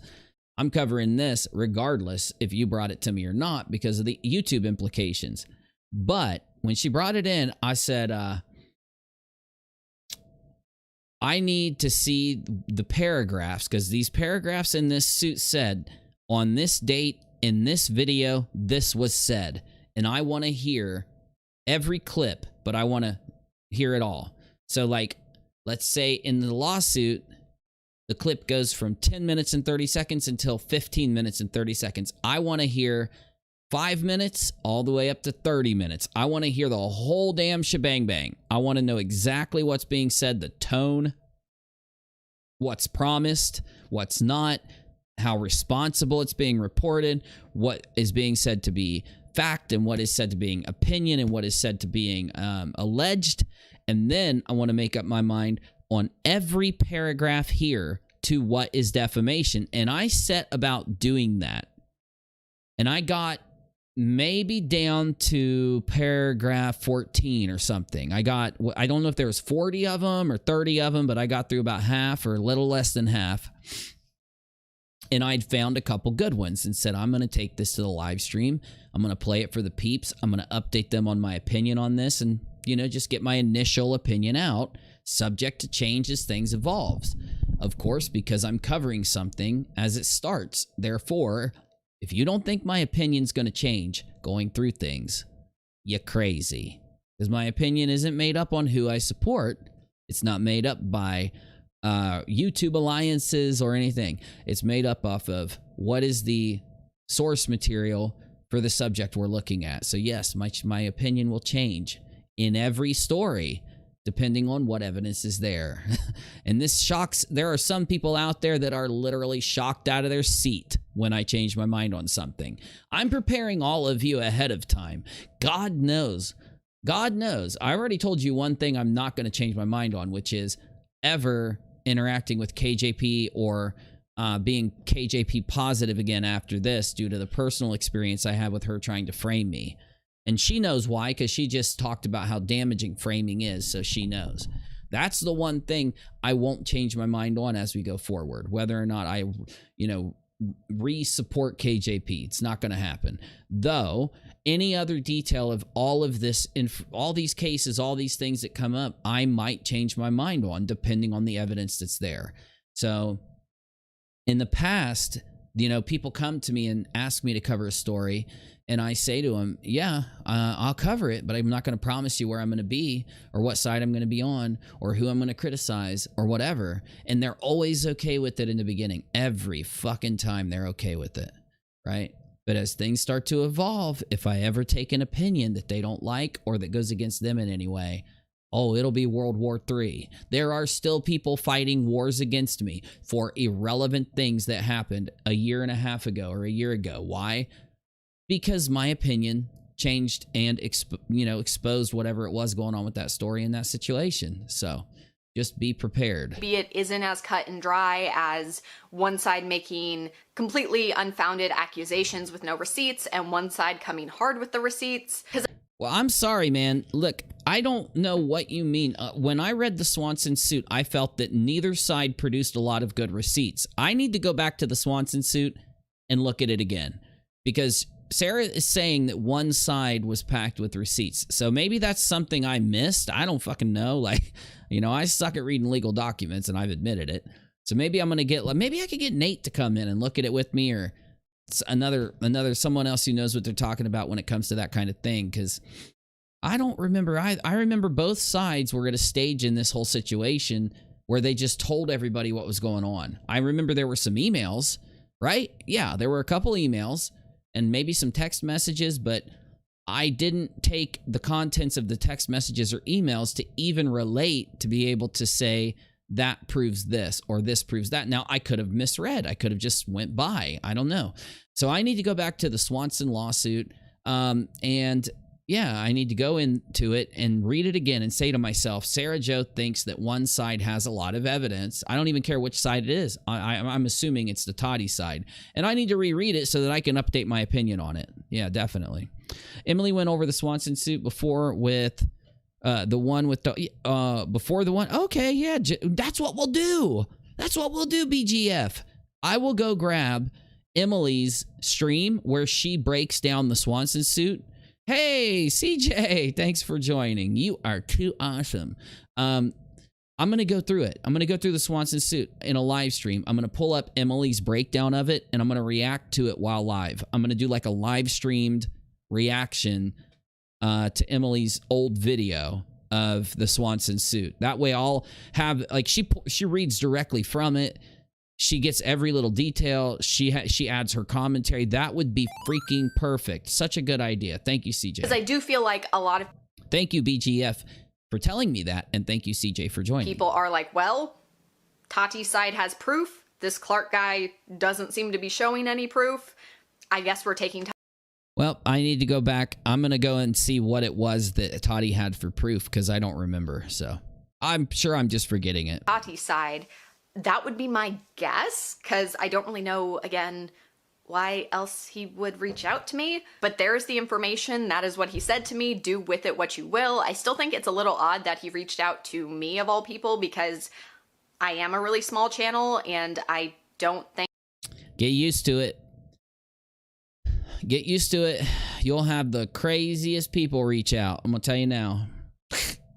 When I was, I had 2,000 subs on my main channel. I got a bunch of the cast of Ancient Aliens that reached out to me, and I brought them on my show and talked to them. It was fucking awesome. Think I could spread such a message as Yeah, I can give some rocks here in a bit. easily as a bigger channel could, but maybe it's because I kind of ended my video with, I don't know who to believe and I need more information. Maybe he thought I'd be more receptive or more friendly to him. Yeah, I think he realized what a mistake he made. Or, you know, my little tinfoil hat conspiracy is that maybe this is all just a Halo publicity stunt and everyone's in on it, and the reason that he came to me is because in my video I did give the Halo Kiwi Seed Booster Vitamins a pretty glowing review. Of course, I think that's absolutely not the case. It's just my little conspiracy. I love it when people give their conspiracy theories. I love it. I think it's food for thought. Conspiracy theories are basically you guys cooking up what you think is a possibility, even the stuff that may not have a chance of becoming true, for the sake of thinking about it, breaking it down, and maybe trying to figure out what some of the more mundane or even rare pieces of information are. So I think it's fun. Hit me with any of them. Theory, really digging in, super villainy fun. What if musings? I don't think that's it at all, but I don't know. What do you guys think? Please know that all of this information, everything. Now, I thought she did another one. She might have done another one. Let me see. I was wrong about her sponsorships. Uh-oh. Hello and welcome to another adventure here on my channel. Who are you? Who are you? You don't look like Sarah. Today we're going to be talking about Tati I'm just kidding. Westbrook's lawsuit drama. Now, there's only one reason I clicked this, because she put here, edit, and I was wrong about her sponsorships. So she knows she's going to tell us what the sponsorship thing is. Well, one of them. So if you like playing with makeup and talking about really doing the digging audience on YouTube and to do it in an honest way, there are some things in there that I no longer agree with and think I was too quick to judge Tati about. So this time I really took my time, did my research, did some digging myself, as well as waiting for more information and receipts to come out before making this video. So there's a lot to talk about, and it's gotten messy. It's definitely gotten messy, though now I can see a way for Tati to come back from all of this, but there's a lot we need to discuss, so let's go ahead and jump right on in. If you do not know what's going on, I will link Emily DeBake to lower his share in the company by saying that all of Tati's products after Halo Beauty vitamins would still be under that Halo Beauty name, that company, so he would get more money even though he had less share in the company. But I'm sorry, but okay. Whether you hate me or like me for saying this, Brandy Brooks, yeah, I did. Oh, dude, I did a full breakdown on it. It's just not on YouTube anymore. It can't be. Sucks. But I got the video. I'll have to upload it somewhere. It's good. It's good. Anyway, you might not like me for saying this, but I actually think that while I don't believe Swanson completely, I find it logical that he was offered something that would make more money by reducing his stake in the company, unless there's a clause in the contract that states other reasons for reducing his stake in the company. Like, yeah. So that's where I'm at with it. Now, I'm just waiting on it to unfold. I'm waiting for it to further before I make up my mind. It's why I haven't done a video. I think a lot of people are waiting on the next phase of it, because, you know, when we get to go in there and see everything that's there, we get to say to ourselves, you know, here is this new evidence, here's pieces of the contract or whatever. And I'm just saying, she just said that Swanson lowered his stake because he was told that he's going to make more money over a longer period of time due to additional products being released through Halo. It at least makes sense. And no, I'm not saying Tati is not innocent. I'm sure she is. I'm saying, though, that what would make sense to me is that we're just missing something that will be filed later. Like, I'm sure Tati has it on paper. I'm sure they all have it on paper that whether or not they were going to release further items through Halo or not. So that, I think, is what's either going to cook Swanson's goose or not cook Swanson's goose, personally. Either way, all I care about is this part, damn it. So let's hope we get there. But now we have Tati's response. And we got a document, so I have, because she came with, is filed for trademark protection in Tati's business ventures, and Tati came out with Tati Beauty and the first Tati Beauty palette with Seed Beauty ability. So it would... Okay, I'm not listening to this. It's too much. I don't have... My mind isn't in the space. Oh! Emily said Tati was releasing something recently. Okay, well, we might have an update to that whole Swanson thing here soon. My mind is not in the proper space to discuss the Swanson thing live. It's not there. I would need to go and refresh myself with parts of it, either while I'm live with you, I could do it like that, or I could do it off the air and come back, and I think it'd be boring to do it while live, but either way, I don't want to do it right now. It's too late. So... jam, just craziness here at the end of the night. Craziness. Utter craziness. Streamlabs get you? Well, here. If you guys want rocks, you got to type in the chat. I'm going to do a rocks giveaway for anyone who's active in the live chat. You'll get rocks. But you got to put an emoji in or say something if you want to get the rocks. I'll give you about a minute, and that gives people time to type if they want them. Okay. Now, here at the end of the night, we've looked at essentially some of the updates. We saw the clip, the Swanson clip, where Katie is literally telling people that Tati is going to be sued before Tati got sued, which does state that somebody reached out to KJP and told KJP that information. Now, here's the kicker. Here's the strange thing. Here's the weird, strange thing. There would not be that many people that would know that Tati's about to be sued by Swanson other than Tati, James Westbrook, and Clark Swanson, and members of their legal teams. The members of their legal teams can just be cut out. They're not going to risk their job by revealing that. And on the other side of it, there really is no reason for Tati and James to reach out to KJP. They tried. They sent James Charles, and that turned into a disaster. And if you don't know that, I have a video on UNIRock 2 that breaks down James Charles reaching out to KJ. It goes through the DMs, and it breaks down everything that Charles was trying to tell her and everything she just ignored. Okay, here comes the rocks. 150,000 being paid out to anyone who is active in the chat. Oof.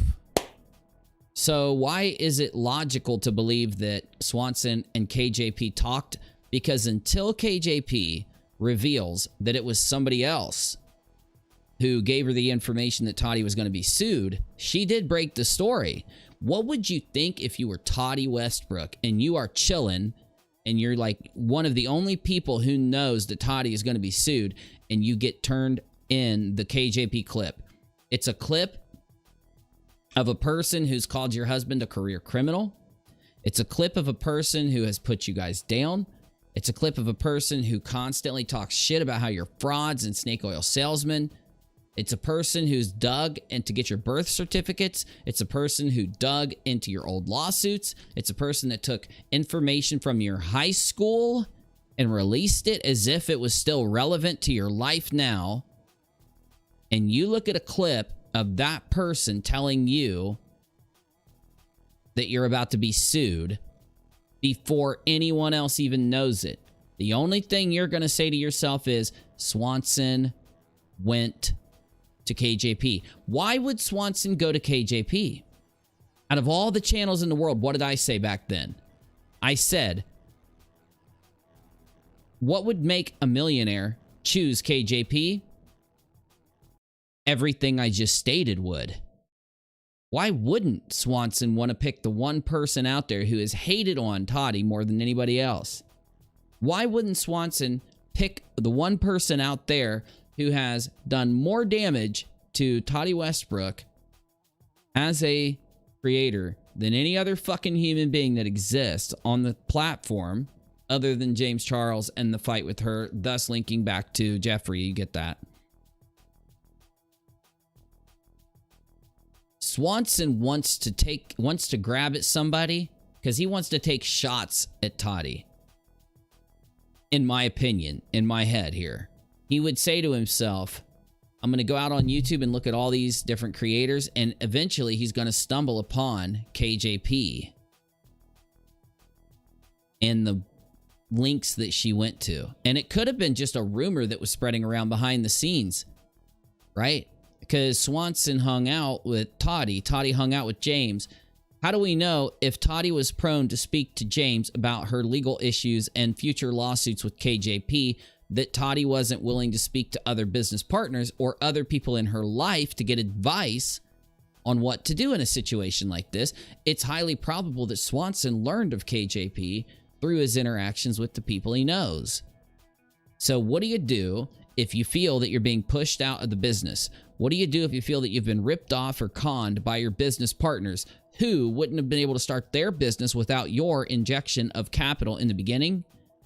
You might message the one person who they hate the most or who goes at them the most and help get... Now, why is that? Because the people who follow that person are all going to be people against Tati.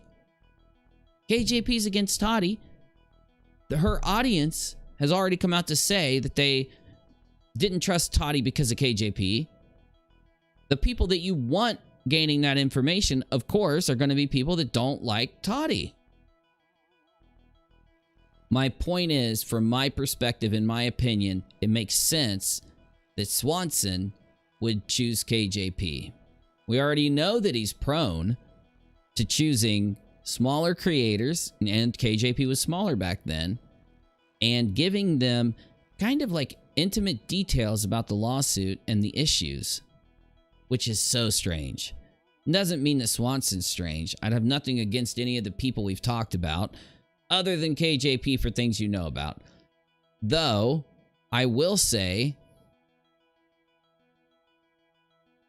the words that came out of KJP's mouth, the words that came out of her mouth, right?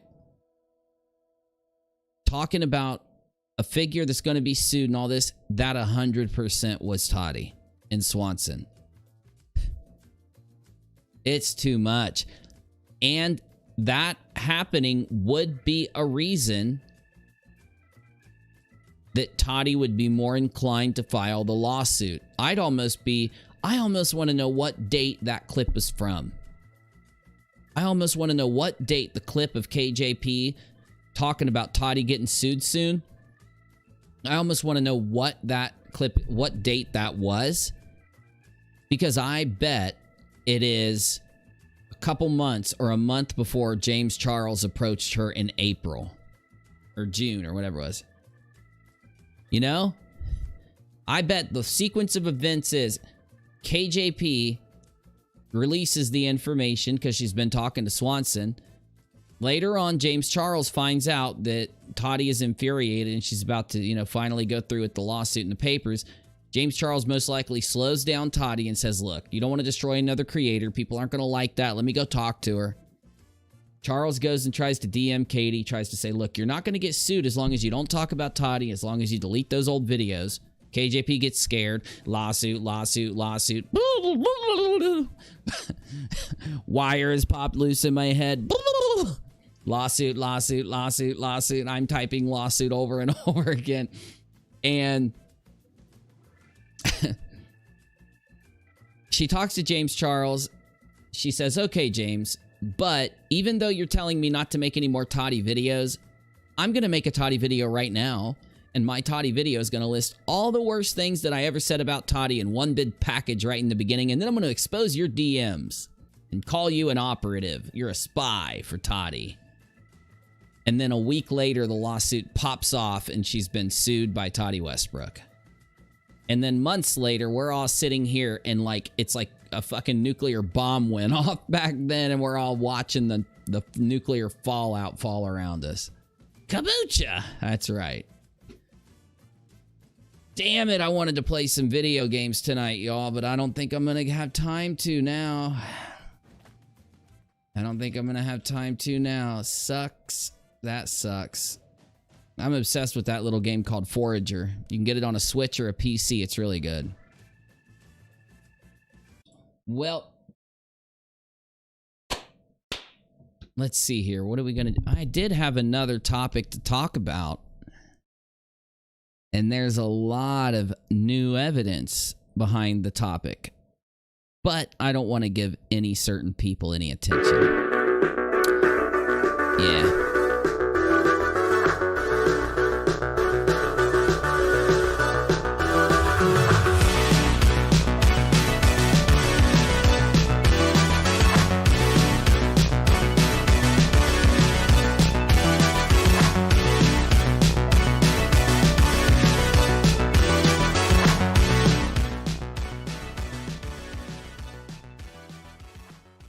No, I haven't been checking in on public freakouts.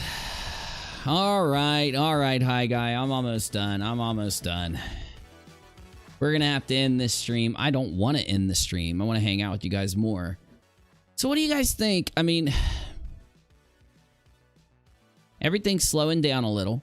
We have a little breathing room. We don't really have that many new filings right now in the Swanson thing, so there's nothing to talk about there. We already know that the new filings in the KJP Tati lawsuit have died down, in my opinion. And I think we're at least going to have a little bit of time. We're going to have a little bit of time, I think, to kind of process things, right?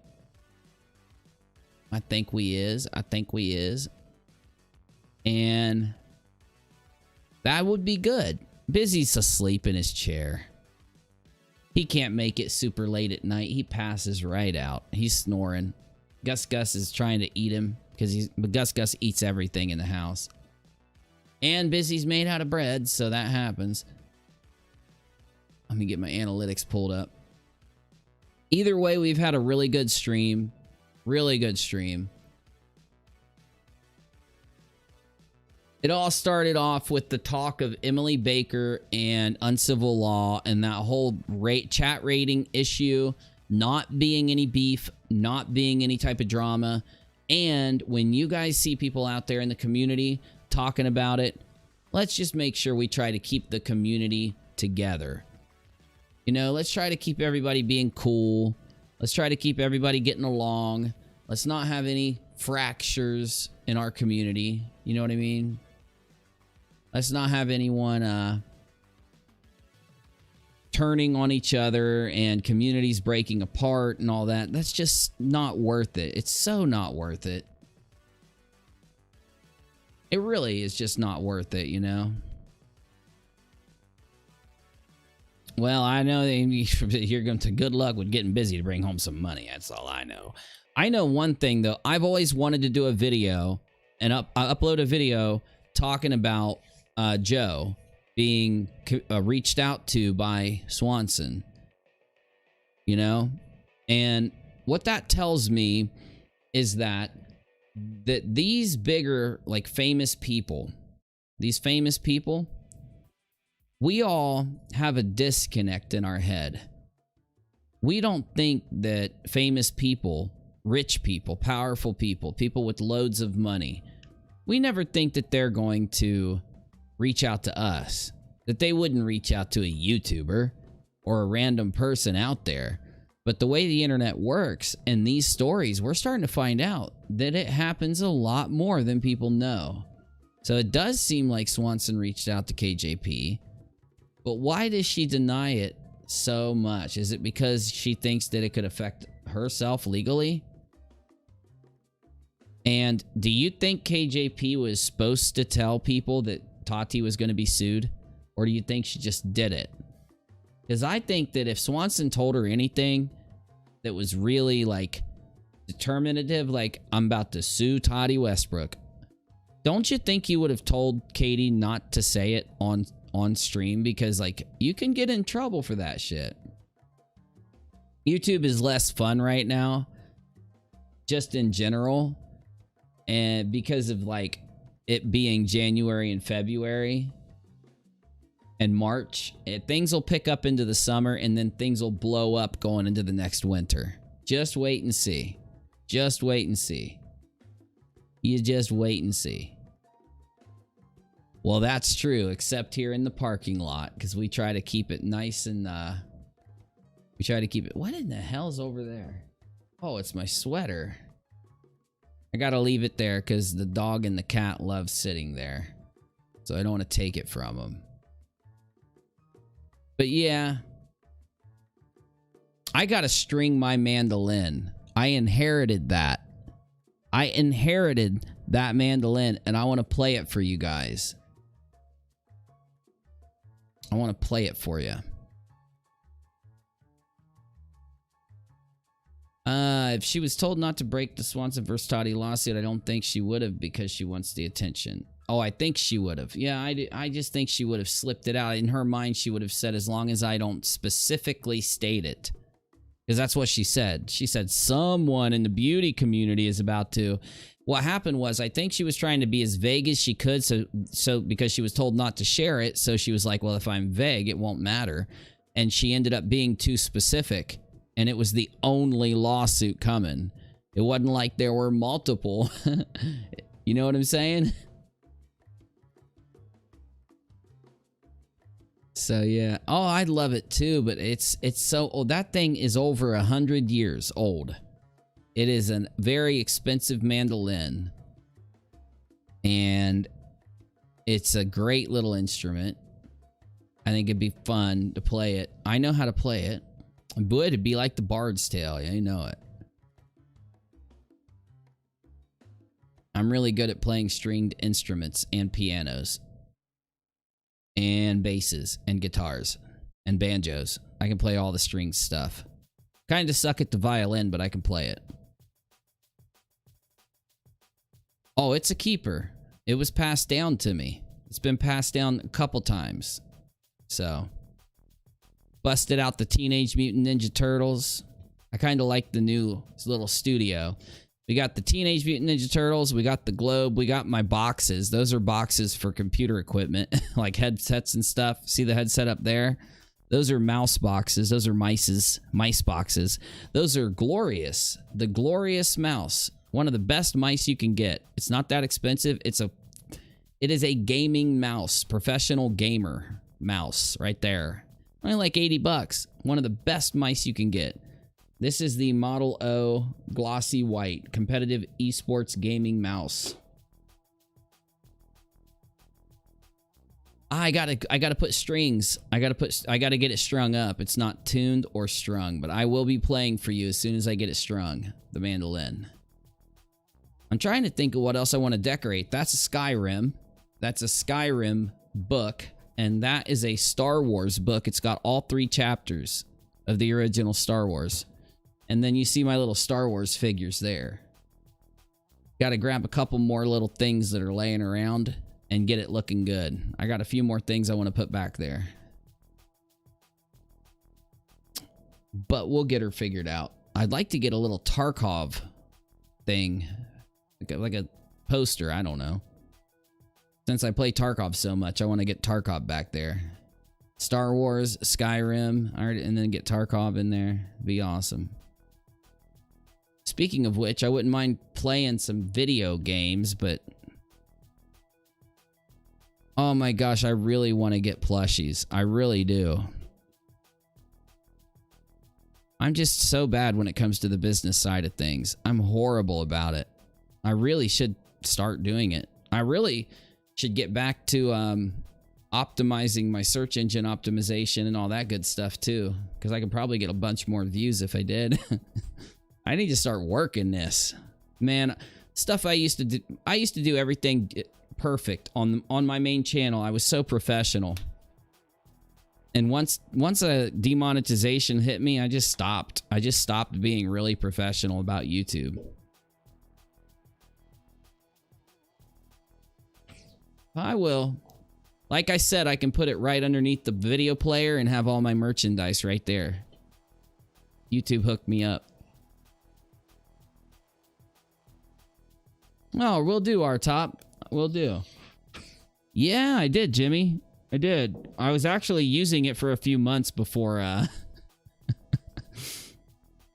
before it came out, but everybody told me to do YouTube stories and I didn't do it.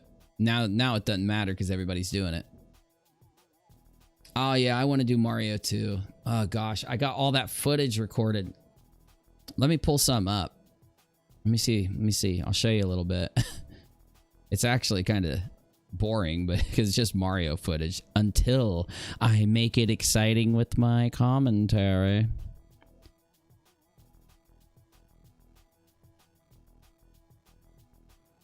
What do I got? Is it under gaming or I forget where I saved all this shit.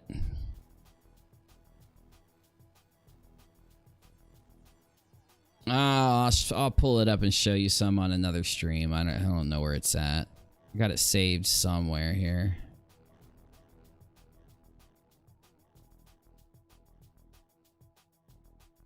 Yeah, I could. It's like 2:30 in the morning though.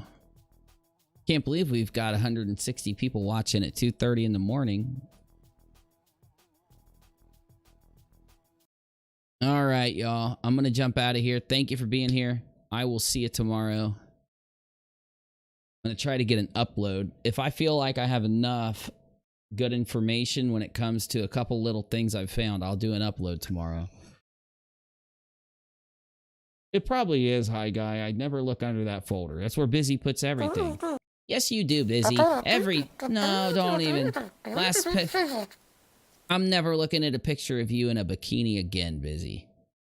Always tricking me with that shit.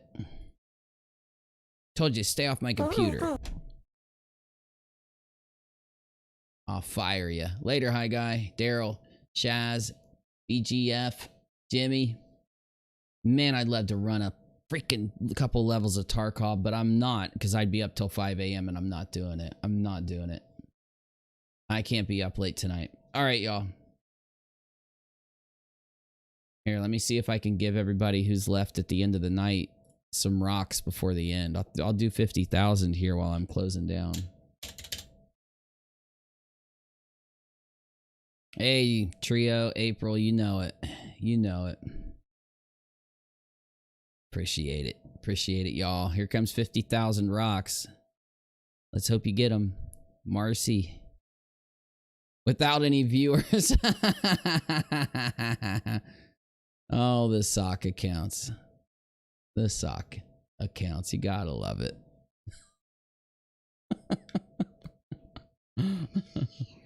Pippa. Jessica.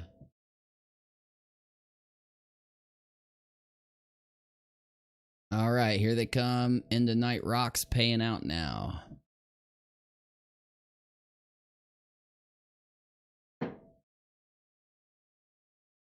Oh, I gotta refresh this real quick. It says that. Oh, good. It doesn't.